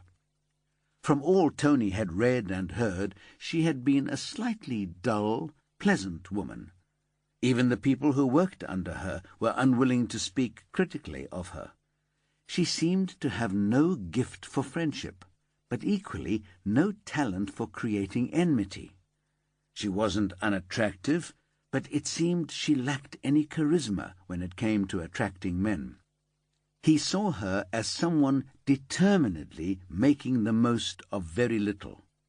The telling detail for him was Paula's mention of Catherine's apparent love of cooking. Even though she had nobody to feed, she'd devoted a lot of time and money to what could be an adventurous and challenging hobby. She was trying to do something that marked her out as special, the kind of thing that a certain kind of magazine promoted as a way to keep a man satisfied. That she'd chosen that route rather than the obvious 50 ways to satisfy your man in bed did tell Tony something about her killer. The man who called himself David had made a clever and deliberate choice of victim. He hadn't gone for an easy pickup. If all he'd wanted was sex and violence, he could have picked up someone in a club who was too drunk or high to care who she went home with. He could have found someone desperate for a substitute for love in a late-night bar. But this man had something else in mind. He needed something different for his satisfaction. He needed somebody who was looking for love and was in the right frame of mind to find it. He needed to be able to believe she'd fallen for him. He said out loud when they were almost back at the barn. "What?" Carol sounded startled, as if she too had been lost in thought. "It's important to him, what he did with Catherine. He courted her. He chose her because he thought he could make her fall in love with him. He picked her carefully. Everybody at a wedding is in a state of heightened emotion. A woman on her own, chances are she's in a vulnerable state. She sees happy ever after all around her, but she's on her own, on the outside looking in. Then, out of nowhere, Mr. Well-groomed nice guy whisks her away from the noise and the in-your-face confection of romance to something like the real thing." "You think that's what this was? A romance?" Carol sounded curious rather than dismissive. She'd been on the end of his explorations and explanations for long enough to trust his insights. Not always right on the money, but seldom far off. She signaled the turn that took them onto the back road leading to her barn, the road where all her recent troubles had started. "A simulacrum of a romance," he said thoughtfully. "You know I hate to jump to conclusions on the basis of one murder, but that's the only obvious theory that fits the facts we have. I might be completely wrong, but it makes sense. He's got a story in his head, and he wanted to make Catherine fit it." "Why?" "So that when he kills her, it means what he wants it to mean." Carol frowned, saying nothing for a long moment. "Sometimes I wonder how you come up with these ideas." "A lifetime of looking through the wrong end of the telescope," he said. "You've met my mother." He gave a mirthless laugh. "She was my training wheels. I've spent my whole adult life dealing with messy heads, and now I can only see the world through that prism." "That'll be why we get on so well," Carol said ironically. "But right now your theory is as good as anything else out there. We've barely begun, and I can't see how we move forward. I can't believe we're this stuck this early." "That's because this one's very good. I'll be honest, Carol. The best we can hope for is that one's enough, because if he gets a taste for it, we could really struggle here." Part 2. Chapter 27. The blazing car was a beacon in the velvet blackness. There, at the heart of the Yorkshire Dales, where light pollution was trivial, the flames were an assault on the eyes. Halfway between Snaizset and Burtabusk, a narrow twist of single-track road with passing places. There were no casual passers-by to see it, however. The nearest town of any size was Hawes, which formed the apex of a triangle with the two hamlets, 5 miles aside. The small local inferno registered only as a faint red glow along the ridge, which went unremarked by everyone except a woman from Leeds who thought it might be the Northern Lights. The fire had passed its zenith when Anselm Carter left his cowshed, having seen to the trouble-free delivery of a bull calf to one of his Highland cattle. All he was thinking of was a cold can of Guinness to take away the taste and smell of the past couple of hours, but he knew his landscape too well not to notice the flames down the hill on the road that bordered his best pasture. There were no beasts on that piece of land at the moment, but Anselm didn't want his valuable grazing damaged by a wildfire. Sighing, he went inside the farmhouse, where his 2 teenage daughters were snuggled like puppies on the sagging kitchen sofa, watching some American adolescent nonsense on the telly. "Tell you, ma'am, I've gone down the road. There's a fire, and I need to check it's not threatening our land," he said, reaching for the Land Rover keys. One daughter looked over momentarily. "A fire?" "Aye." "What's to go on fire down there?" "Naught that I can think of. Best take a look, though." Her attention was already back on the screen, and Anselm stepped out of the coziness of home into the chilly dark. The fire was still going strong, and it pulled him along the rutted farm track like a lodestar. By the time he reached the main road, he could see it was about half a mile on towards Snaizset. Nothing there but a passing place and a grit bin, he thought. But as soon as he turned onto the road, he could see the outline of a burning car, the interior an inferno of red and orange and yellow. His headlights illuminated gouts of greasy black smoke spiraling into the night sky. Anselm pulled up 20 meters away, turning on his hazard lights.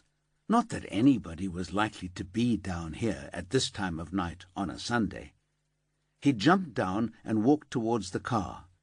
As he approached, heat engulfed him.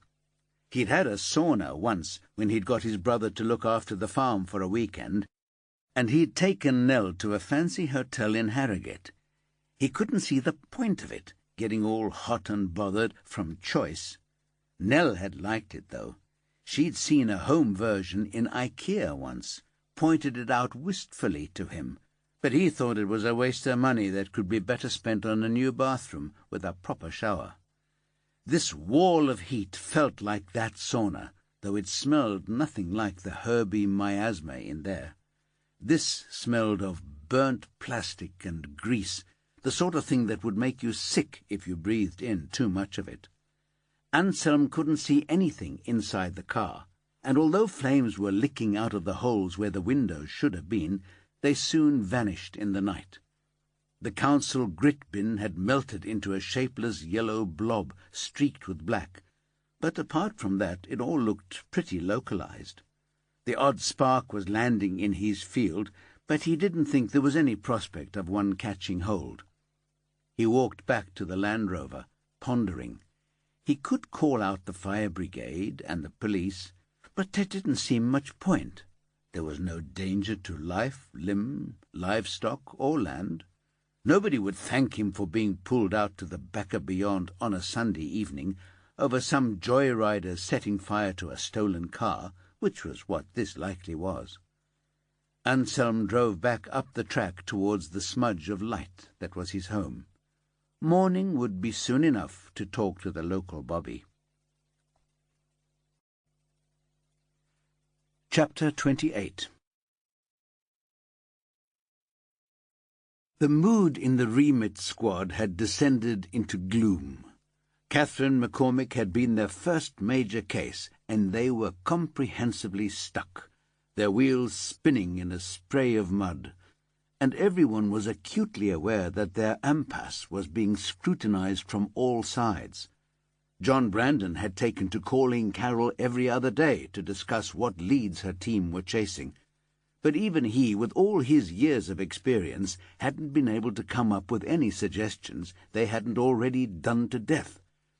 Although he affected a casual air, she could tell he was feeling pressure from his political bosses at the Home Office. She wasn't the only one whose reputation was on the line here. Apart from Brandon, who was technically retired and thus professionally immune, the command levels of all the 6 forces who had committed to the setting up of Remit had the most powerful vested interest in a successful outcome. But even there the unit had its enemies. Senior officers whose fiefdoms had been inevitably diminished, ambitious men and women whose clear promotion paths up the ranks had been made complicated, the mean-spirited whose faces were set against any bright moves towards change. Carol and her team felt the pressure of all those differing expectations from above. Then there were the detectives who'd been confident in the capabilities of their own CID departments, whose noses had been put out of joint, not only by losing the most serious reputation-defining cases, but also from not having been chosen to walk among the elite. Carol could imagine the glee in a dozen CID watering holes throughout the region as they pored over the lack of progress in what was one of the highest-profile cases in recent memory. And at the bottom of the pile, the foot soldiers, the uniformed lads and lasses who did the grunt work on every investigation. Nobody liked the endless door-knocking, searches of grim council estates or muddy woodland, P&C checks on the registered owner of every car that had gone through a particular set of traffic lights, the monitoring and guarding of crime scenes, or dealing with members of the public who were obstructive, grumpy, and nosy by turns. It was annoying enough to have to do it for their own detectives, but when outsiders came in with their demands for even more tedious drudgery, it generated a burning desire among some for them to fail. Luckily, there were others who wanted to shine, to take the opportunity to impress someone outside a chain of command that had probably already made its mind up about them. But they would be equally fed up at the lack of success. No chance for them to make a splash if nothing was happening. No way out of their dead ends if Remit failed. Even their friends were anxious. Carol had grown to dread John Brandon's name popping up on the screen of her phone. Every night when she'd gone home, the desire for a drink had all but overwhelmed her.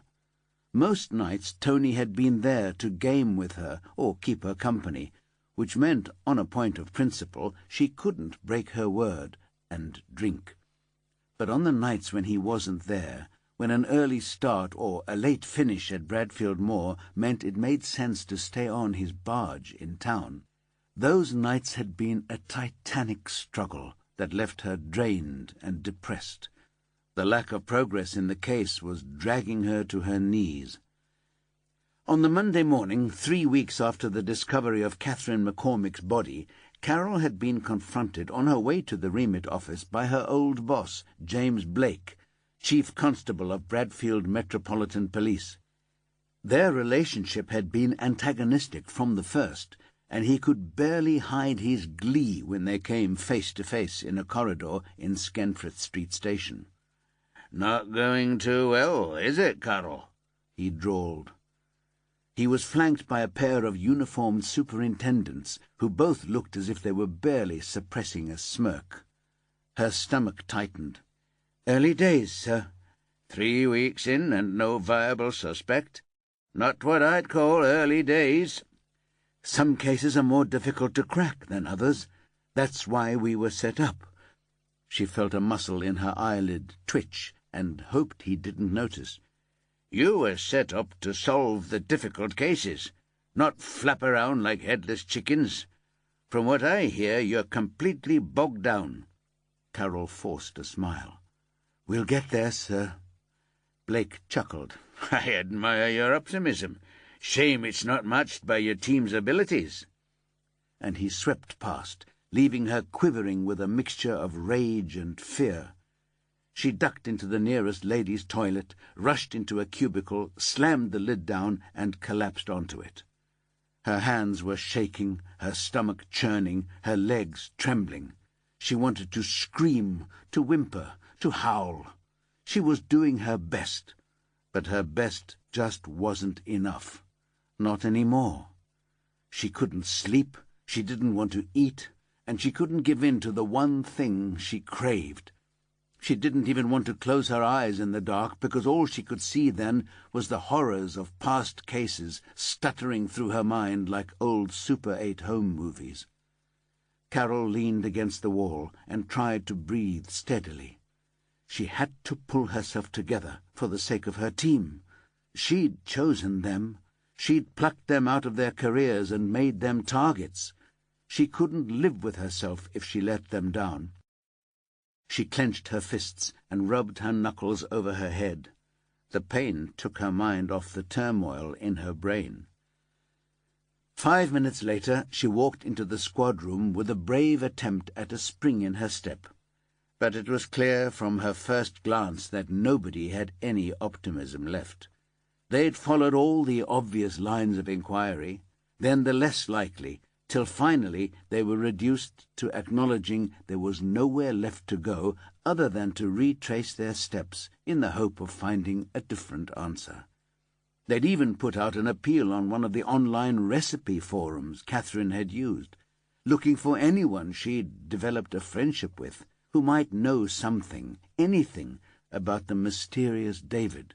But still they had no idea where she had been killed or the reason for her murder, or why her killer had chosen to set her car on fire with her in the driving seat in an obscure lay-by in North Yorkshire. They'd barely sat down at their conference table when the phone rang. Karim, who had learned that this job fell to the lowest on the totem pole, jumped up to answer it. "Regional Major Incident Team?" he said, surprisingly brightly. Pause. "Yes, she's here. One moment, please." He put the call on hold and said, "Gov, it's DSI Henderson from North Yorkshire." He tried to smile, but looked as if he wanted to burst into tears. Expecting a bollocking in one shape or form, Carol took the phone and visibly braced herself.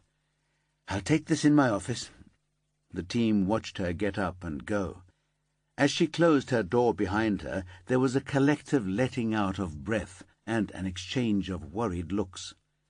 Once she was in her own space, with the door firmly shut, Carol gripped the phone tightly and closed her eyes. "DSI Henderson," she said, her tone brisk and businesslike. How bad could it be? "DCI Jordan, I have some news for you. Last night, a farmer in the Dales spotted a burning car. He took a closer look and saw no cause for immediate concern, so he didn't bother reporting it till first thing this morning. When the local patrol car checked it out, they saw what looked like a body.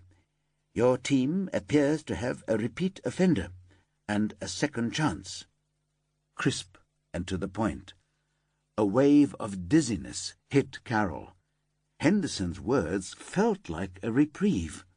Dear God, how rubbish a human being had she become that she saw a suspicious death as an opportunity. "That's very interesting," she said. "And this time you have the advantage of not having had the crime scene destroyed by the firefighters," Henderson added.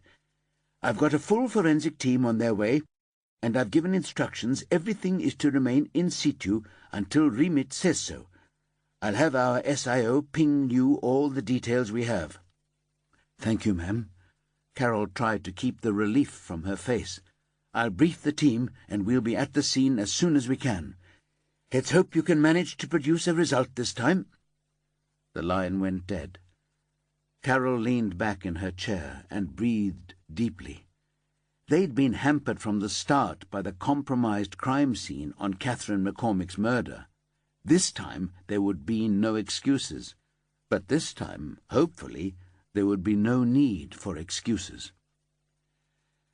The Land Rover wasn't the ideal vehicle for getting anywhere in a hurry, not to mention the heavy rumble of the diesel engine that made conversation difficult. But Carol had grown used to it over the past year, and she liked the sense of security it gave her. And there was plenty of room for the dog, who was sprawled out along the floor in the back, her head on Tony's feet. Paula was riding shotgun, her laptop open on her knees and tethered to her phone, so she could give a shouted commentary as information came in from North Yorkshire's team. "Where exactly are we going?" Tony asked, as Carol keyed the postcode into her sat-nav. "Heading for the middle of nowhere, turning right at the back of Beyond, and keeping going till we see a white scene of crime tent," Carol replied. "The names sound like something out of Lord of the Rings," Paula said. "Snaeset and Berta Busk. Are they having a laugh?" "Probably left over from the Vikings," Tony said. "They left more than red hair genes when they did their raping and pillaging around Yorkshire. So, where is it near?" "Nowhere, by the looks of it," Paula said. "And according to what Stacy's just sent me, you'd have to backtrack a long way before you find a road with an ANPR camera. Same as before, he's chosen somewhere he's not going to be readily logged in and out of." "He knows the terrain," Tony said. "This isn't random." "You think he's local?" Carol chipped in. "It looks that way. Either that or he's a keen walker who's spent a lot of time there. What else have North Yorkshire got for us, Paula?" "The car is a 2-year-old Peugeot 108 Cabriolet. For the car illiterates among us, that'll be me," Tony said. "It's one of those diddy little ones with a canvas sunroof that folds back rather than a full cabriolet hood." Carol groaned. "Does that matter?" "It might affect the way the fire burned," Paula said. "If the roof caught, it'll have provided more oxygen for the fire, so it will have burned more fiercely. Over the past couple of weeks, I have become something of an expert on fires in cars," she added ruefully. "Fire investigators are very eager to share." "Any ID from the car? Are the license plates readable?" "It's registered to an Amy MacDonald at an address in Cookridge, Leeds. West Yorkshire officers attending say there's nobody home. Next-door neighbour says Amy works for the Leeds City Council Tax Department, so the Westies are off to the council offices to try and track her down. Though if it's the same guy, and he's following the same procedure, she's not going to be sitting in her office waiting for us to drop by." "We need to check all the same," Carol said. "Even though it's her car, it doesn't mean it's her body. She might have lent it to someone, or it might have been stolen. We'll probably have to fall back on dental ID if it's anything like the last one." She nudged the car into a gap at a roundabout and turned onto the main artery that led towards Burnley and onwards to the Dales. What else? Local farmer called Anselm Carter called it in at 6:30 a.m. Apparently that's when he starts milking. He saw the flames yesterday evening around 9 when he came out of the cowshed. He went and took a look, didn't see the body, so he thought it was just a burning car that was no risk to his land or his livestock, so he thought he might as well leave it till morning to phone it in. I can't say I blame him, Tony said. If I had to get up at 6 to milk cows, I don't think I'd be that keen on having the police and the fire brigade doing their thing and needing cups of tea till the small hours. So the local patrol car took a run out first thing, and of course they could get close enough by then to see there was a body in the car. They reckoned the seatbelt must have burned through, and the body slumped down across both front seats. There are some pretty grisly pictures, if you're interested, Tony. He grimaced. I'll wait till I can see the real thing. Once is sufficient. It's the same killer, isn't it? Carol turned on the flashing blue light attached to her dashboard. I know we don't theorize ahead of data, but it's hard to imagine a scenario that doesn't come back to the man who killed Catherine McCormick. I'd have to agree, Tony sighed. I'm trying not to sound too perky about it, but this is the best thing that could have happened, from our perspective. Catherine's murder didn't give us enough data. With an untainted crime scene and a whole new set of witnesses, we might just start to make some forward progress. I hear what you're saying, Tony, but for Christ's sake, don't say that outside this car. Carol's exasperation was obvious. For a man who's supposed to be the soul of empathy, sometimes you have a tin ear. I can't profile properly on a single case. You know that, Tony said huffily. Not everyone understands you like we do, Tony, Paula said. Most people would struggle to see any positive side to a murder. Maybe so, Tony said. Nothing we can do changes the fact that someone died last night. But the dead are out of reach. I save my empathy for the living, Paula. Chapter 29. The smell was the same, but stronger, because the fire had been more recent. The acrid notes of burnt plastic mingled with something more primal. Carol, Paula, and Karim stood in a tight knot on the outside of the fluttering plastic tape that marked out the province of the forensic team and the fire investigator. Kevin was on his way up to the farmhouse to see whether Anselm Carter had anything to add to what he'd already told North Yorkshire. And Tony was walking a grid that only he understood. The passing place on the single-track road was separated from the grazing by a ditch, and beyond that a single strand of barbed wire. It didn't seem much to keep cows corralled. He walked along the road in the direction the car had come from, seeing nothing of interest. 100 meters along the road, he stopped and assessed the ditch. It was about 1 meter deep and about 1.5 meters wide. He reckoned he could get across without too much trouble. Tony backed up a couple of strides and took a short run at it. He cleared the ditch, but his momentum almost took him into the barbed wire fence. He teetered on the lip of the ditch and just managed to save himself from toppling backwards into the muddy trench. Now he was on the other side, he could see that the flimsy strand wasn't the only precaution against wandering cattle. Beyond it was the thin filament of an electric fence. When it was switched on, it would give the cows enough of a jolt to divert them away from the road. Tony studied the barbed wire apprehensively. He wasn't the most dexterous of men. This was precisely the kind of scenario that could end in torn trousers and blood running down his legs. He could get Karim to do it, but Karim wouldn't read the scene in the same way he did. There was nothing else for it. He'd have to take a chance. Gingerly he pushed the wire downwards and stepped over it. Luckily, there was enough clearance, and he let out a long sigh of relief as he cleared it. There was no telltale hum coming from the barbed wire fence, but he touched it with the back of his hand to make sure. Nothing. He crossed the electric fence and walked slowly back towards the burned-out shell of the Peugeot, alternately staring at the ground and the distant horizons. He wasn't sure what he was looking for, but he knew there had to be something that connected this setting to the scene of Catherine McCormick's immolation. And it was a setting. He was sure of that. This wasn't a random passing place on a random road. It had been chosen for reasons that were at the very least practical, but which might have a deeper emotional and psychological significance. What that was, he had no idea yet. But everything he learned at this stage had the potential to open doors in his head further down the line. It was a striking landscape. Low hills that swept in curves to valleys where sheep and cattle grazed, stands of trees that dotted the slopes, dry stone walls that straggled up the gradients and crossed at angles that were everything but right. It was greener than the moorland around Carol's barn, and the views were more dramatic, but he could see the genetic link between the two landscapes.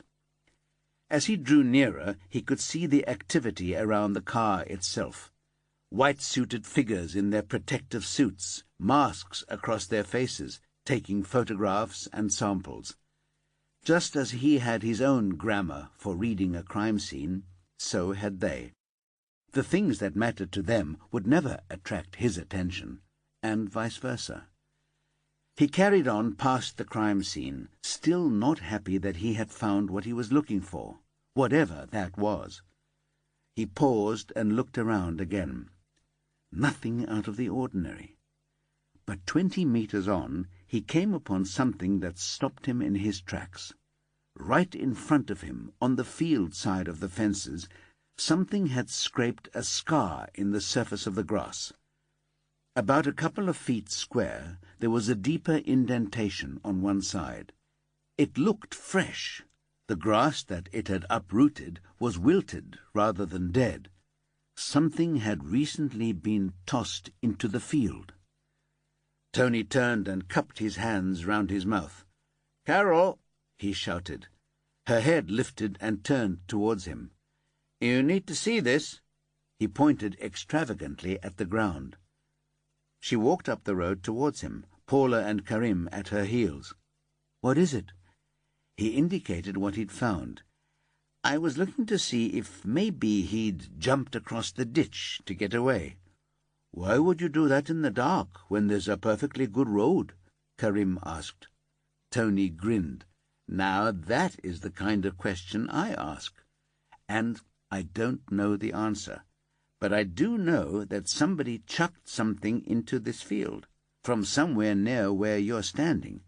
You can tell by the direction of the skid mark and the flattened grass," he added. "I'm glad to see you've been picking something up from the forensics techs," Carol said dryly. "Paula, can you get one of the crime scene specialists up here? I want this processed." She looked up at Tony. "Nice work, Tony." He shrugged. "You lot would have found it eventually, when you considered the wider scene. I got lucky, that's all." He turned away and scanned the horizon. Without saying anything more, he set off across the field at an acute angle, dodging cowpats and sheep droppings. He kept his eyes on the ground. If there were any traces of someone else having passed this way, he didn't want to compromise them. At the far side of the field, he stopped by a metal 5-barred gate with a sturdy spring-fastener latch. "You're not going to have left any traces on this gate, are you?" he said aloud. "You're far too savvy for that. But I'm not going to take a chance on messing up the forensics, just in case. I mean, it was dark when you came here. You might have made a mistake." He contented himself with checking out what lay beyond. A rough tractor track led back towards the Carter farmhouse, through another pasture where sheep dotted the green. Beyond that was a dry stone dike. Where the wall met another, he could make out the finger-post for a footpath. "Was that what you were looking for?" he mused. "Did you literally walk away from what you'd done?" Carol watched Tony wander off across the field, wondering what bee was buzzing in his bonnet. Given their lack of progress so far, anything was worth pursuing. She briefed the white-suited CSI tech, who muttered darkly about amateurs messing with his crime scene. Nevertheless, he started scrutinizing the bank on both sides of the ditch to see whether he could find any signs of a crossing. Carol left Karim with the CSI and walked back to the focus of attention with Paula. "One thing strikes me," Paula said. "What's that?" "If our cars say anything about our personalities, I bet Amy's a very different kind of woman to Catherine. The Ford Focus is exactly the kind of car you'd associate with a woman like Catherine. A bit staid, reliable, nothing to frighten the horses. But the Peugeot 108, that's a very different message. It's a sporty little number, a bit racy even, you might say." "Interesting," Carol said. She chuckled. "Everybody's channeling Tony today, apparently." The fire investigator was stripping off his gloves and dropping them into a paper bag when they reached the car. The white-pointed hood made him look like a cartoon of a man in a wind tunnel. Carol introduced Paula to Finn Johnston, then asked what he had for them. "Well, it's definitely a human body in there." "What else would it be?" Paula wondered. "You have to keep an open mind. Round here, people have been known to transport sheep and even pigs in their cars." He gave her a boyish grin. "You're not in the city now, Sergeant." "Can you tell whether it's a man or a woman?" Carol asked. "Hard to say. Not my field. But because of the way the body's canted over, the midriff has been somewhat protected. So when they move the body, the medic might be able to give you a quick answer. What I can tell you is that it's either a woman or a man with small feet." "You can tell that from charred remains?" Paula asked. "No, I can tell that because I can see the trainers. And I can tell you the victim was wearing jeans with some kind of stretch material incorporated in them." "That's different from the previous victim," Carol said. "Why is that?" "The sunroof. The best way of thinking about a body in a fire in a contained space like a car is to imagine your Sunday joint roasting in the oven. A nice leg of pork with plenty of skin for crackling.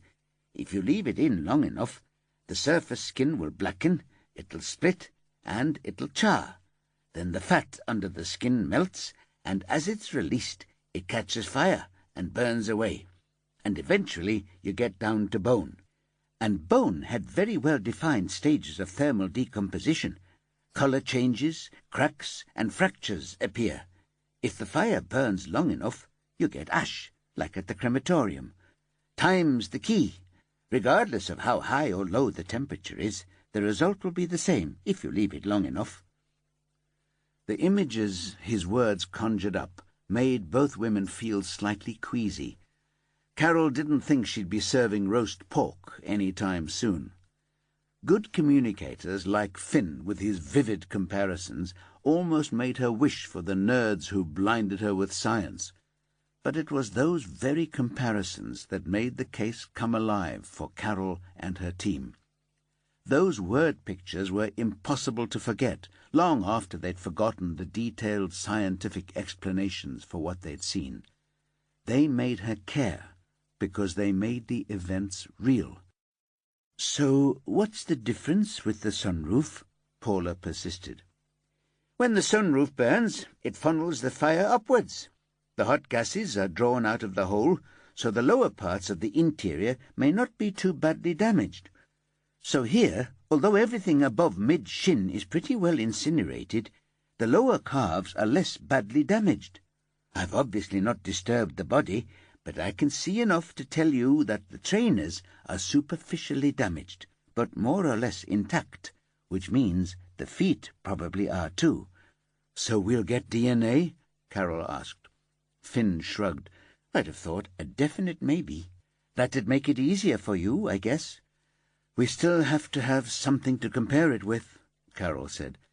If it's her car and the DVLA details are right, we might be quicker finding a dental comparison. Any chance of getting evidence of someone else inside the car this time? He looked dubious, puffing his cheeks and blowing out air through pursed lips. I doubt it, though we'll hopefully get more detailed results about the cause and progress of the fire this time, because we've not had the hoses and foam all over it. Which is a good thing, Carol said. Indeed. His sharp nose twitched. I'm not getting any of the obvious accelerants on smell alone, but that doesn't mean they weren't present, just that they've dissipated in the fresh air. What I can tell you is that it looks as if it started in the same place, in the driver's footwell, and this one went even faster and hotter because of the fabric roof. Once that went up, the oxygen supply increased massively, and the fuel load inside the car burned faster and hotter. He pulled a face. You'd have to hope your victim was already dead when the fire started. Carol liked him better for that brief moment of humanity. That's what we all hope. When will you have something to tell us? 2 or 3 days, he said. If we're lucky, we'll get something more distinctive this time. Carol shook her head. I wouldn't count on it. This guy knows how to cover his tracks. So far, he's not put a foot wrong. Chapter 30. Sam sucked down a third of his pint in one go. He'd spent 3 weeks in a bubble of hot rage that nothing seemed capable of cooling. It had taken him days to sort out his bank account and credit cards. His mortgage was still suspended, and he kept discovering new things that Stacy had done to his digital footprint. He'd had to close down his Facebook account because every day it filled up with cute gifs of cats. His Instagram was infested with puppies, and his Twitter feed was a constant retweet of stupid, bigoted comments from football fans of every stripe. It was vengeance out of all proportion to his offence. All he'd done, for God's sake, was to tip off a journalist about Carol Jordan's miraculous escape from her drink-driving charge. From Stacy's overreaction, you'd have thought he'd taken up paedophilia as his latest hobby. Everything had been going so well up until then.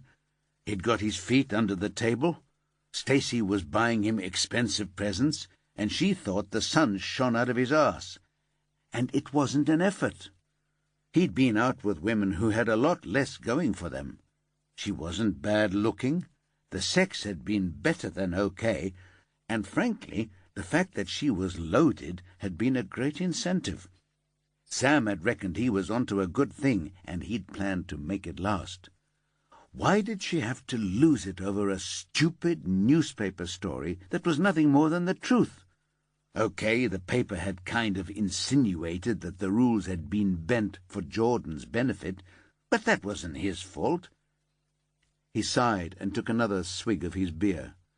And now he was stuck drinking on his own because nobody on his new squad wanted to be his friend, on account of they thought he had airs and graces because he used to be on an MIT. Just as he reached that low point in self-pity, a fresh pint appeared on the table in front of him, followed by an attractive, well-groomed woman whose age he estimated at somewhere between 40 and 45. Not that Sam thought a few extra years disqualified a woman if she had other satisfactory attributes, and this one definitely had some of those. Lustrous dark hair, stylish coat with a casually knotted velour scarf, expertly applied makeup. He thought he'd seen her before, but he couldn't remember where. She slid into the booth opposite him and gave him a megawatt smile. She had good teeth, he couldn't help noticing. "You don't mind if I join you?" He smiled. "Not if you come bearing pints. Have we met?" "Not as such. I've seen you at press conferences. My name's Penny Burgess. I'm the chief reporter." "I know who you are." He curled his lip in a scornful smile. You're the one got Kevin in trouble years back." She smiled, a lazy smile that held all sorts of promises. Kevin got himself in trouble.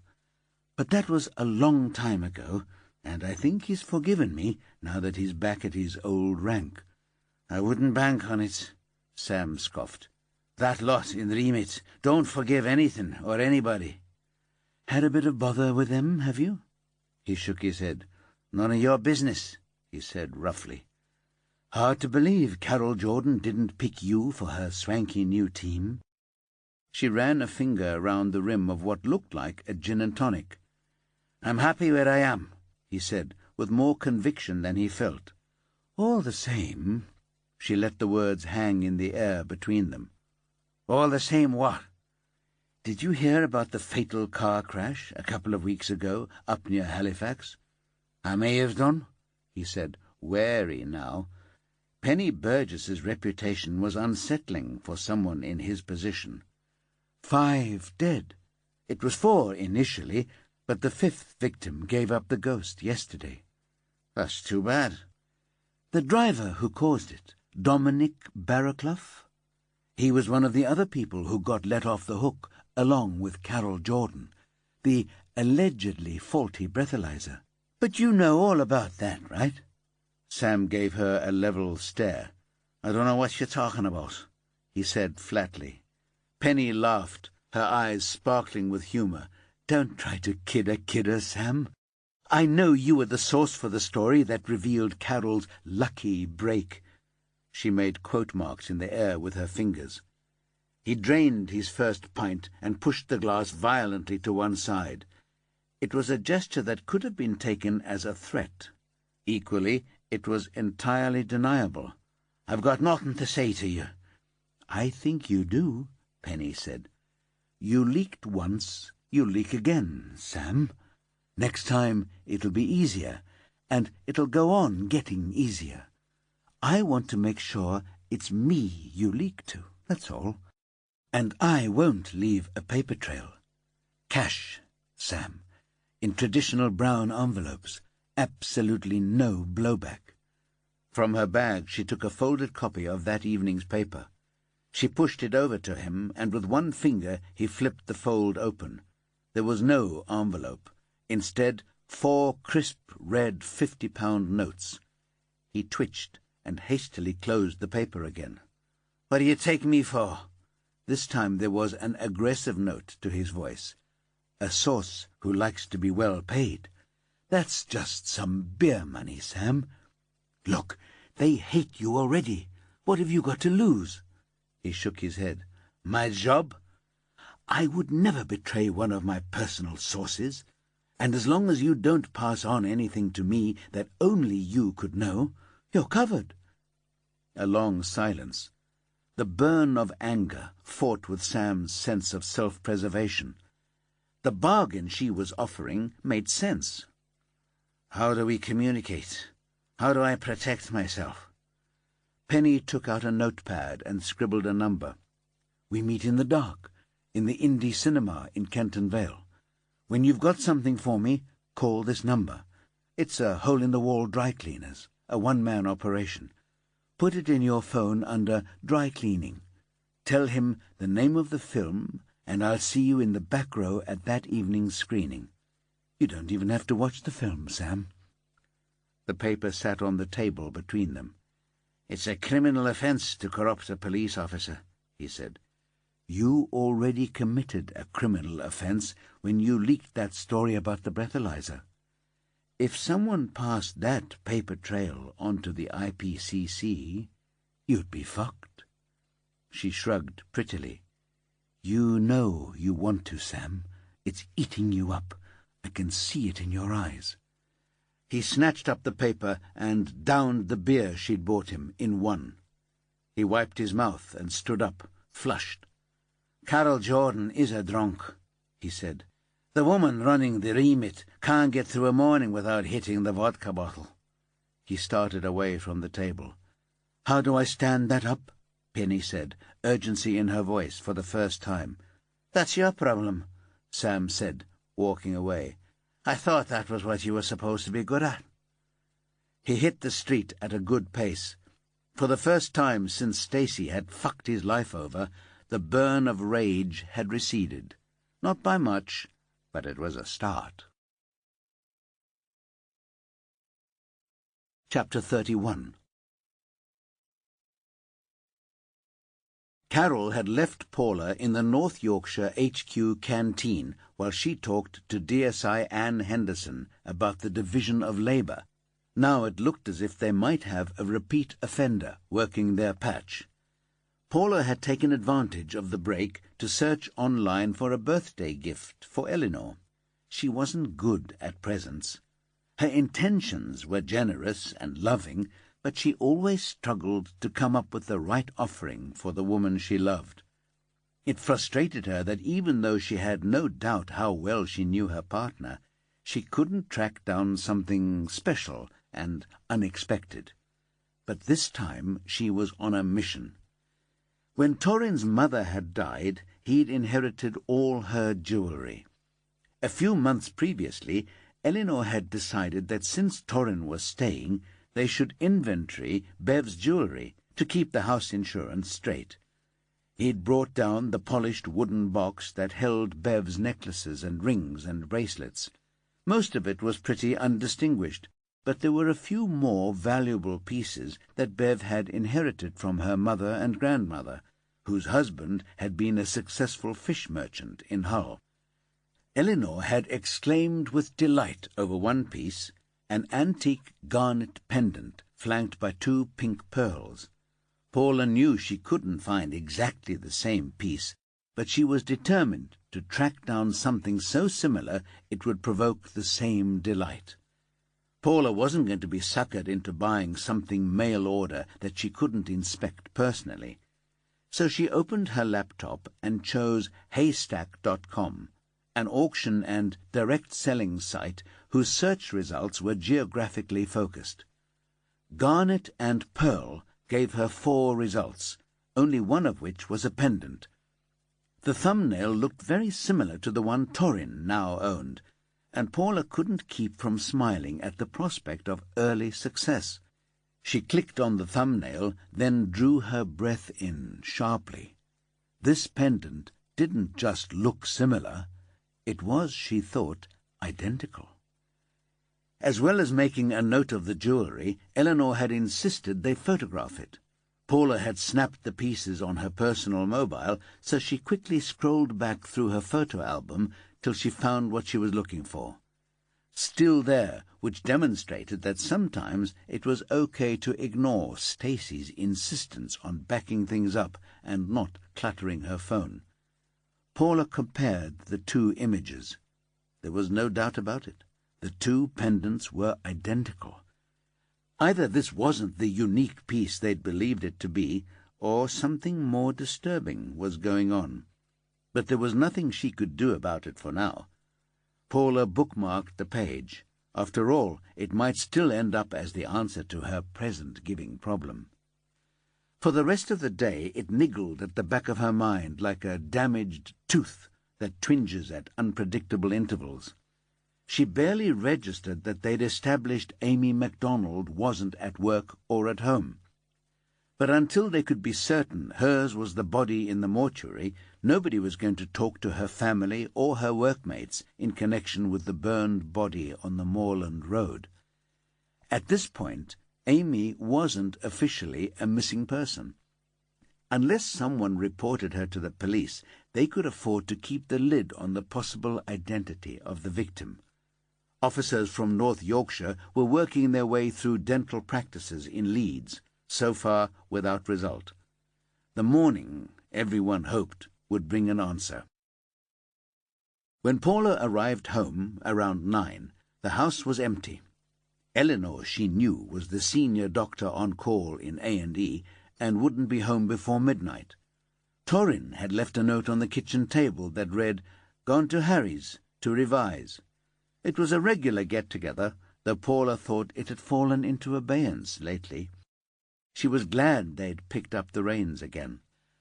And it gave her a chance to take a look in the box that sat on the top shelf of the IKEA Billy bookcase in Torrin's room. Just to check, she told herself. Paula ran up the stairs and paused on the threshold of his room.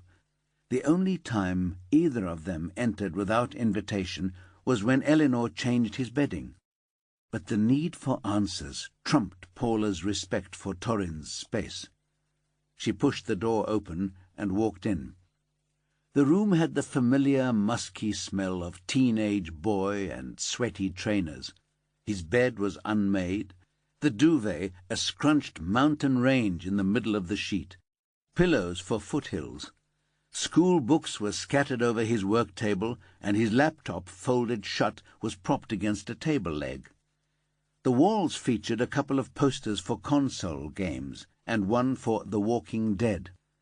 Paula imagined there were bedrooms like this all over the country, apparently innocuous, giving nothing away of what was going on inside the heads of their occupants. 14 was old enough for all sorts of threats to the equanimity of parents and guardians. She crossed to the bookcase and reached for the box. She paused for a moment with it in her hands before she set it down on the bed and lifted the lid. The interior was divided into sections, each section occupied by particular items: earrings, rings, brooches, bracelets. Necklaces and pendants were in separate black velvet boxes. Paula opened them one by one, convinced every time that the next one would contain what she was looking for. But none of them held the pendant. So engrossed was she in her search that she didn't hear the soft footfalls on the stairs. It was only when the light changed that Paula realized she wasn't alone anymore. She turned to face Torrin, a jewelry box still in her hand. "What the fuck are you doing in my room, with my stuff?" His consternation was obvious, in spite of the forced outrage in his voice. "I was looking for something," Paula said. "So I see. This is my stuff now. My mum left it to me. You've got no right." His heavy brows lowered over a frown. He advanced towards her, and for the first time Paula took cognizance of his size. He was a few inches taller than her now, and his shoulders had broadened over the past months. There was nothing threatening in his demeanour, but she realized that if he chose to be, he might be very frightening indeed. He held his hand out, demanding the box. Paula gave it to him without hesitation. She took her phone out and swiped to the open image in her photos. "I was looking for this," she said, "but I couldn't find it." He backed away, his expression horrified. "Why are you raking through my things? Where I keep things is none of your business." "I wanted to get one like it for Eleanor, for her birthday." Paula was determined to get to the bottom of this. She was, after all, supposed to be good at interviewing people. "So buy one. Don't go trying to nick my mum's jewellery." It was a suggestion so outrageous that Paula almost laughed. "I can't nick what's not there," she said calmly. "I went looking online for something similar, and lo and behold, there it was, on haystack.com, for £800. He was startled. "800? Then he recovered himself, almost. "So, what? That was more than you wanted to spend? So you thought you'd have mine?" He was red-faced and blustering now. "Torrin, I spend my working life catching out liars. I know when people are bullshitting me. Your mum's garnet and pearl pendant isn't where it was when we catalogued her jewellery, and its double is on sale online. Now, what's going on here? What do you need £800 for?" "It's not me selling it. Try and buy it and you'll see for yourself. But even if it was, it still wouldn't be any of your business what I do with me own things. You've got no right to be in here, going through my stuff." Now he sounded whiny. Paula could see that he was as much scared and upset as he was angry. She didn't want to corner him and escalate this to a place it would be hard to recover from. She raised her hands, palms out in a placatory gesture. "You're right. I should have waited till you were home and asked you where the pendant was. I shouldn't have just barged in and started poking about." He nodded fiercely, his chin jutting out. Yeah, you should have. So, where is it? He slammed the flat of his hand against the wall. Did you not hear me? My stuff, my business. I'm not one of your criminals that you can bully. Now get out of my room. Leave me alone. It was the impassioned cry of adolescence down the ages. There was nothing to be gained by confrontation, Paula realized. She couldn't afford to burn bridges with someone who would be sharing her home for the foreseeable future. Getting the truth out of people you shared your life with was apparently a lot harder than squeezing confessions out of criminals. It was a lesson she wished she hadn't had to learn, and it was one she didn't know how to share with Eleanor. Chapter 32. The North Yorkshire foot soldiers had triumphed. Some bright spark had uncovered the fact that Amy MacDonald had grown up outside Leeds in nearby Morley, and decided it was worth checking dental practices there, as well as in the city. The second call hit the jackpot, and by 10 the next morning the remit team were on their way to interview the friends, colleagues, and family of the woman they now knew to be Amy MacDonald. The council tax office where she worked was in an imposing and ornate Victorian red-brick building on a busy corner. Alvin followed his guide, a shocked section leader, through municipal corridors with high ceilings and the faint smell of institutional floor polish. "I'm going to put you in here," she said, opening the door of a small meeting room with a central table and 6 chairs. "I'll go and fetch Jamie Taylor. He worked with Amy, and they were great pals." Her hand went to her mouth. "He's going to be gutted," she added as she left. She was back with Jamie in a matter of minutes. "There you go," she said, patting him on the shoulder, almost pushing him towards Alvin. Alvin sized him up. He was slightly built, with a head that was small for his body. His mousy hair had a close undercut and a floppy top that made him look like a mushroom. He had the on-off, anxious smile of a man eager to please, but uncertain of how to. "I'm Detective Sergeant Ambrose. Take a seat, please, Mr. Taylor." Jamie settled in the chair furthest from Alvin, folding, then unfolding his arms. "Is this about Gary and the champagne bucket? I didn't even know he'd taken it till we got back from our honeymoon on Sunday." His voice was high and light, verging on the camp. "No." Deep breath. "I'm afraid I've got some very bad news for you. Your friend, Amy MacDonald, is dead." Jamie physically recoiled, horror on his face. "No," he stammered. You must have made a mistake." He shook his head. "That can't be right." "I'm afraid there's no mistake." Alvin softened his voice. "But how? She's fit as anything, Amy. Was it an accident or what? What happened?" "There's no easy way to say this, Mr. Taylor. We believe Amy's death to be suspicious." "What? You mean somebody killed her?" He shook his head, incredulous. Then his eyes widened. "Was it Steve? Did he come after her?" "Who's Steve?" "Her last bloke. She dumped him a few days before Eloise and me got married. She was really pissed off about having to come to the wedding by herself, but she just couldn't put up with him for another day. I can't believe it." He shook his head again. "I mean, I know he's a dick, but to kill her?" The mention of Amy going to the wedding alone caught Alvin's attention. Just like Catherine McCormick. Was this chance, or was it part of the killer's M.O.? "At this point, we don't know who killed Amy," he said. "We're in the very early stages of our inquiry, but obviously Steve is someone we're going to have to talk to. So if you can give me his details—" Jamie nodded vigorously, pulling out his phone. "Steve Standish." He turned the phone to Alvin, displaying a phone number. The detective copied it into his notebook. I can't get my head round this. What was she like, Amy? You knew her well? Jamie smiled. She was like my best mate. Amy and Jamie, the nearly twins, she called us.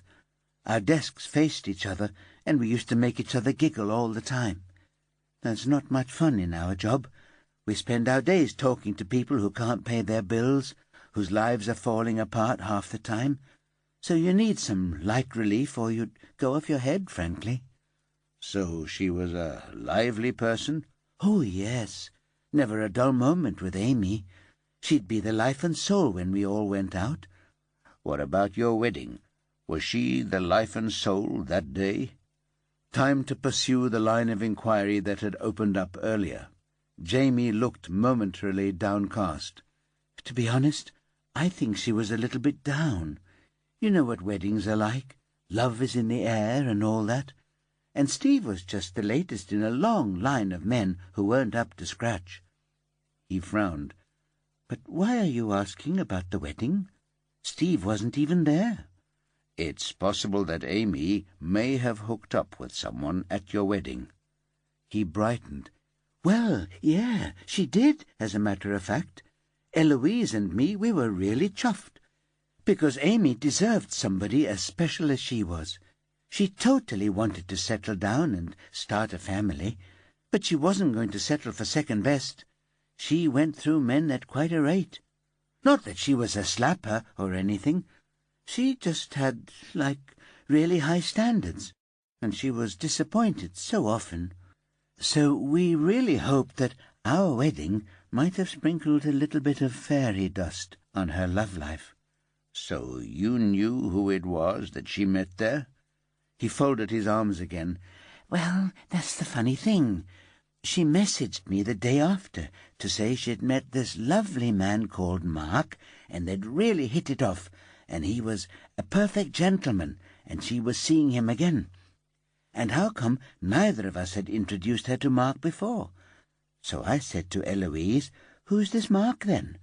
Because the only Mark on my side was my cousin from Bingley, and nobody, not even a blind person with the following wind, could call him a lovely man. And what did Eloise have to say? She said there were no Marks on her side either. There were a couple of people whose partners we didn't know, but if this Mark had come up with somebody, then he wouldn't have been picking up Amy, would he? I suppose not. Did Amy message you again about Mark? Jamie nodded. A few days after the wedding, he took her out for a curry. He fiddled with his phone and brought up his messaging app. Look, see for yourself. He handed the phone to Alvin. Amy, you two lovebirds having fun? Hope Barbados is banging. Lovely Mark from your wedding took me to gorgeous Indian restaurant last night. Great food, but even better company. He's a real sweetheart. I can't believe you've been keeping him from me. Kisses. Jamie, not on purpose. We can't work out who he is, but fab that you've met someone nice. Kiss. Amy, he says he knows Elle from work. Maybe he blagged his way in because you didn't ask him. Kisses. Jamie, whatevs. Have a good time, babe. We're off for sunset cocktails. Then who knows? Kiss. Alvin looked up. None of you was concerned that an apparent stranger was at your wedding? Jamie shrugged. Happens all the time. Ever since that movie Wedding Crashers. It's a laugh. A bit of bands. I've heard some guys do it every weekend. There's no harm. It's just blagging a few free drinks. Alvin struggled with the carelessness of Jamie's attitude. He wondered if his disapproval was rooted in his length of service in the police, that he knew what was out there in the wild, or was it more that he was overprotective towards his own? He'd never have been comfortable with the thought of complete strangers at a family gathering of his. Were there more messages? He asked out of politeness, even as he thumbed the screen to look for himself. Be my guest, Jamie said. Amy, woo-hoo! Danny from the Hunslet one-stop shop is transferring into ours. She is one laugh. Jamie. Top. Love that girl. You seen the Markster again? Amy. We went to this country pub with live music that was a bit zzz, but he was lovely. He makes me laugh. Seeing him again on Tuesday. How's Barbados? Jamie. We are loving it large. Elle has gorgeous tan. I'm just pink. Amy. Fab night out with Mark. Went for an ace Italian. He's only asked me to come to the Dales for the weekend. He's borrowed a cottage from a mate. How cool is that? Jamie. Oh, get you. Weekend in the Dales. Have you got wellies? Amy. Cheeky monkey. I've got walking boots, I'll have you know. Jamie. I'll hear all about it on Monday. Something to look forward to about going back to work. Amy. Promise you the full goss. Kisses. And that was that? Jamie nodded. I couldn't work out why she wasn't in work without a word on Monday. I said to Eloise that her weekend in the Dales must have been even more of a cracker than she'd hoped. He swallowed hard. I feel shit about saying that now. You weren't to know, Alvin said. We're going to need to see as many of the pictures taken at your wedding as you can get your hands on. Can you organize that for us? Jamie sighed. I suppose. Between us we've got phone numbers or emails for everybody that was there. I'll make sure they get the message. Everybody loved Amy. His eyes glittered with tears. You need to catch the bastard who did this. She was lovely. She was like sunshine. Alvin bowed his head. Believe me, we're on it. Chapter 33. By the time Kevin had reached Amy MacDonald's flat in Leeds, West Yorkshire police were already in possession. On the surface there was nothing in their attitude that he could complain about, but since there was no sign of the man who had started dating her after Jamie and Eloise's wedding, there was nothing to be uncooperative about. There was no convenient paper calendar with dates marked on it. Amy presumably kept her diary on her phone, and she hadn't backed it up on the tablet sitting on her bedside table. And the phone had presumably perished in the fire along with its owner. Kevin took a quick look round anyway. The flat was the polar opposite of the one Paula had described. Where Catherine had been tidy to the point of Spartan, Amy was a clutter queen. Clothes, magazines, makeup, holiday souvenirs, exotically coloured alcohol in oddly shaped bottles, and what Kevin could only classify as junk filled every room. Secretly, he was quite happy not to be responsible for searching the place. "I'll leave you guys to it," he said, once he'd satisfied himself there was nothing obviously helpful to the investigation. "We'll let you know if we find anything," the sergeant in charge said. "Apart from the definitive archive of Heat magazine." Since he was there, Kevin decided to try the neighbours.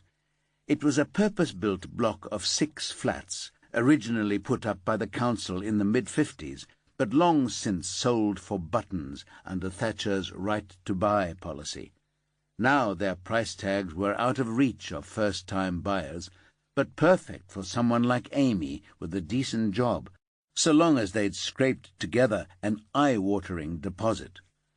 No reply across the landing, which wasn't surprising in the middle of a working day, but Kevin thought he'd seen a net curtain on the ground floor twitch as he'd approached.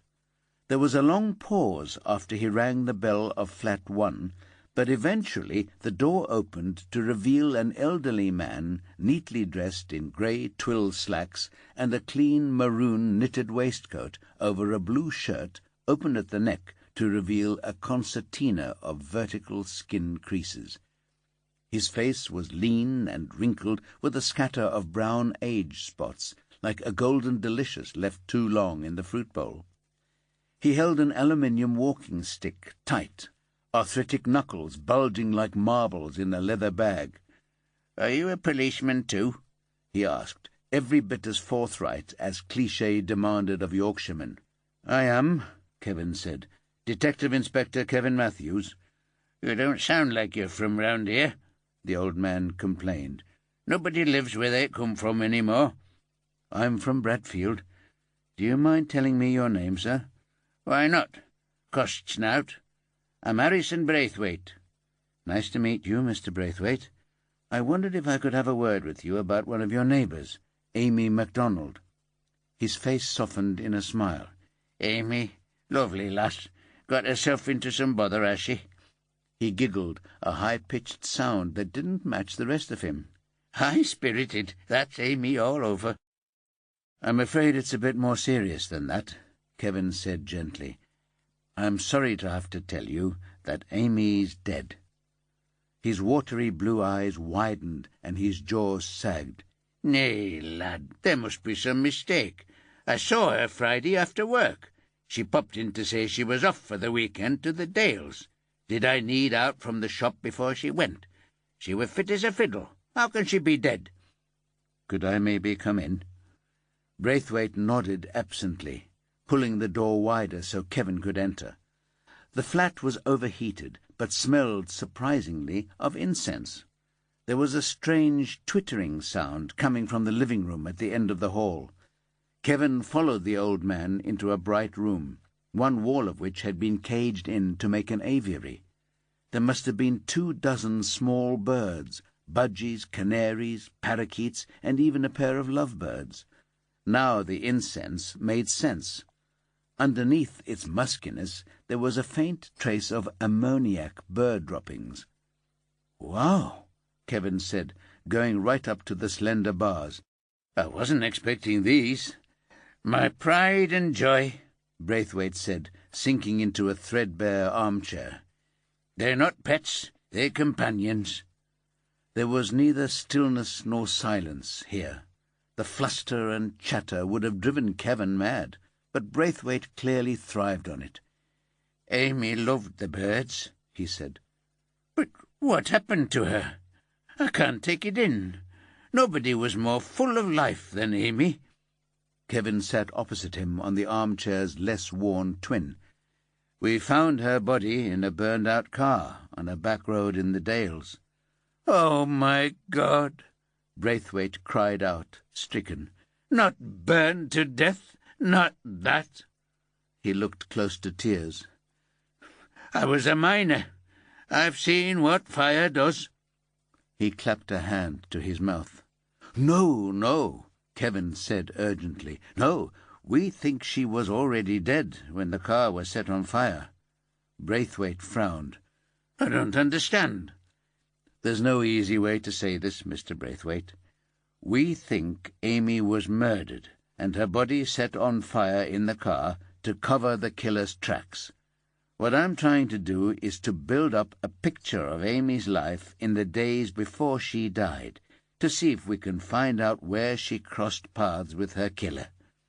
He paused, giving the old man a chance to compose himself. "I can't credit what you're saying, lad." He shook his head, wincing. "Why? I don't know why anybody would want to harm Amy. She had a heart of gold, that lass. I broke my foot last winter. I slipped on the step like a complete demick. Amy did all my shopping for 3 weeks till I could get about again, and she still gets all me heavy stuff. Tinned tomatoes, bird seed, bottles of beer." His face crumpled. "What am I going to do now? Some weeks she was the only person I spoke to, apart from me birds." Kevin let him have a moment. "She sounds lovely." "She were. Unlucky in love, though. She was an internal optimist. Every time she took up with a new one, she was sure he was the one. But they never lasted. She had standards, did Amy, like things done properly. And if they didn't match up, what is it they say in America? 3 strikes and you're out." He shook his head, sighing. "We think she might have met someone recently," Kevin said. "Aye, happen you're right. She got rid of that waste of skin, Steve Standish, about 3 weeks back. But then she met a lad at a wedding. Oh, it must be 2 Saturdays back. Mark, his name was. Did she have much to say about Mark? She thought he were the bee's knees. They'd been out 2 or 3 times since the wedding, and she said he were a perfect gentleman. Most men, she said, they were only after one thing, and they expected to get it on the first or second date. But she said Mark were different. He wanted to take things steady-like. And was Amy happy with that? She said she hadn't been out with somebody like that before. Somebody that seemed to want to get to know her for herself, not what she could do for him. She said he was widowed. Cancer. He spoke the word as if it had power of its own. That's why he didn't want to rush into out. Amy said he told her she reminded him of his late wife, and that made him feel respectful. To tell you the truth, it was the first time I ever liked the sound of any of her men. He pushed himself to his feet and went across to the cage. He pushed a finger through the bars, and immediately a blue budgie flew to it. He put his face against the cage, and the bird rubbed its head against his wrinkled cheek. It was a curiously tender encounter. A moment passed, then Braithwaite gently withdrew and returned to his chair, composed again. So, was it this Mark who did for her, then? At this stage we don't know anything for sure. Did Amy tell you anything more about Mark? A surname? What he did for a living? He's a marketing executive with Tesco. Does a lot of travelling. He has to make sure the stores are displaying things properly. Something to do with promotions. You know, buy one, get one half price, 100 extra loyalty points on toilet rolls, that sort of thing. Not a proper job for a man, but you take what you can get. And he seemed to be doing all right for himself. Took her out nice places. Very well dressed, too. I like to see a man taking pride in his appearance. Kevin struggled not to show the effect Braithwaite's words had on him. You actually saw him? Deliberately casual, as if it didn't matter a damn. Braithwaite nodded. When he took her out on Tuesday, they came back in a taxi. He got out with her and walked her up to the main door. Don't get me wrong, I wasn't spying her out. I'm not a pervert. But I'd just that minute turned the telly off, so I was sitting in the dark. I like to listen to the birds settling themselves down for the night. Any road, they kissed good night. Nothing unseemly, but a bit of passion, you know. And he walked back to the cab while Amy let herself in. The cab waited while she came inside. Then it drove off. What kind of time was this? Like I said, I just switched off Newsnight, so it would have been not long after 11:15. Could you describe him to me? Braithwaite tugged an earlobe in thought. Average height, maybe about 5'10". Slim build, but not weedy, you know. Well made, you'd say. Dark hair, brushed back in a bit of a quiff. He had them little round glasses with gold rims, like that John Lennon used to wear. Granny glasses, we used to call them. Very nice suit, by the looks of it. He didn't get that from Tesco's. You're very observant, Kevin said, even though the description was no real use. But he was hoping for other fish to take his hook. I watch the birds in the garden as well as my own chaps, he said. Telling the difference between different species, you learn an eye for detail. Obviously. I don't suppose you noticed which taxi company they used?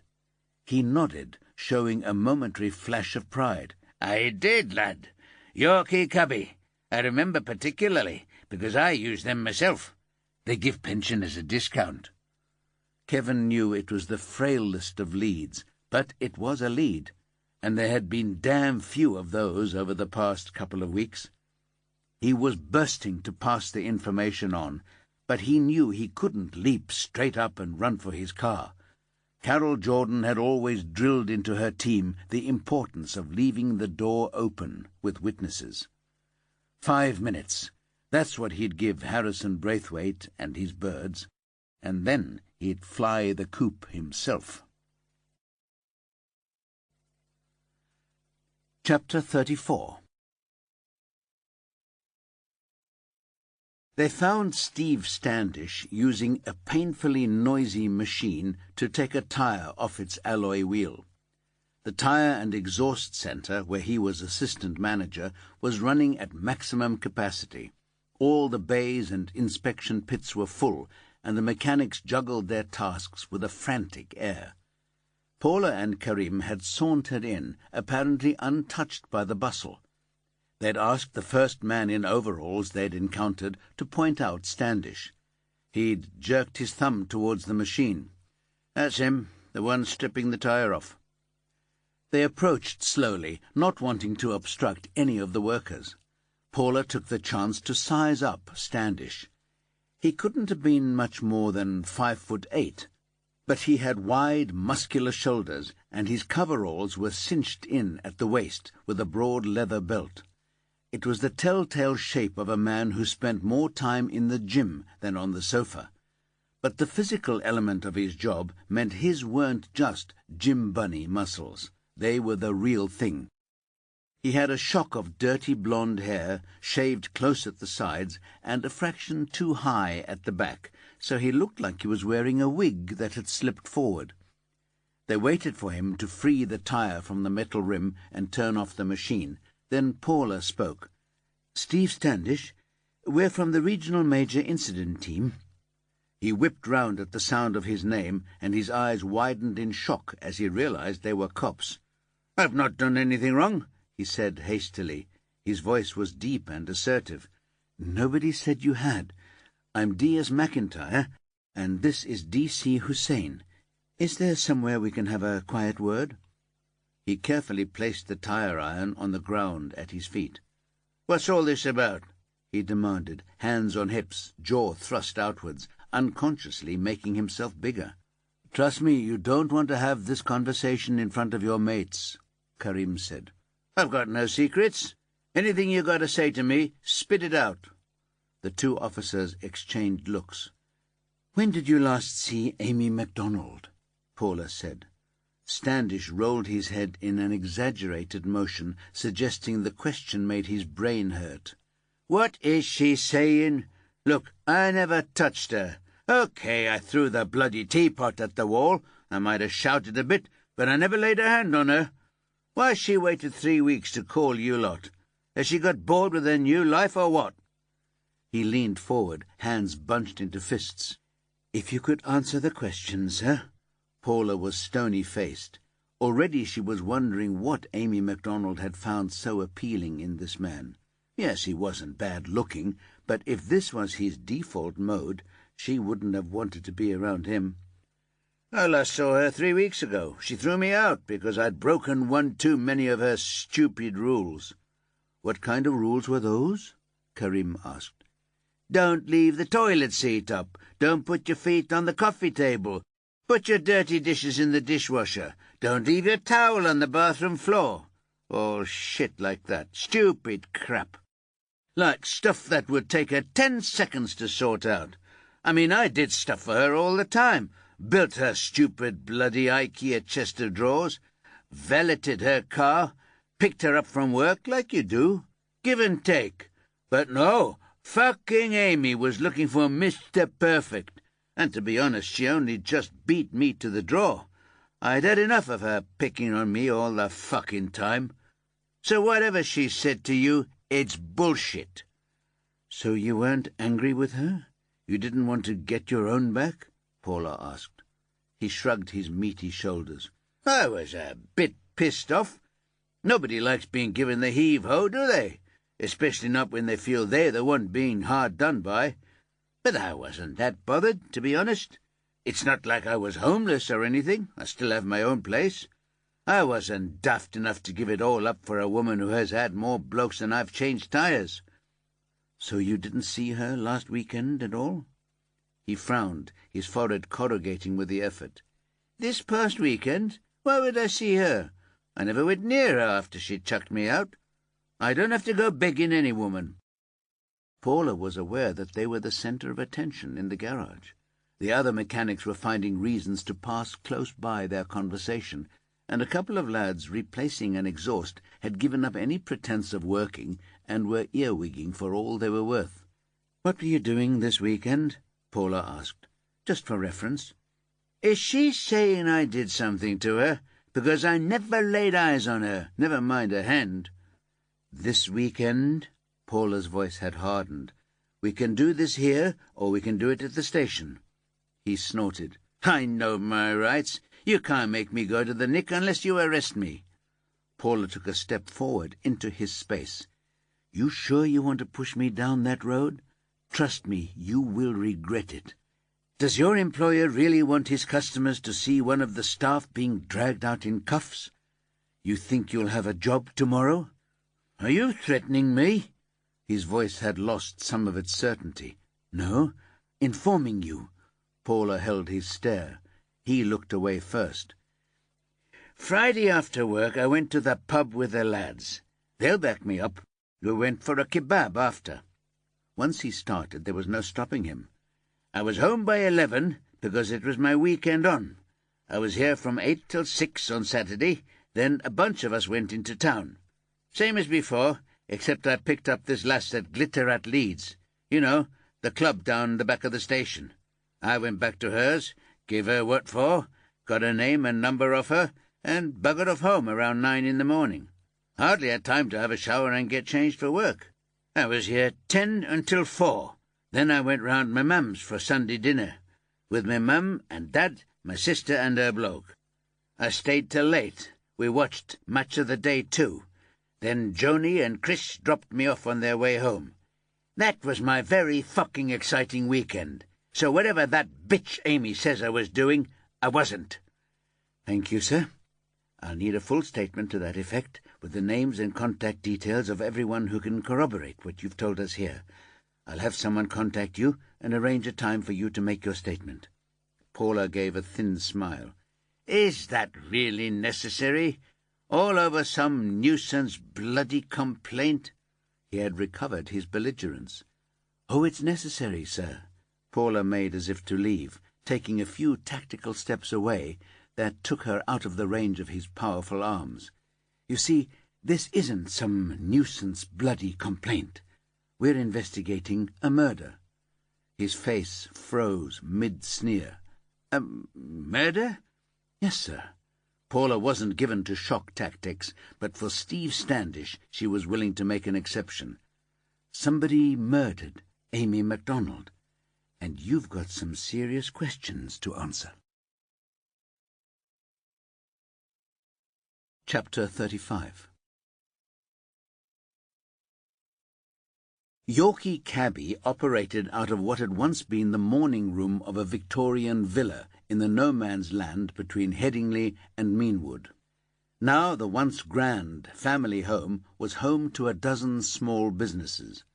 Stranded between a boxy 3-story 60s office block and a deconsecrated church that had been turned into a complimentary healing centre, it looked like the interloper rather than the oldest resident.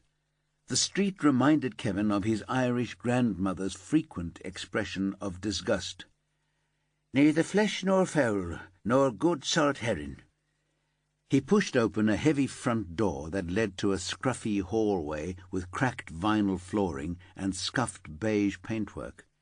A laminated sign on the wall directed him to the various tenants of the building, and he made his way past phone/tablet fast repairs to Yorkie Cabby. Kevin walked into a tiny cubicle with a door on one side and a counter at right angles. A metal grill separated him from the taxi office, where a couple of women and a man were hunched over laptops, headsets clamped to their ears. The fractured mutter of their conversation was an oral palimpsest of projected journeys. Immediately behind the counter sat a sour-faced woman in her 40s. She looked him up and down with an expression that said life had been a succession of disappointments, and Kevin wasn't about to change that. "You want a cab, love?" she said wearily, her voice dull and nasal. Kevin flashed his ID, and suddenly she seemed to perk up. "Oh," she said, "regional, not local. That sounds exciting. What can I do for you, love?" It was almost coquettish, which sat ill with the lines of misery on her face. I'm trying to track down some information about a fare one of your cabs picked up on Friday. I know people have to book their cabs through you. They can't hail them on the street, right? So I reckoned—" he leaned on the counter and gave her his best smile— "you would be the one to talk to." "You got that right, at any rate. Nobody understands how this system works better than I do. What is it you need to know?" "Friday evening, around 11 p.m. I'm not sure where the pickup was, but the cab made a drop at 43 Fulwell Crescent, then went on somewhere else." "Oh, now that makes it a bit more complicated," she said, already abstracted as her fingers tapped the laptop keyboard. "Let's see." Kevin couldn't quite believe his luck. He was accustomed to the low-level officiousness of almost everybody who ever tapped a keyboard, the knee-jerk reaction of, "Well, it's a data protection issue," when the information requested was completely innocuous and absolutely not covered by the legislation on the subject, was one of the few things that provoked an irrational rage in him. To come up against someone who appeared not to give a damn about exerting petty power almost restored his faith in the public. "I appreciate your help," he said. "I believe in helping the police," the woman said, eyes still on the screen. "Our Penny got attacked on the Chevin walking her dog last year, and your lot couldn't have done a better job. The little shit got 2 years in the end, but it wasn't the police's fault that the judge was a proper marshmallow." She frowned. "Here it is. Pick up. Oh, that's a lovely restaurant. Our Jack took his girlfriend there to propose to her. Drop at Fulwell Crescent, then— Oh, that's a bit odd." "What's that?" "Well, he picked them up in the city centre, went all the way out to Fulwell Crescent, then came all the way back into town to drop him at the station. It would have made much more sense to do the station drop first, not to mention being a lot cheaper." It might not make sense to the taxi dispatcher, but Kevin saw exactly what was going on. The man called Mark was making sure Amy would have no reason to doubt anything he said about himself, and laying a false trail for her or anyone else coming along behind. "I don't suppose the driver's on duty at the moment." "Let me check." A couple of mouse clicks, then she nodded. "You're in luck, love. Barry Cohen. He came on at noon. Hang on." She turned away and walked her chair across the floor to the nearest headset wearer. She tapped the woman on the shoulder, and they had a muttered exchange. "She's calling him in," the dispatcher said when she returned to the counter. "He's dropping up at Cookridge. He'll be back in 10 minutes. Kevin's smile was 100% genuine. "I really appreciate your help." "It's a pleasure. Why don't you wait outside for Barry? He's driving a silver Skoda Octavia. I'll let him know it's all right to talk to you." Barry arrived a few minutes later, jammed behind the wheel of his taxi. Fat descended from his shoulders in waves. With his stubbled jaw, he resembled a bull seal who'd been washed up by the tide. Kevin couldn't imagine him getting out of the car and helping a passenger with luggage. He climbed into the passenger seat and introduced himself. "We're pursuing a lead in a serious inquiry," he explained. "I need to talk to you about a fare last Tuesday evening." "Aye," he grunted. "Bab said. Is this going to take long?" "That depends how much you can tell me," Kevin said. "Only I'm working. I've got a wife and 4 kids to support." Kevin shuddered inwardly at the thought of how those children had been conceived. Stella would chide him for being judgmental, but sometimes it was hard not to be. "Then the quicker we get started, the sooner you'll get back to work." Barry harumphed. "Easy for you to say with your inspector's wages. Me, I'm always struggling. It's always the working man that loses out. I reckon you should pay me for the fares I'm losing." "That's not how it works." Barry looked as if he might burst into tears, and Kevin softened. "I tell you what," he said. "Start the meter running and drive round the block." Barry didn't need telling twice. They moved into the stream of traffic, and Kevin said, "So, this fare on Tuesday evening, you picked them up outside a restaurant?" "That's right. Nice little place. Not that I can afford to go there. Guadalupe, it's called. It's down an alley off Brigitte. You can't drive down there, so they were waiting on Brigitte itself. How many passengers? Just the two. Barry moved over to the left lane and stopped at a set of traffic lights. A man and a woman. Can you describe them? Not really. I wasn't paying much attention, to be honest. All I'm bothered about is whether they're sober enough, and if they look like they've got the money for the fare. I couldn't pick them out of a line-up or out. What's he done then, this bloke? Kevin couldn't pretend he was disappointed. That had been a long shot. Did you overhear any of their conversation? Wasn't listening. Have you any idea how bloody boring most people are? You hear folk taking the piss out of opinionated cab drivers like we're stupid bigots. But bloody hell, you should hear the nonsense I have to put up with. So now I leave the radio on smooth and try to tune them out. All I remember is they were quite chatty, so I reckoned they weren't married or out. The lights changed and they swung round the corner. Kevin hugged the door to avoid the ample flesh of his driver. Where did you drop them? She got out at Fulwell Crescent. Not sure what number, but it was a block of flats. He walked her to the door. I was keeping an eye on them in case they did a runner. People are tight bastards, especially late at night when they've had a drink, and they think it would be a laugh to rip off a cab driver. But he just gave her a kiss and got back in the cab. He was wearing glasses, now I think on. Big round ones, like them hipsters wear. Okay, and Bab said you took him back into town. Aye, that were a surprise. Why come all the way out of town to go straight back in again? I could have dropped him at the station easy enough, ahead of taking her home. I never said out, but I thought he had more money than sense. You took him to the train station, then? That's right. This was beginning to feel like a dead end, but Kevin plodded on. Did he say where he was going? No, but here's the funny thing. He said his train was at 10 to midnight. Only us taxi drivers know the train times because we're always dropping people off. And I'm pretty sure there's not a train at 10 to midnight out of Leeds Station. I might be wrong, but I don't think I am. I'll check it out. You'll be wasting your time, because here's the thing. I dropped him off at the station, and he walked in the door. I didn't drive off right away. I stopped for a word with one of the other drivers.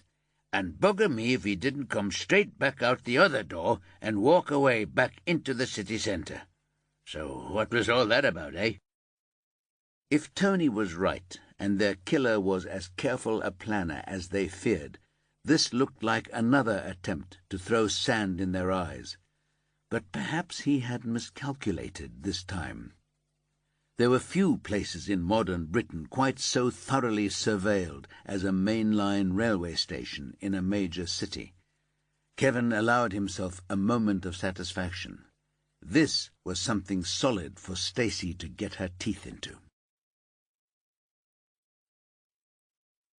Chapter 36.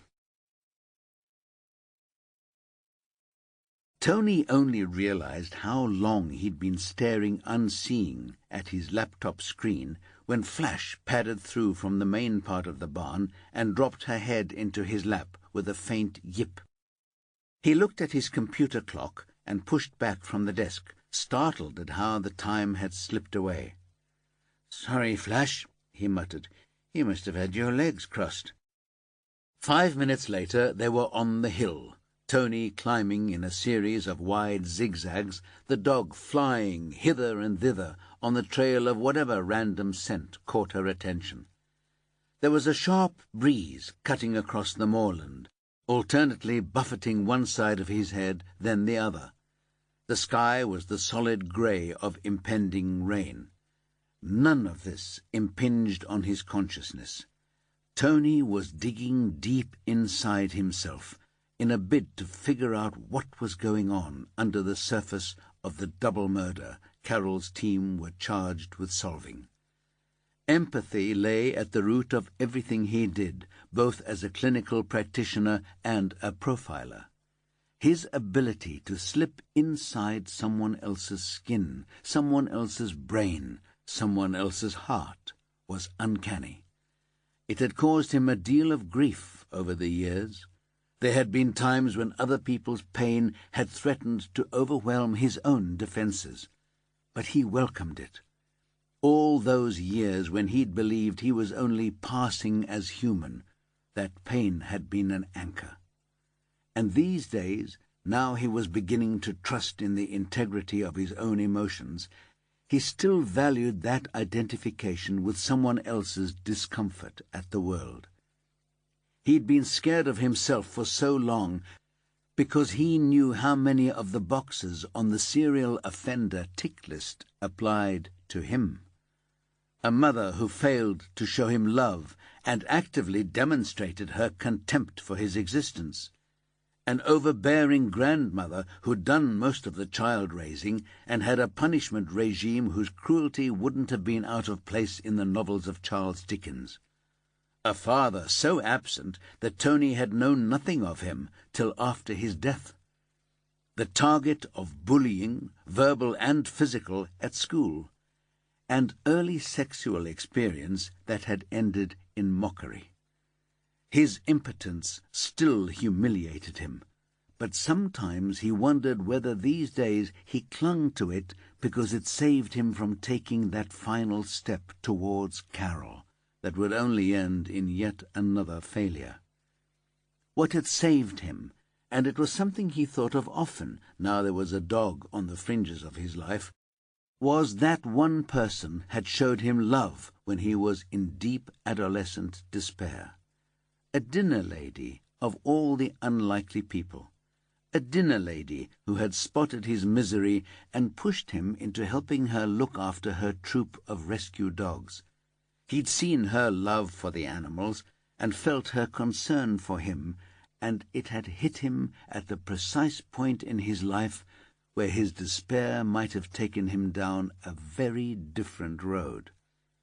He owed it to her memory to use his powers for good. So now he was trying to feel his way to a sense of the significance that lay beneath these apparently meaningless crimes. "You're not killing these women specifically," he said aloud. Talking and walking always helped him to make sense of his cases. He used to pace the floor in his old study, back and forth, for hours on end. Then he ended up living on Stila, the narrowboat that had belonged to his father, and he'd begun to march along the canal towpath that led from the Minster Basin through a secret canyon that ran between tall city centre offices and hotels before it emerged in the scrubby hinterland of the inner city suburbs. And now here he was, camping in Carol Jordan's dead brother's spare room, quartering the moorland behind the barn with a mad-eyed collie who was afraid of sheep. Tony had no idea how he'd ended up in this limbo, but he had to stay for as long as it took Carol to be easy with her new sobriety, even if it made him wary and uneasy. "They're ciphers," he said. "They could be anyone. You crash other people's weddings. Why? Do weddings have some symbolic meaning for you? Is it the wedding that matters, not the women?" He jumped over a marshy trickle of stream, bravely forcing its way through the coarse moorland grasses. Or is it because weddings put lonely women in the right frame of mind to be picked up? Do you target weddings because it's an environment where women who are sitting on their own stand out?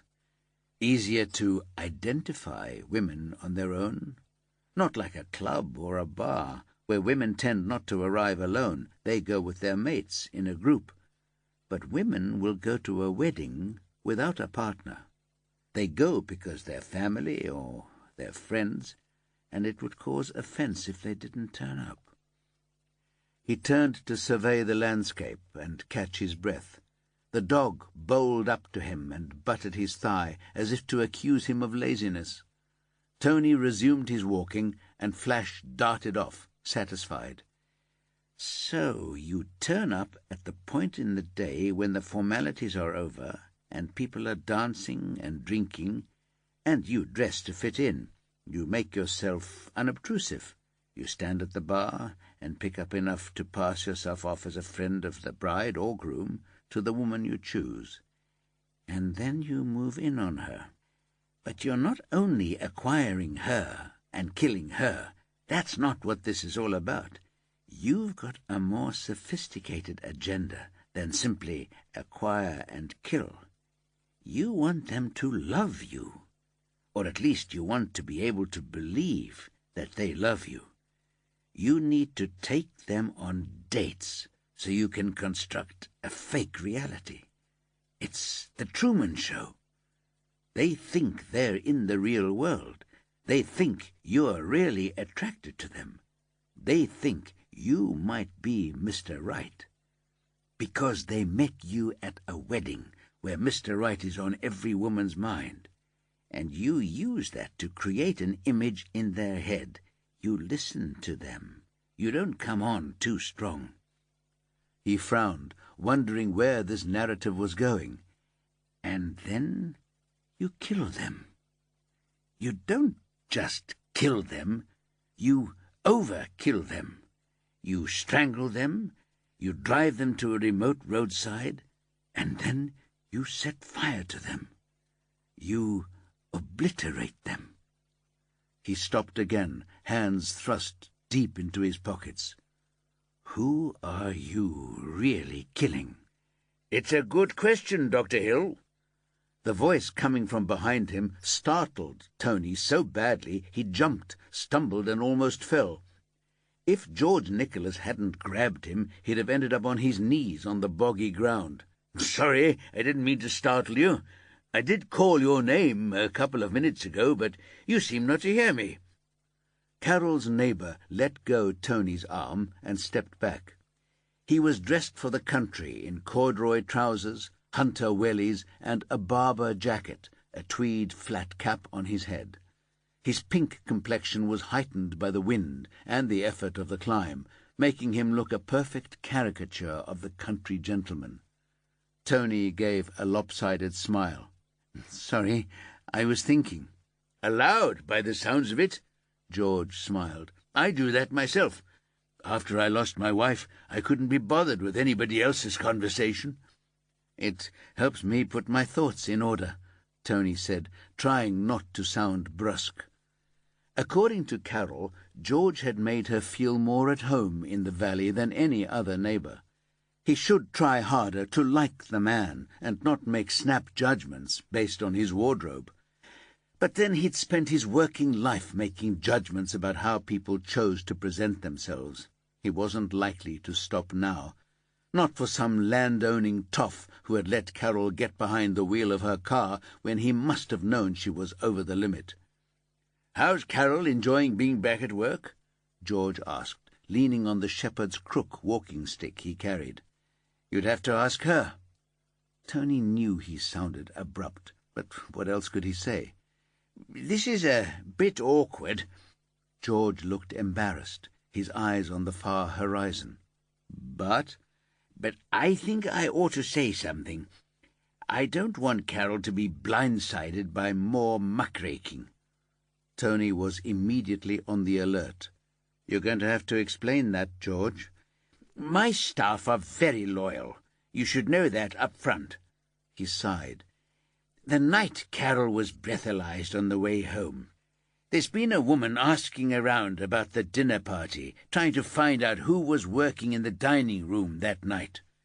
She tracked down Jackie, who runs the house for me, asked her point blank how much Carol had been drinking." The wind filled the silence between them. Then Tony said, "What did Jackie say?" "She said we didn't talk to the gutter press, and even if we did, we understood the obligations of hospitality." A sudden smile flashed across his face. "And then she told her to fuck off." "If it's who I think it is, I can't say I blame her. Did she describe this woman?" George nodded. "Well-dressed, well-spoken, long dark hair, unsuitable shoes, according to Jackie. Sounds like Penny Burgess from the Evening Sentinel-Times. She's wanted to bring Carol down for a long time. Thanks for letting me know. I'm afraid there's a little more. One of the police officers who arrested Carol turned up yesterday. He spoke to Jackie. He asked her the same thing that the journalist woman had. How much had Carol been drinking? Jackie said she couldn't say for sure, that she hadn't been in the room the whole time, but she didn't think Carol had had more than a glass of white and a glass of red over the whole evening. Tony knew that was a lie. So did George, but neither was going to admit it. Did he go away? He did, but I have a feeling he's going to go on asking. And it only takes one person to get cold feet when it's a police officer asking. Tony's heart sank.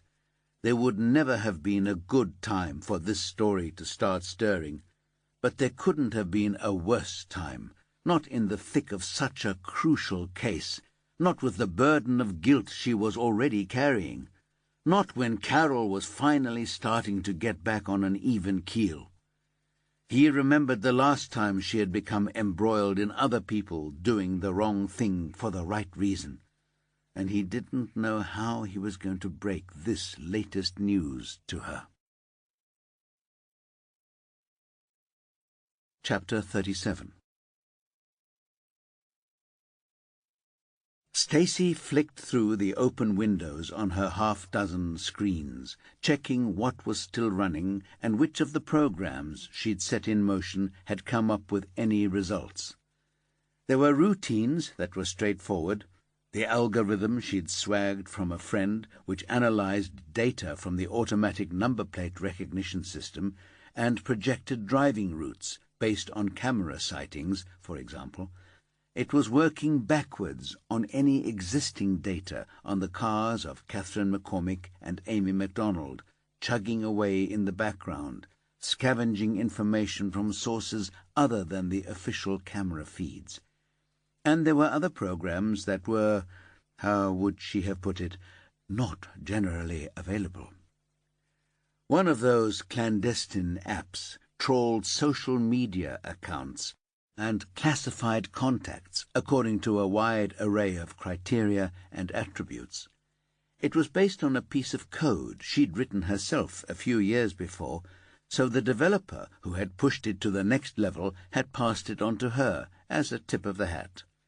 She'd set it loose on Catherine McCormick's Facebook, rigmarole, and Twitter accounts, but it had been hard to develop any leads from them. Catherine wasn't one of those women who was addicted to selfies and status updates. She'd used her social media sparingly, and mostly in relation to office-based social events. Most of her contacts appeared to be workmates or family members, and the content was unremittingly dull to anyone outside those groups. A couple of new names had posted friend requests to her rigmarole account after the wedding, both saying how much they'd enjoyed meeting her, both tagging her in photos where she was on the sidelines. Catherine had accepted the women and thanked them, but that had been the extent of their communication, even though both women had posted comments about how great the wedding had been. Stacy had checked them out. Tiffany Smith was a cousin of the bride. Claire Garrity was a bakery manager. Tiffany had been on rigmarole for years and had a reasonably static bunch of friends, adding new people every couple of months or so. Her feed was the usual: kids, dogs, cakes, holidays, karaoke, memes with varying degrees of funny.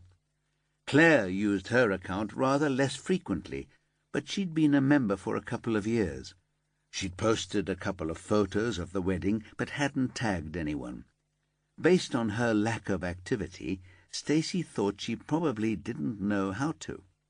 There was nothing apparently suspicious or even mildly questionable about either of them.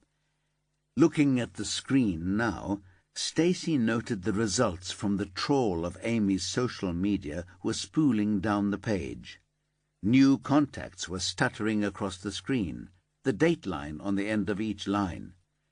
2 months ago, 5 weeks ago, 2 weeks ago, 2 weeks ago, right after the wedding. Stacy drew in a sharp breath. The final new friend on Amy's rigmarole account was Claire Garrity. Accepted the day after the wedding. Claire had commented on a photo that had caught Amy staring wistfully across the room, chin propped on her hand. "Love you in this pic," the comment read. Amy had responded, "I look like a wet weekend in Widnes." "No, you look dead romantic, like one day my prince will come." LOL. "Well, maybe he has already." "Hope so. You deserve it." And that was the end of it. But what was going on here? What were the implications of this? How could the same woman befriend 2 murder victims just after they'd hooked up with a man who was the most likely person to have killed them? The only logical answer was that this wasn't Claire Garrity. It was the killer himself, getting his kicks from infiltrating another corner of their lives. She was halfway to her feet to share the new information with Carol when a thought occurred to her. Stacy went in through the back door she'd opened for herself years ago into the digital platform that housed the Bradfield Evening Sentinel-Times. She typed in Claire Garrity and found her answer in the personal columns. Claire Garrity had died in a road traffic accident 10 weeks before. Nothing in the least suspicious about it. A lorry driver had fallen asleep at the wheel on the M60 and ploughed into her Fiat Punto. But presumably, because she scarcely used her rigmarole account, nobody had thought to close it down. And somehow a killer had accessed it and used it for his own twisted purpose. Stacy stood up so abruptly her chair spun out behind her. She marched down to Carol's office. Only the courtesy ingrained by her parents stopped her from barging straight in. She knocked, waited, gripped the handle, and shot inside as soon as Carol gave her the word. "I think he friended them on rigmarole," she blurted out, "and he stole a dead woman's ID to do it." "I don't understand." Carol looked baffled, as people often did when Stacy made her bald announcements. Patiently she explained what she'd found. Carol's eyebrows rose. Why would he do a thing like that? Sometimes Stacy thought Carol spent too long listening to Tony Hill. In spite of the successes he'd helped them achieve in recent years, Stacy was still skeptical of his approach. Motive wasn't important in murder inquiries. Process was what counted. It didn't matter why the killer was messing with his victims. What really mattered was the opportunity it offered. What could they learn from his digital footprint? Where would this information take them? "I've no idea," Stacy said briskly, "but rigmarole might know the IP address those messages came from." "Will they tell us?" Stacy shrugged. "We can try for a warrant, but they'll drag their heels even if we can get one." "But Carol held up a hand. "How many times do I have to tell you, Stacy? I don't need to know the intricacies of what you do." Which translated, Stacy thought cynically, to, "If you're going to break the law, what I don't know can't hurt me." "And besides," Carol continued, "there are practical avenues to pursue. There's a chance the killer knew she was dead because he knew her when she was alive. I mean, he would have had to crack her password to use her rigmarole account, wouldn't he?" "Yes, though it might have been something ridiculous like her husband's name, and he could have got that from the newspaper report. But these days most people are a bit more savvy about social media passwords. Everybody knows somebody who's been hacked. I'm on holiday in Marbella and I've had my bag snatched. Please wire me £200 to get home." "Exactly. So, yes, maybe he did know her well enough to work out a more challenging password." "So we show the pics we've got to this Claire Garrity's nearest and dearest, and her workmates, and perhaps the gods will smile on us and someone will recognize him. And just in case, Stacy flipped a mock salute at Carol. I'll see what rigmarole can tell me, with or without their consent. Chapter 38. As soon as he'd returned to the poky flat her betrayal had consigned him to, he'd flipped open the laptop and wallowed in the coverage. His first outing had been characterized as a curiosity, mostly ignored in the press, but picked up online, especially once it had leaked out that Catherine had already been dead when the blaze had started. But with a second similar incident in the same geographical location, everyone's ears had pricked up, and the case had been upgraded to a mystery. The police weren't saying much, and nobody was acknowledging the fact that Amy hadn't died in the fire either. But everyone was absorbed by the odd circumstances of the deaths. Nobody had made a connection between the killings and the weddings that had preceded them. Nobody was talking about new boyfriends or mysterious weekend trips to the Dales. That would come, though. He was sure of it. Now there was a genuine mystery to chase. The hacks would be all over the private lives of the victims. Eventually, friends would talk. He didn't fear that moment. He wasn't afraid of being caught, because he didn't believe he would be. Didn't believe he could be. He'd covered his tracks so comprehensively. He'd researched the truth about forensics, as opposed to the half-truths peddled by TV shows and crime writers, and he'd made a list of all the possible trace evidence he needed to avoid. So no going back to their place for a coffee or sex, no giving them a lift anywhere, no messages that could be traced back to any of his electronic equipment. Never putting the batteries in his burner phones except when they were where he was supposed to be. Paying for everything in cash. Avoiding restaurants whose approaches were covered by CCTV. Making subtle but effective changes to his appearance, ones he could easily reverse, so the people he had to see regularly wouldn't be freaked out by them. When he'd first embarked on his mission of revenge, he was determined to avoid capture solely because that would interfere with his ultimate goal of killing Tricia. And he needed to kill her, to wipe her off the face of the world, to destroy her for what she'd done to him. The humiliation, the stripping of the things that mattered to him. Having her by his side, on his arm. The luxurious home they'd made together, the business they'd built from scratch that was slowly disintegrating day by frustrating day, and the deep sense of security and achievement that possessing all that had given him. How could she turn on him like that? And not because he'd done anything wrong, but because she'd decided he didn't fulfill every bloody, stupid romantic fantasy that magazines and movies had stuffed her head with. Her disappearance had only fueled his fury. Nobody would tell him a bloody thing, not a clue. Then he had a brainwave. She might have closed down her social media accounts, but there was no way she'd be able to give up that endless exchange of trivia with her friends. He'd put money on the fact that she'd have new accounts up and running in another name, and that under that other name Tricia would have befriended the women she trusted not to reveal her secret to him. If he could spy on their accounts, he was sure he could triangulate the identity Tricia was hiding behind. But if he simply set up a new account, it would be obvious.